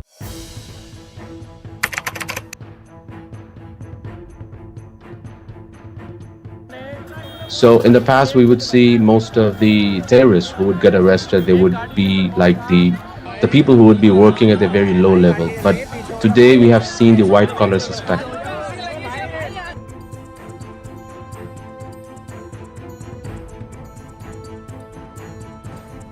कश्मीर घाटी में डॉक्टर्स एक बहुत अल्टीमेट ड्रीम होता है वहां के लड़के लड़कियों का। उस बनने के बावजूद अगर आप रेडिकलाइज होकर अपने ही देशवासियों को मारने के लिए और अपने देश को तोड़ने के लिए तैयार हो सकते हैं, तो आप अंदाजा लगाइए किस तरह की रेडिकलाइजेशन हो रही है और इस फ्रंट पे हम क्या काम कर रहे हैं।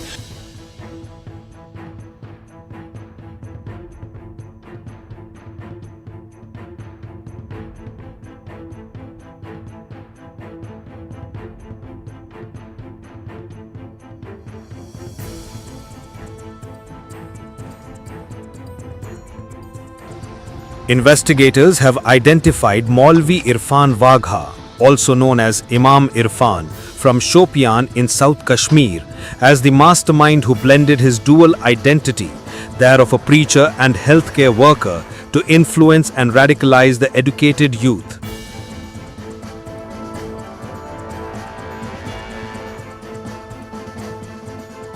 The accusation against him is completely baseless. He had been there for 7 years, offering prayers, conducting religious classes, and teaching children at the religious center. He would come only occasionally. We had no idea about the allegations against him, but we don't believe them. He is a good person. We don't know anything else.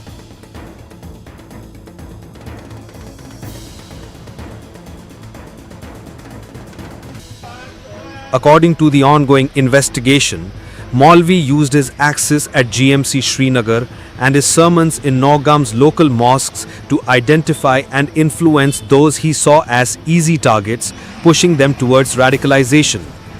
He used social media to radicalize highly qualified professionals.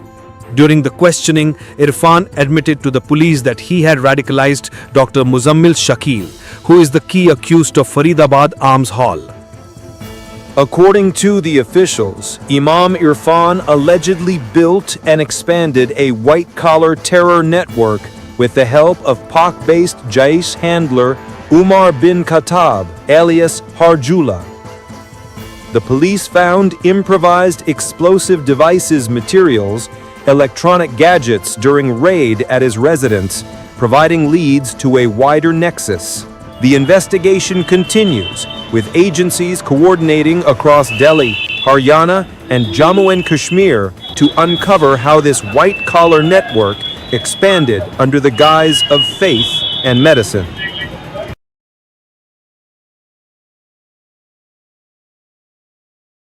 China and Japan are clashing verbally over Taiwan. Tensions between China and Japan have risen over Taiwan's security. Japan has signaled it may intervene in a potential conflict, viewing it as a threat to its own stability. China condemned this as meddling, issuing strong warnings and summoning diplomats. This conflict started when Japan's newly appointed Prime Minister, Sanae Takaichi, issued a direct warning to China during a session of the country's parliament. She stated that a conflict in the Taiwan Strait could represent a survival-threatening situation for Japan, implying that Tokyo might need to intervene militarily to protect its interests. This marked a bold escalation in Japan's stance on the Taiwan issue, signaling readiness to support Taiwan against potential Chinese action.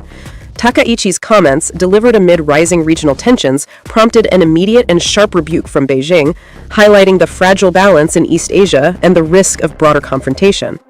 The remarks made by the Japanese leader on Taiwan constitute an interference in China's internal affairs and a serious violation of the One China principle and the basic norms governing international relations.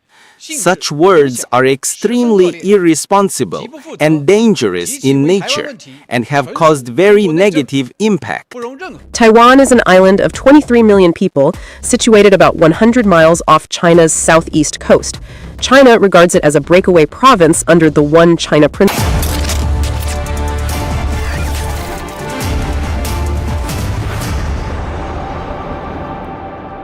Welcome back.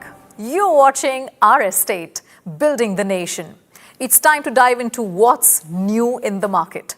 From innovative products to fresh design trends, redefining Indian real estate today, we are looking at a sustainable shift under our feet.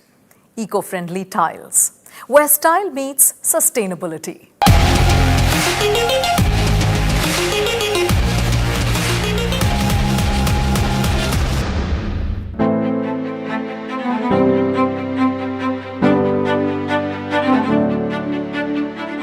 Tiles, the unsung heroes of modern architecture. From homes to offices, from luxury malls to metro stations, they are everywhere. But today, this everyday essential is undergoing a silent, stunning transformation. Once dominated by plain whites and glossy finishes, India's style story is now turning green, driven by conscious consumers and innovative design. The market is embracing eco-friendly production, from using recycled materials to cutting energy consumption in manufacturing. Natural materials like marble, slate and terracotta are making a strong comeback, not just for their beauty, but for their sustainability. Large format slabs are minimizing grout lines, expanding spaces visually and redefining luxury. At the same time, technology is adding new dimensions literally. Digitally printed and 3D tiles are offering textures, depth, and customized designs that let every wall tell its own story. And the business behind it? Booming. India's ceramic tile market is projected to hit $12 billion by 2025, growing at nearly 9% CAGR. And it could reach $15.8 billion by 2030. Per capita consumption stands at just 4.1 square meters, one of the lowest globally, which means massive room for growth. The surge is being powered by urbanization, with 40% of India expected to live in cities by 2030, and rising disposable incomes in Tier 2 and Tier 3 cities, where design meets aspiration. From sustainable factories to smarter showrooms, India's tile makers are laying the foundation for a greener tomorrow, one surface at a time. Numbers tell one story, but beliefs tell another. It's time to separate facts from fiction and burst the biggest misconceptions people still have about property. Here's our Mythbusters wall.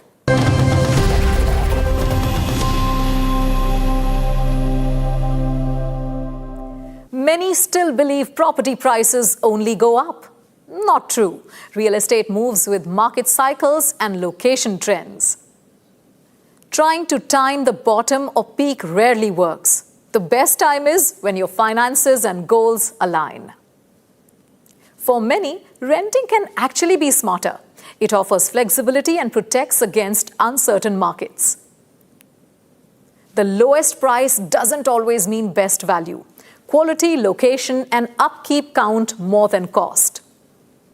Property isn't a set and forget asset. It needs management, maintenance, and responsibility. And as we wrap up today's episode, we couldn't leave without hearing from those who live and breathe this industry every day.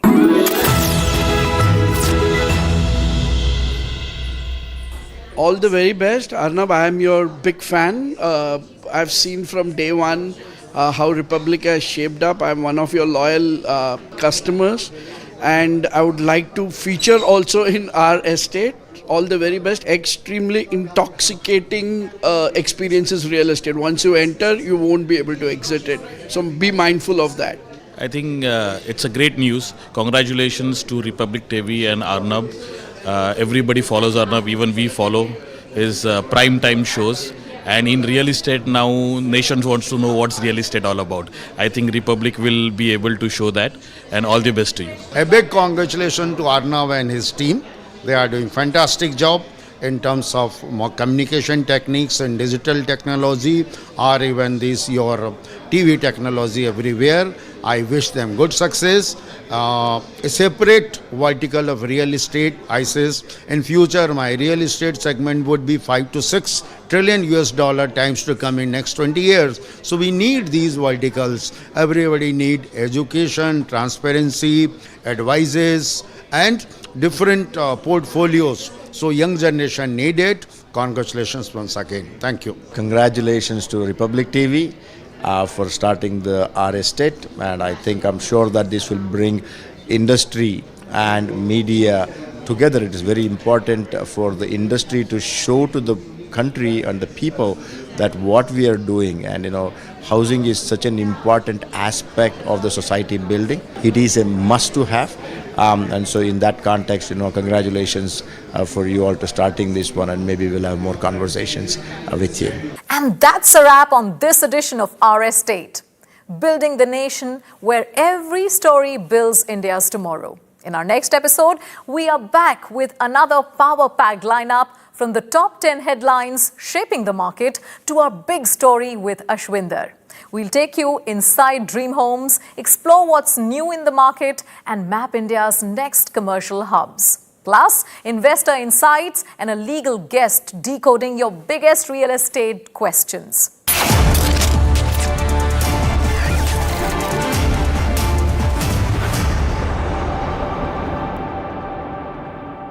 MD MDH की हल्दी मिर्ची धनिया करे कमाल, ये रंग दे, ये खुशबू दे, ये तीखा, ये कम पड़े, क्या निराला MDH masala.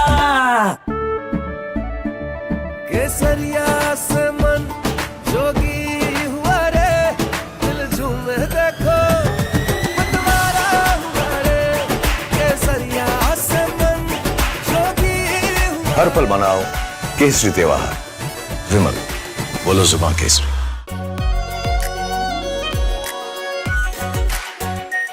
R pure shahi paneer masala, delicious, healthy every day. China and Japan are clashing verbally over Taiwan. Tensions between China and Japan have risen over Taiwan's security. Japan has signaled it may intervene in a potential conflict, viewing it as a threat to its own stability. China condemned this as meddling, issuing strong warnings and summoning diplomats.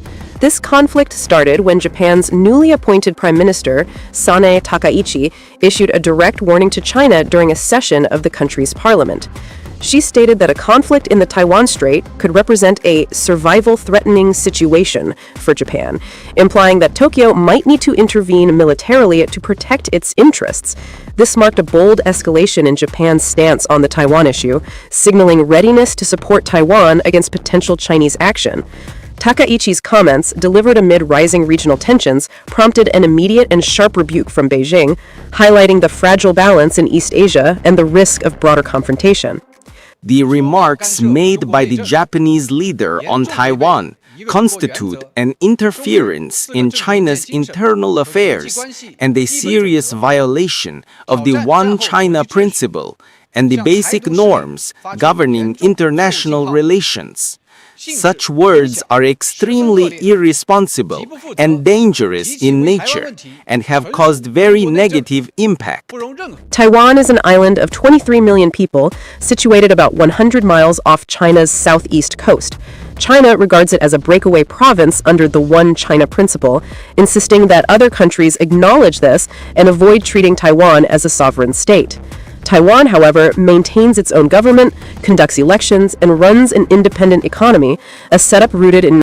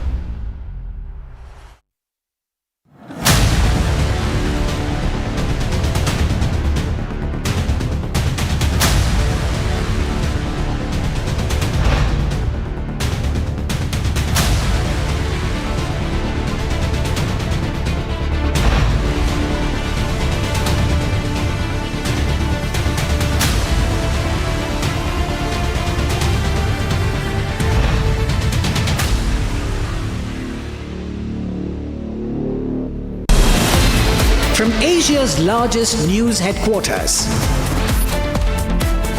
setting the agenda for Bharat.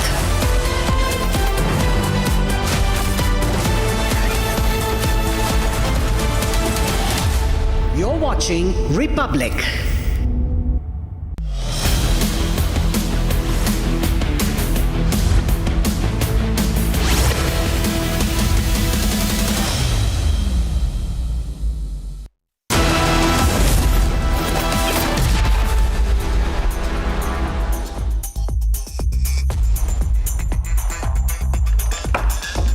Welcome. You're watching this Saturday edition of 6 Stories at 6 with me, Oyana Mitra. Over the next 30 minutes, I'll be taking you through the details of those 6 stories which have dominated the headlines today. So here we go.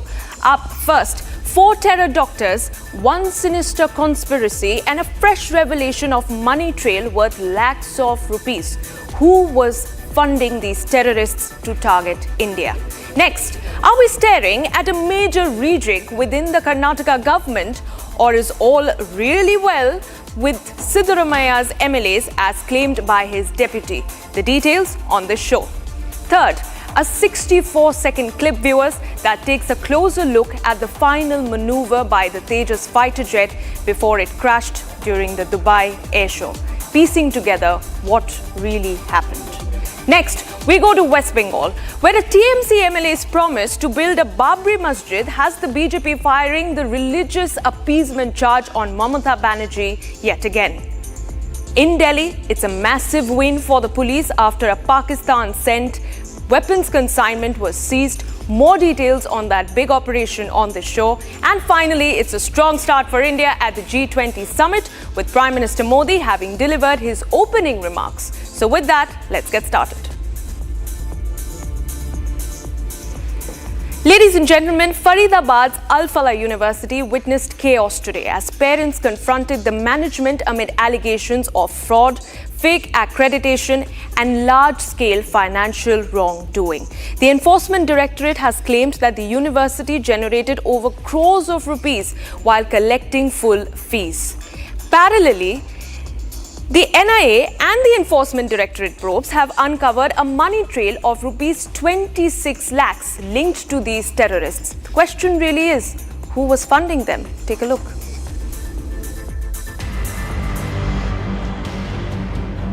Faridabad's Al Falah University saw dramatic scenes today as parents arrived on campus confronting the management over allegations of fraud, false accreditation and duping students of crores. Today, Vice Chancellor was not available. She has been called for investigation. But since Information College had that parents would be coming, they have deputed some senior faculty members. उन्होंने बोला है कि they are taking steps to protect the future of our children. And उन्होंने बताया ये कि NMC के कुछ official भी recently थे. They are also taking step and everything will be done to protect the future of our students. It's a matter of concern for for all the students who are studying here. The fact that this Al Falah University was carrying out a huge terror module, was involved in that terror blast. As a parent, how worried are you? Ma'am, that is the reason we are here. Now the question is, there are few people who were involved for which authorities are doing investigation.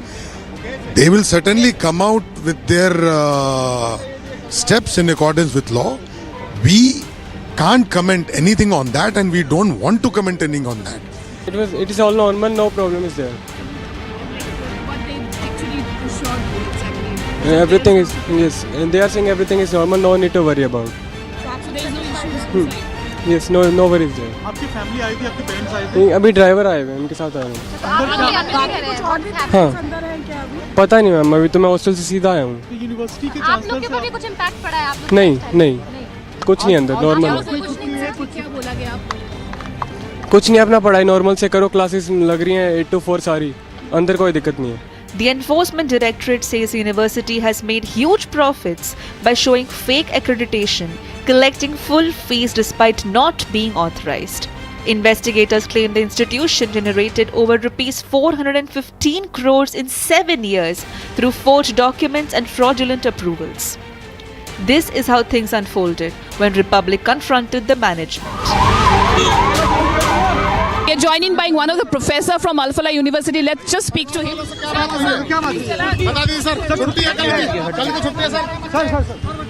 इतने सारे students हैं, आप क्या क्या exactly क्या बात हुई है? परिवार वाले पहुंचे थे आज।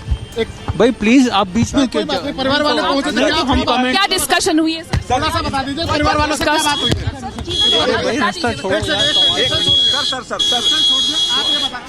सर आप ये बता दीजिए, परिवार वालों से क्या बात हुई? वालों को हमने एश्योरेंस दे दिया है। परिवार वालों को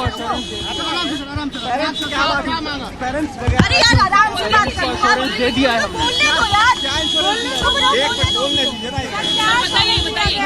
पेरेंट्स को एश्योरेंस दे दिया है। पेरेंट्स को एश्योरेंस दे दिया है।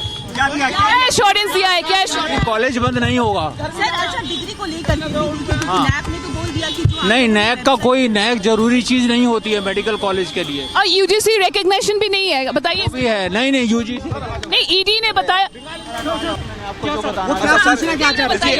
बता दिया। जानकारी दीजिए, क्या हुआ है सर? क्या है? The developments come after the National Assessment and Accreditation Council issued a show cause notice to Al-Falah for displaying absolutely wrong and misleading accreditation claims on its websites. The university has replied, blaming the false claims on oversight and website design errors, and has taken down the pages. More details are also emerging on the activities of key accused. In a major revelation, investigators say Omar, Muzammil and Shaheen were stealing chemicals from the university lab under the guise of teaching and student projects. When the NIA examined the lab, glassware, ammonium nitrate and multiple testing kits did not match the inventory records. Several kits and equipment had been taken out of the lab without any entry, smuggled out in bags and vehicle trunks in small quantities. NIA is now probing who selected the chemicals and whether foreign handlers guided the suspects on using each chemical to produce large quantities of explosives. Meanwhile, the money trail shows a module pulled over Rs 26 lakh in cash to buy materials for bomb making.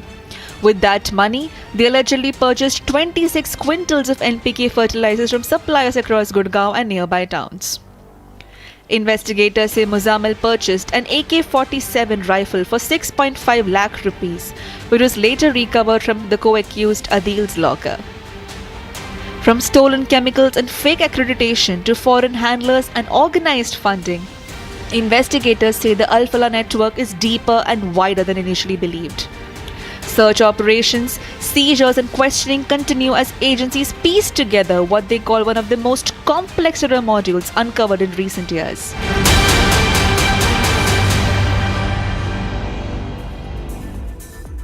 And where tension is rising within the Karnataka Congress as the High Command steps in to contain a fresh power tussle that has erupted between Chief Minister Siddaramaiah and Deputy Chief Minister D.K. Shivakumar. Even as state leaders push their preferred candidate for the top post, both Siddaramaiah and D.K. Shivakumar have publicly reiterated that the party High Command's decision is paramount and final. There's tension in the Congress camp in Karnataka. The High Command is firefighting another crisis between D.K. Shivakumar and Siddaramaiah.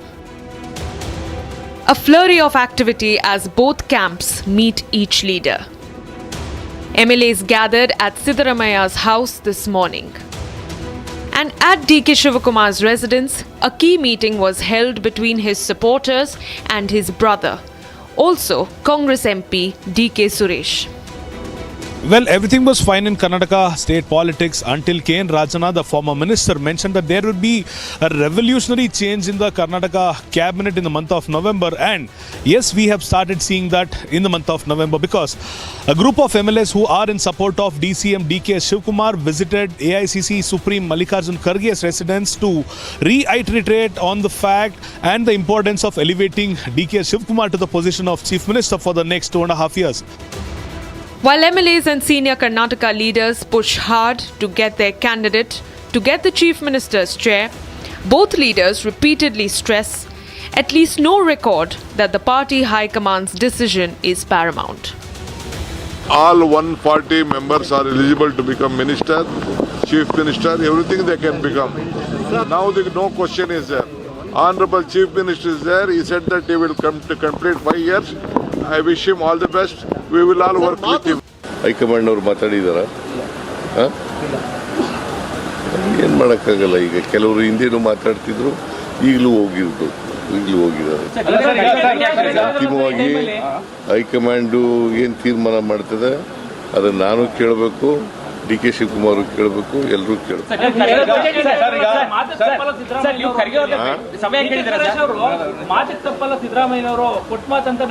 ಹೌದು, ಈಗಲೂ ಮಾತು ತಪ್ಪಲ್ಲ. ನಾನು ಎಲ್ಲ guarantee ಯೋಜನೆಗಳನ್ನೆಲ್ಲ ಜಾರಿ ಮಾಡಿದ್ದೀವಿ.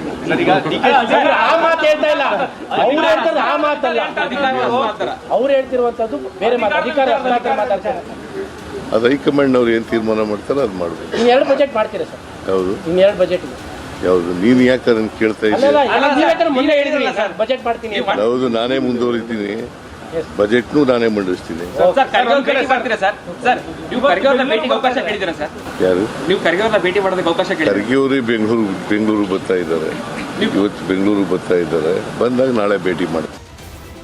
On Saturday, the two leaders were even seen sharing the same stage despite the ongoing power tussle. And it's a ticking time bomb for the Congress party. Viewers, only 3 days before the tragedy, the Tejas that crashed yesterday in Dubai was seen rehearsing sharp turns and low-level passes. But during Friday's demonstration, tragedy struck. India mourns the loss of Wing Commander Namanj Sayal, and on this show, we bring you the fresh visuals that have emerged now, hoping to piece together what exactly unfolded in those final moments in Dubai. 3 days before the Dubai Air Show tragedy, the light combat aircraft Tejas was seen performing practice maneuvers, cutting sharp turns and executing low passes with precision. On Friday, the Tejas lined up for its aerial display. Videos show the aircraft taking off normally, engines stable, climb smooth as it began its demonstration pattern. The Indian Air Force's Tejas crashed during the demonstration on the last day of the air show, killing the pilot after the jet suddenly lost altitude during a low-level maneuver and plunged into the ground.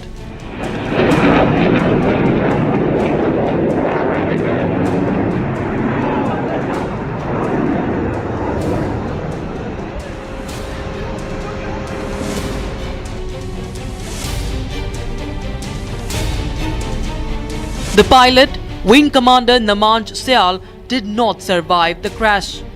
Namanj Sayal was a decorated and highly experienced officer from Himachal Pradesh. With 14 years of service, he was known for precision flying and exceptional professionalism. One possible reason investigators are examining is a negative G-turn where the pilot pushes the nose down while inverted. Another angle under review is a possible fly-by-wire system anomaly, as any sudden glitch could have caused the aircraft to destabilize, especially during aggressive low-level maneuvers. In a conversation with Republic, eyewitness Shabir described the final moments before the Tejas went down. He was close to the tarmac in Dubai. So I was present there for the whole air show. Okay, first we saw student Kiran performing their maneuvers, and then we saw F-35 come in, and then we saw Tejas come in. So first of all, I think Tejas performed for 5-6 minutes. We saw everything like it was going smooth, nothing out of the ordinary. But as soon as I started seeing like Tejas going in the rapid descent, I thought he's going to try something new. Perhaps I haven't seen this before, because I didn't see any aircraft, not F-35, not Su-57 going this deep and this low to the ground. But I thought for the last day Tejas is going to try something new. Perhaps I haven't seen it, but as soon as I saw the rapid descent, I thought to myself, how is he going to recover from that? I mean, the descent was so rapid, and so when it went down, and I couldn't see it because it went to that side, and 3-4 seconds later, the worst happened. The tragedy happened. As the nation mourns Wing Commander Sayal, the inquiry will work to bring clarity and closure to the tragedy that has unfolded. And moving on, a political storm has erupted in West Bengal after TMC MLA Humayun Kabir announced plans to set up a mosque in Murshidabad modelled after the Babri Masjid. The comment has drawn sharp attacks from the BJP, with the party calling the move a blatant appeasement and evidence of selective secularism. In a fresh political row from West Bengal, TMC MLA Humayun Kabir proposed to set up a mosque modelled after the Babri Masjid at Beldanga in the same district. Kabir said that he will lay the foundation stone of the proposed Babri Masjid in Murshidabad on 6th of December. हाँ वो तो बाबरी मस्जिद का शिलान्यास होगी 6 दिसंबर। State का मेरा नेता सब लोग को संहति दिवस भी उद्यापन होगी। मैं वहाँ का बेलडंगा में एक बाबरी मस्जिद 3 साल के लिए काम चलेगी, इसीलिए उनका भित्ति स्थापन होगी। वो मुस्लिम लीडर लोग सब आएगी, मुस्लिम जो जाने वाने वाला है, जो कुरान हदीस, बड़ा नाम बाद में आपको ऐलान कर देंगे। This move and the remarks made by Humayun Kabir has drawn sharp reaction from the state's opposition BJP.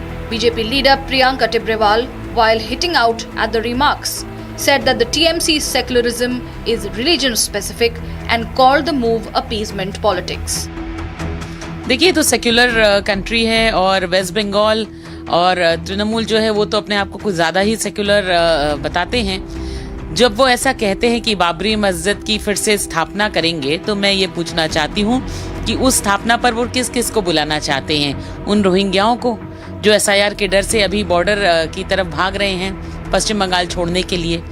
दूसरी बात मैं ये भी कहना चाहती हूँ कि आज अगर उनको बाबरी मस्जिद बनाने का इतना ही शौक है, तो जो बाबरी मस्जिद बाबर के नाम से बनी थी, पहले ये पता करिए वो इतिहास क्या है, वो कहाँ से आया था। Meanwhile, other BJP leaders also came in and slammed the move and remarks made by Humayun Kabir. This controversial Humayun Kabir, who says he will chop off Hindus and throw them into Bhagirath, now is making yet another controversial statement because their philosophy is give Hindus gali and take vote bank ki tali. They are the same people who oppose Jai Shri Ram. They are the same people who oppose Ram Mandir. And these are the same people who for vote bank politics will go to any extent, whether it is inciting on Waqf, inciting on CA, inciting on SIR or doing these kinds of things. कोई मस्जिद बना ही सकता है, लेकिन वो proper स्थान पे होना चाहिए। इसमें किसी ने किसी का धर्म का पालन करेंगे, उसमें हमारा तो कोई आपत्ति नहीं है। लेकिन ये जो इसको मस्जिद को पॉलिटिकलाइज करने का जो माहौल बनाने का कोशिश कर रहा है, ये तो मुसलमान धर्म का अपमान है। ममता बनर्जी के इशारे पर उनके नेता हुमायूं कबीर कह रहे हैं 6 दिसंबर को पश्चिम बंगाल में बाबरी मस्जिद बनाएंगे, इसका निर्माण होगा। तो ये पूछा जाएगा, संविधान में ममता बनर्जी की आस्था नहीं है। वो NRC जब लागू होता है तो कहती हैं कि NRC हुआ तो देश में गृह युद्ध हो जाएगा। The MLA, who is known for speaking out of turn and beyond his brief, has courted controversy in the past as well. He was expelled from the party in the past but rejoined and won from Murshidabad's Bharatpur Assembly constituency. Meanwhile, Humayun Kabir has threatened to launch a new outfit for minorities on December 22, stumping his party again. This time, he has also invited a young opposition legislator, Naushad Siddiqui, to the foundation stone laying of his proposed Babri Masjid in the district on December 6. And viewers, in the national capital, the Delhi Police Crime Branch has busted a major international arms trafficking racket, alleging that weapons were smuggled from Pakistan into Punjab using drones before being moved towards Punjab and the Delhi National Capital Region. The Crime Branch team has arrested 2 suspects during a delivery in Rohini earlier today, and 4 men are currently in custody. Police say that these weapons were destined for gangs linked to Lawrence Bishnoi, Bambiha, Gogi and Himanshu Bhau, and included high-end pistols. This next report will bring you the details of this operation. The Delhi Police Crime Branch has busted a major international arms trafficking racket. The weapons were allegedly smuggled from Pakistan into India's Punjab using drones. A large cache of sophisticated foreign-made pistols has been recovered. Police say that the consignment was headed towards Punjab and Delhi NCR. This international arms racket was busted by Delhi Crime Branch, and this racket, it is recovered that 8 to 10 weapons, high-end sophisticated weapons were recovered. These high-end sophisticated weapons were dropped across the border using drones, and these drones from Pakistan, the Pakistan ISI agent had links, and they used to use drones to drop these weapons across the border, and these weapons were collected and supplied to the Delhi arms dealer. As per sources, these weapons were meant for gangs linked to Lawrence Bishnoi, Bambiha, Gogi and Himanshu Bhau. The crime branch team was led by DCP Sanjeev Yadav, and 2 accused were caught while delivering the arms in Delhi's Rohini area. 19 तारीख को एक specific information पर crime branch की team ने 2 व्यक्ति जिनका नाम मनदीप और तलविंदर है, इनको अप्रेंड किया था। इनके पास से 8 वेपन रिकवर हुए, जिसमें से 3 मेड इन टर्की हैं और 5 मेड इन चाइना वेपन हैं, PX 5.7 और PX 3। और उनकी इंटरवेशन से ये मालूम चला कि ये वेपन पाकिस्तान से यहाँ पे ड्रॉप कराए गए थे ड्रोन के माध्यम से पंजाब के डिफरेंट लोकेशंस पर, और वहाँ से इन्होंने कलेक्ट करके दिल्ली NCR के आर्म सप्लायर को सप्लाई करना था। Special CP of Crime Devesh Srivastava said that the police recovered 10 high-end foreign-made pistols and 92 live cartridges. Among them was a Turkey-made PX 5.7 pistol, a weapon usually used only by special forces. A Chinese-made PX 3 pistol was also seized, showing that the ISI-backed network was sourcing weapons from multiple countries. Interrogation says that the high-end pistols were manufactured in Turkey and China. The network is suspected to have connections with Pakistan's intelligence agency, ISI. 4 men have been arrested so far in the case for supplying weapons to these gangster groups. Among those arrested are Mandeep from Philor and Dalvinder from Ludhiana. The other 2 accused have been identified as Rohan Tomar from Bhagpat and Ajay alias Monu. And viewers, the 2025 G20 Leaders Summit has opened in Johannesburg in South Africa, bringing together 19 countries. And it was a strong start for India as Prime Minister Narendra Modi received a warm welcome from the diaspora. And in his opening remark, he outlined a 3-path breaking news initiative. Here are the developments that we understand so far. The 2025 G20 Leaders Summit has officially begun in Johannesburg, the first time the summit is being hosted on African soil. The 3-day gathering themed Solidarity, Equality and Sustainability brings together 19 countries and organizations to build consensus on global growth, debt sustainability and climate challenges. PM Modi will present India's perspective on inclusive and sustainable economic growth, with the opening session focusing on leaving no one behind. Prime Minister is also set to hold a series of bilateral meetings on the sidelines of the summit. PM Modi reached Johannesburg yesterday evening to a vibrant and heartfelt welcome. He was greeted by dancers performing folk traditions from 11 Indian states, reflecting India's cultural diversity on African soil.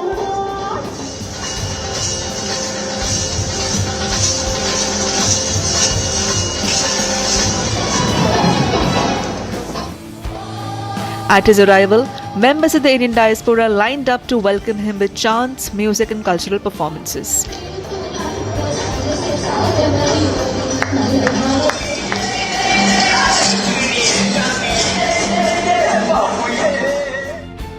As the summit session begins today, the Prime Minister met South African President Cyril Ramaphosa.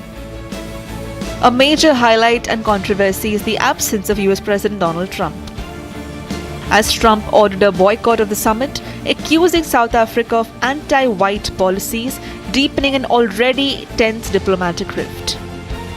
With leaders from China, France, Germany, UK, Brazil, Japan, Australia and others attending, South Africa says the attendance remains strong, and the summit will push ahead with its agenda of global cooperation. And that's all that we had in this edition of 6 Stories and 6. But do stay on with us at 7 p.m. This is exclusive with Niranjan. Thanks for watching.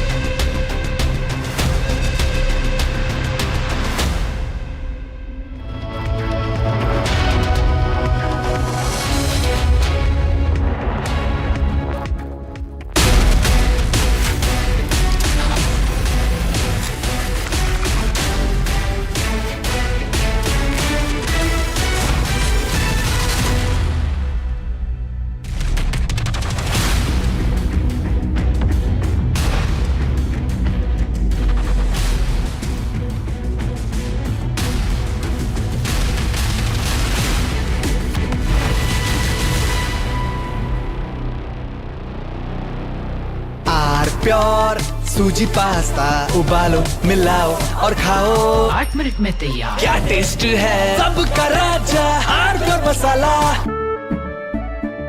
केसरिया से मन जोगी हुआ रे दिल झूमे देखो मतवारा हुआ रे केसरिया से मन जोगी हुआ। हर पल मनाओ केसरी त्योहार।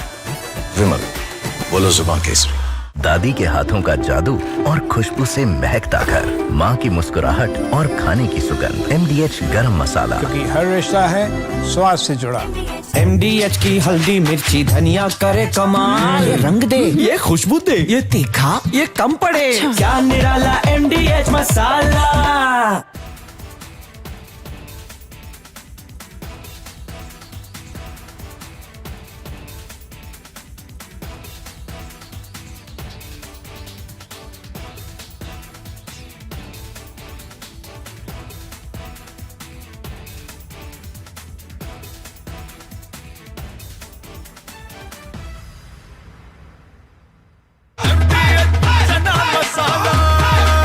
अब छोलिया हो या लोबिया, सफेद चने या काले चने, सब कुछ मजेदार बने।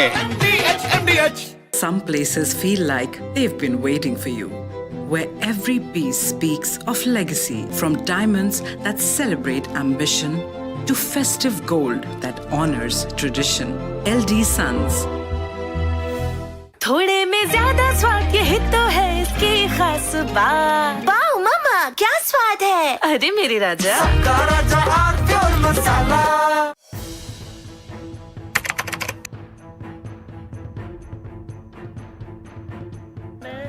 So in the past we would see most of the terrorists who would get arrested, they would be like the people who would be working at a very low level.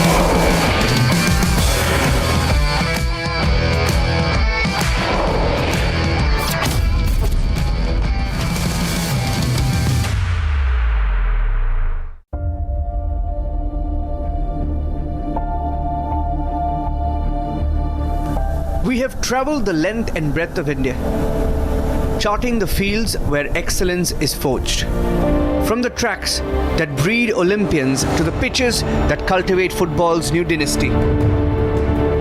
R for Sports, the campaign of the Republic Media Network, has tracked the relentless investment in Indian ambition.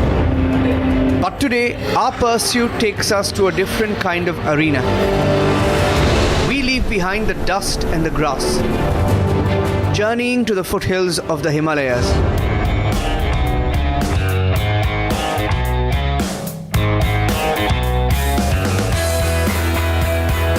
To the frozen heart of Uttarakhand.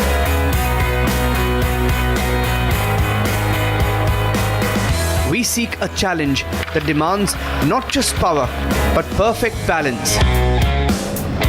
Not just endurance, but absolute grace. we arrive in Dehradun.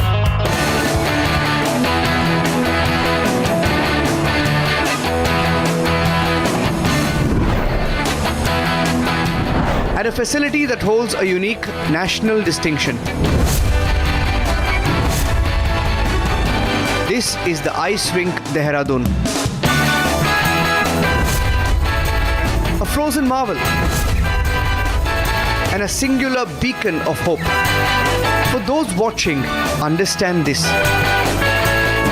This is the only Olympic-sized ice rink in all of South Asia. One of the biggest ice rink in this area. In South Asia, this is the only complete ice rink on which ice hockey can be played.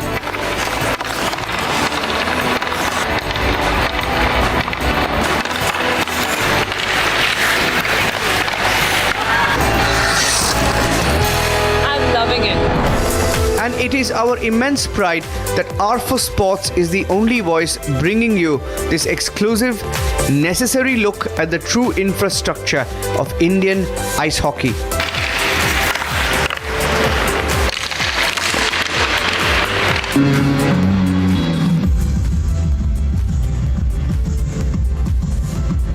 Skating करना वैसे जो अगर चाहे कि skating करना तो वो basically skating कर सकता है, इतना हार्ड भी नहीं है, इतना वो भी नहीं है। तो नॉर्मली स्केट बेसिक सीखने में 4 से 6 दिन, 7 दिन, 8 दिन बेसिक सीखने में लगता है। फिर धीरे धीरे इंसान ग्रिप बनाना या चलना इस पर सीख जाता है। फिर 2-3 महीने में तो अगर अच्छे से कोचिंग मिले अच्छे से तो थोड़ा ठीक ठाक बेसिक जो सीखना है वो सीख जाता है, स्किल वगैरह सीख जाता है। और फिर यहाँ पे बहुत सारे इवेंट होते हैं। अभी जब से ये रिंग खुला है तब से तो बैक टू बैक इवेंट हो ही रहे। कभी स्केटिंग का फिगर स्केटिंग होता है, कभी स्पीड स्केटिंग होता है, कभी वैंडी के गेम होते हैं, कभी स्लॉट बुकिंग होता है। पर्सनली भी लोग स्लॉट बुकिंग करते हैं, कैंप होते हैं। और अभी यहाँ पे जो सबसे पहले जो नेशनल हुआ था वो आइस हॉकी का नेशनल हुआ था, उसमें हमारी इंडिया टीम की लड़कियाँ ब्रॉन्ज मेडल लेके आई थी दुबई से। मतलब यहाँ पे बहुत अच्छा, पहले 12 साल पहले ये रिंग खुला हुआ था तो 12 साल के बाद ये रिंग बंद हो गया था। फिर अभी हमारे जो नेशनल गेम हुए थे उसके बाद स्पोर्ट्स सेक्रेटरी सिन्हा सर और हमारी कंपनी ने इसको दोबारा शुरू किया। तो अब धीरे धीरे आइस पे लोगों को इंटरेस्ट आ रहा है। बहुत सारे लोगों को तो अभी भी नहीं पता है, पर धीरे धीरे बढ़ रहा है ये।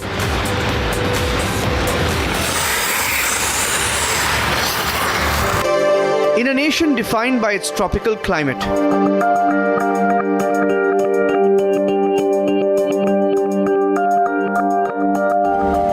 the creation and maintenance of this facility is an act of pure will. This is not a luxury. It is a necessity that demands specialized vision and committed governance. You cannot train an ice skater or a hockey player on concrete. You need the precision, the temperature, and the unforgiving canvas of pure ice. Earlier, there used to be only normal fields and very basic level of games. But now, with the advent of various types of national games and national championships, the infra has grown multifold. And infra has grown, and people have started pouring in. Athletes have started pouring in. And as far as Uttarakhand is concerned, I have seen athletes even at the remotest places in the hills, and they are so much into sports that you give them any sports like combat sport, team sport, long distance running sport. I mean, these games, it's like you have to scrape on the top. They are somewhere hidden below. They are there. They have not yet been identified. They have not yet been picked by the federations. So it's the reason could be infra would be one reason, obviously yes, but there are other reasons like the apathy of federation and somehow to some extent bureaucracy also. Although bureaucracy directly they don't intervene in the development of the sports or the talent hunting of the sports, but indirectly everything is being done by the bureaucracy. So apathy of federation is one thing where I feel that transparency has to be there. Like in national game, what we did that during the trials we put cameras, so that helped us a lot. We could muster 103 medals, and we could. Earlier we were on the 25th rank, where this times in the national game we stood at 7th. Guiding this infrastructure into an era of excellence is a visionary commitment from the state. Under the leadership of Amit Kumar Sinha, Special Principal Secretary for Sports and Youth Welfare Department, Uttarakhand, this infrastructure is not just surviving, it is being perfected. I'm loving it. This is the crucial link. Realizing that national sporting success begins with political will and unwavering investment. This ice rink was earlier started in 2012. We had a match of South Asian Federation Games here, and it was started for that purpose only. And teams from Nepal, Bangladesh, Bhutan, they all came. They played here, but after 2-3 months, it got shut down because of. I've heard that's what the. Maybe because of the electricity bill, because it was humongous. So at that time, this running of the whole ice rink requires a huge amount of electricity. So during the national game, what we proposed that since it was shut for almost 12 years, so during the national game, we installed 1 megawatt of solar panel on the roof. And then this time when we started it, the machines were quite old, so we repaired it with lots of energy from. In fact, we got some spare part from eBay, from places where, because they were so old equipments, so that was the issue. Reviving was a challenge, but since it is revived, so now then we can actually attracting people all around the country, and as of now many people from around even places like Singapore and neighboring countries, they are also sending people to practice here. And this is one of the, as you have seen, one of the biggest ice rink in this area. I think in South Asia, this is the only complete ice rink on which ice hockey can be played.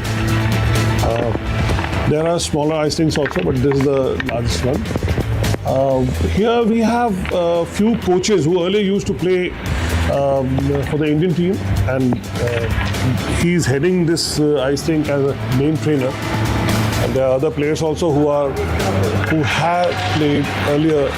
What happened that earlier the Indian team used to go to places like Singapore and Thailand to play ice hockey for the national international championships. So now the best part is that for whole year, they can play here. The earlier, during 2-3 months of winter's ice in Ladakh, they used to play ice hockey. So now, even figure skaters are very happy that they have got some place in India where they can do regular practices. Speed skating, in fact, we had our Asian Speed Skating Championship this year. We had in National Bandy Championship, we had National Ice Hockey Championship. So almost all the ice games as of now, except I think curling they also would be joining us in a month or so. The facility itself is the ultimate teacher. It demands respect. Every drill is a session in control. Every movement is a calculated risk. जब हमने start किया था ice को जमाना, तो धीरे धीरे हमने फ्लडिंग करते हैं। इसके नीचे क्या अपना पूरा रेफ्रिजरेशन सिस्टम टाइप का लगा हुआ है, पूरा पाइपिंग सिस्टम है, ऊपर से फ्लोरिंग है, और हमारा प्लांट अकॉर्डिंग टू टेम्परेचर हम सेट करके रखते हैं।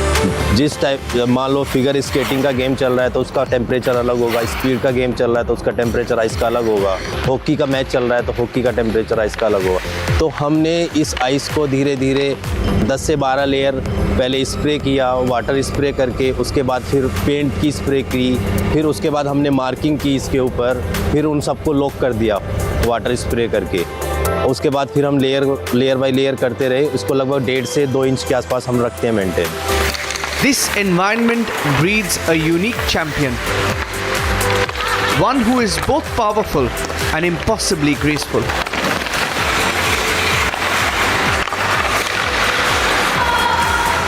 जब यहाँ पे कोई मैच ख़त्म हो जाता है तो उस आइस को रीसर्फेसिंग करने के लिए एक मशीन है जिसका नाम है जम्बोनी। वो आइस क्या करती है, उसमें आप उस आइस को उठा लेती है और पीछे से वाटर फ्लडिंग होती रहती है, साथ के साथ टेम्परेचर के अकॉर्डिंग वाटर जमता रहता है, तो उस आइस को उठा के हम बाहर डंप कर देते हैं।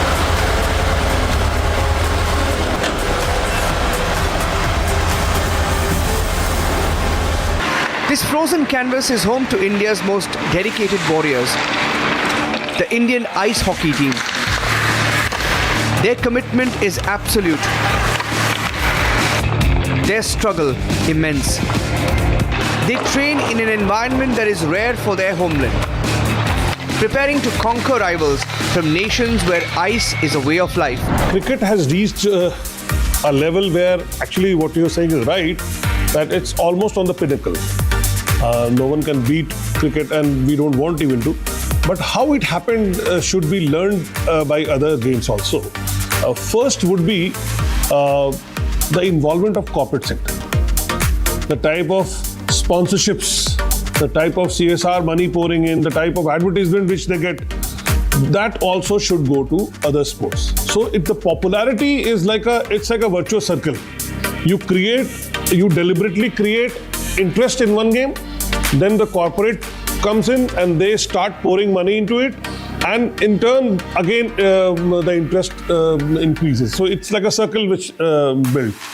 For that building of circle you require initial push by the government. Obviously we have done it. We have started giving jobs to those who have won national games medals. We have started giving huge amount of monies to those who have won medals in national games. So these things are there.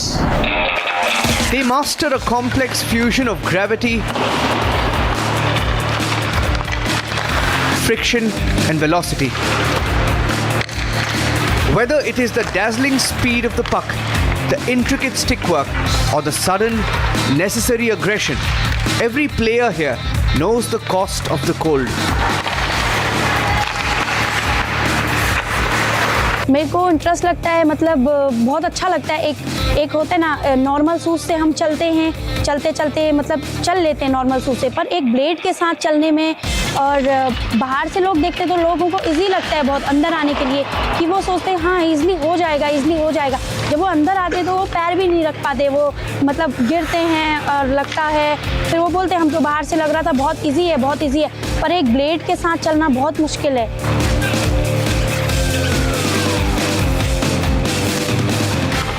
They are pioneers, mastering a sport where the difference between glory and failure is measured in thin edge of a blade.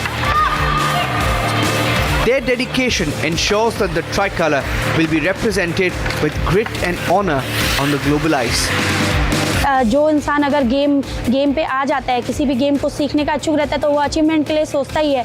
मैं भी अगर अच्छा सीख गई, अच्छा practice करूँगी, अच्छा खेलूँगी, तो मैं भी क्या पता इंडिया टीम के साथ खेलूँ कभी। इंडिया टीम की लड़कियाँ बहुत अच्छा खेलती हैं, बहुत अच्छा प्रैक्टिस करती हैं। हमारा जब यहाँ पर रिंग नहीं था, वो स्पीति में प्रैक्टिस करती थी, वहाँ लद्दाख में प्रैक्टिस करती थी, वहाँ पर एक नेचुरल आइस रिंग है, वहाँ पर प्रैक्टिस करती थी। तो अब जब से यहाँ रिंग खुला है, तो वो आर्मी टीम भी और ITBP का भी, गर्ल्स बॉयज़ दोनों यहीं पर आते हैं। For decades, winter sports were a whispered dream, an inaccessible domain. But that era is over. The establishment of this world-class facility, driven by dedicated officials and fueled by these athletes, signals a national intent. और figure skates के बारे में अगर मैं बताना चाहूँ तो इसमें एलिमेंट्स होते हैं, जैसे हम स्पिन करते हैं, आपने देखा ही होगा भी, हम स्पिन करते हैं, जंप्स करते हैं, और भी काफ़ी सारी चीज़ें होती है, उसमें एलिमेंट्स होते हैं, तो हम वही एलिमेंट करते हैं। और हमें एलिमेंट्स के उसमें पॉइंट्स मिलते हैं कि अगर हमने कोई एलिमेंट अच्छे से करा तो हमें उसके अच्छे पॉइंट्स मिलेंगे।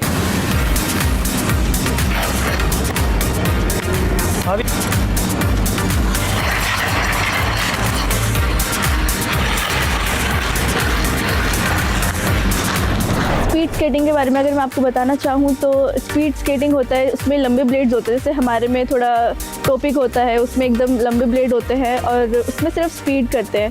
500 होती है, 1000 होती है, 1500 की रेस होती है।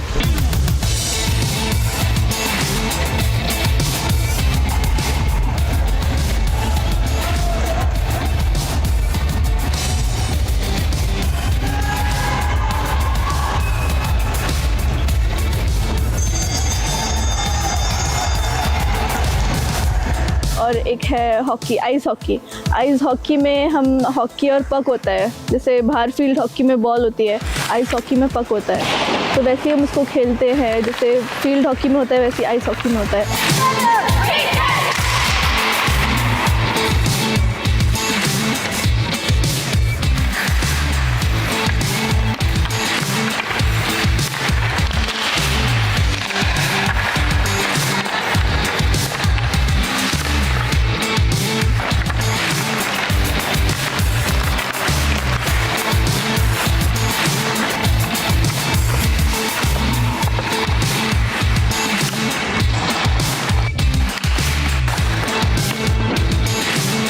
It is an investment in a future where India competes not just in the summer games, but conquers the cold.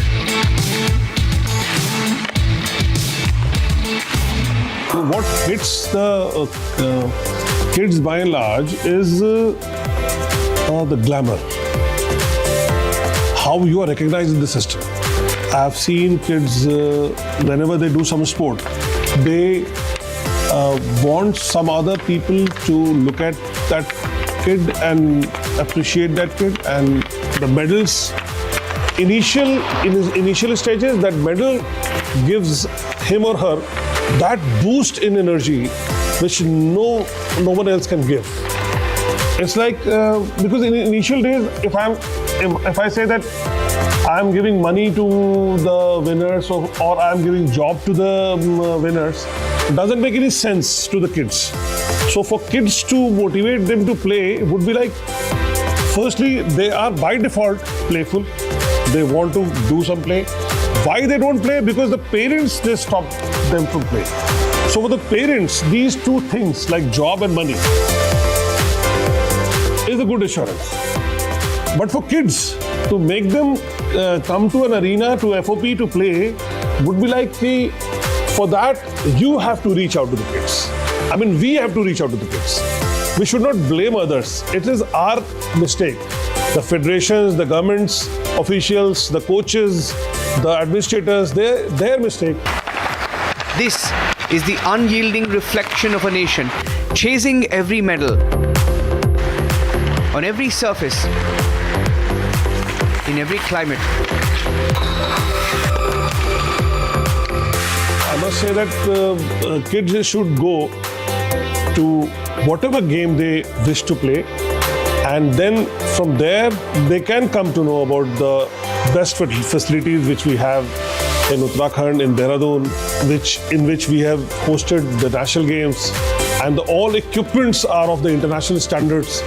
So all kids should know this. I can only say through you that kids should come, and they can come to this place if they want to play some game or want to participate in some international level activity. We have all equipments available here at it. The ice rink Dehradun is more than just cold concrete and chilling air.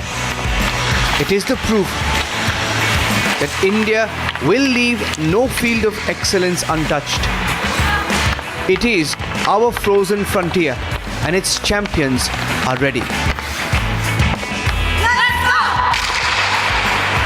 India 140 crore की आबादी है, मतलब लोग 1 करोड़ की आबादी में 100 ice rink होते हैं। हमारे तो 140 करोड़ में हमारा एक आइस रिंक लद्दाख में भी होना चाहिए। मैं तो कहता हूँ द्वारका में भी एक बन रहा है, वहाँ भी होना चाहिए। ऐसे पूरे कंट्री में आइस रिंक भरे होने चाहिए। हर तरह का FOP होना चाहिए, all type of games. I mean, kids should have games on their platter. They can choose games. Yes, I want to play this game.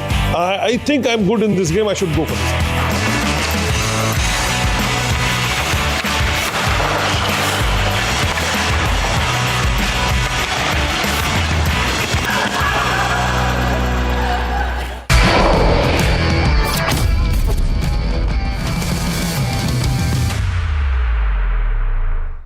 आधे बाउल दही में 4 चम्मच MDH चटनी पुदीना मसाला डाला, स्टर करो, पुदीना चटनी तैयार। MDH चटनी पुदीना मसाला।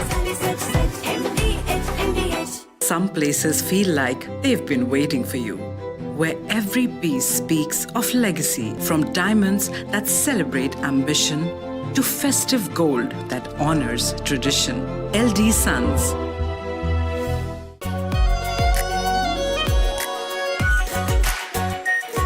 Pure shahi paneer masala, delicious, healthy every day. थोड़े में ज्यादा स्वाद, यही तो है इसकी खास बात। वाओ मामा, क्या स्वाद है। अरे मेरे राजा, China and Japan are clashing verbally over Taiwan. Tensions between China and Japan have risen over Taiwan's security. Japan has signaled it may intervene in a potential conflict, viewing it as a threat to its own stability. China condemned this as meddling, issuing strong warnings and summoning diplomats. This conflict started when Japan's newly appointed Prime Minister, Sanae Takaichi, issued a direct warning to China during a session of the country's parliament. She stated that a conflict in the Taiwan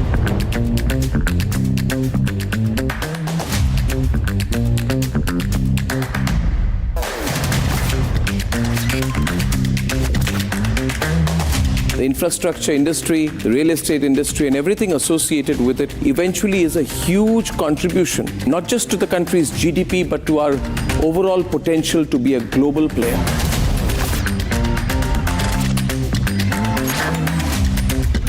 What's the big picture? Let's set the context to this. Why are we doing this? We are bringing about a very credible voice for the home buyers, for the real estate investors, through Republic TV's amazing platform.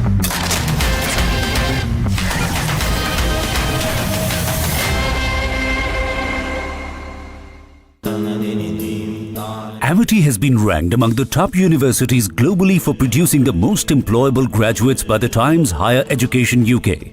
Yet another testimony to Amity's excellent placement record. Pure sooji pasta उबालो मिलाओ और खाओ 8 minute में तैयार क्या taste है सबका राजा R pure masala Some places feel like they've been waiting for you, where every piece speaks of legacy, from diamonds that celebrate ambition to festive gold that honors tradition. LD Sons. दादी के हाथों का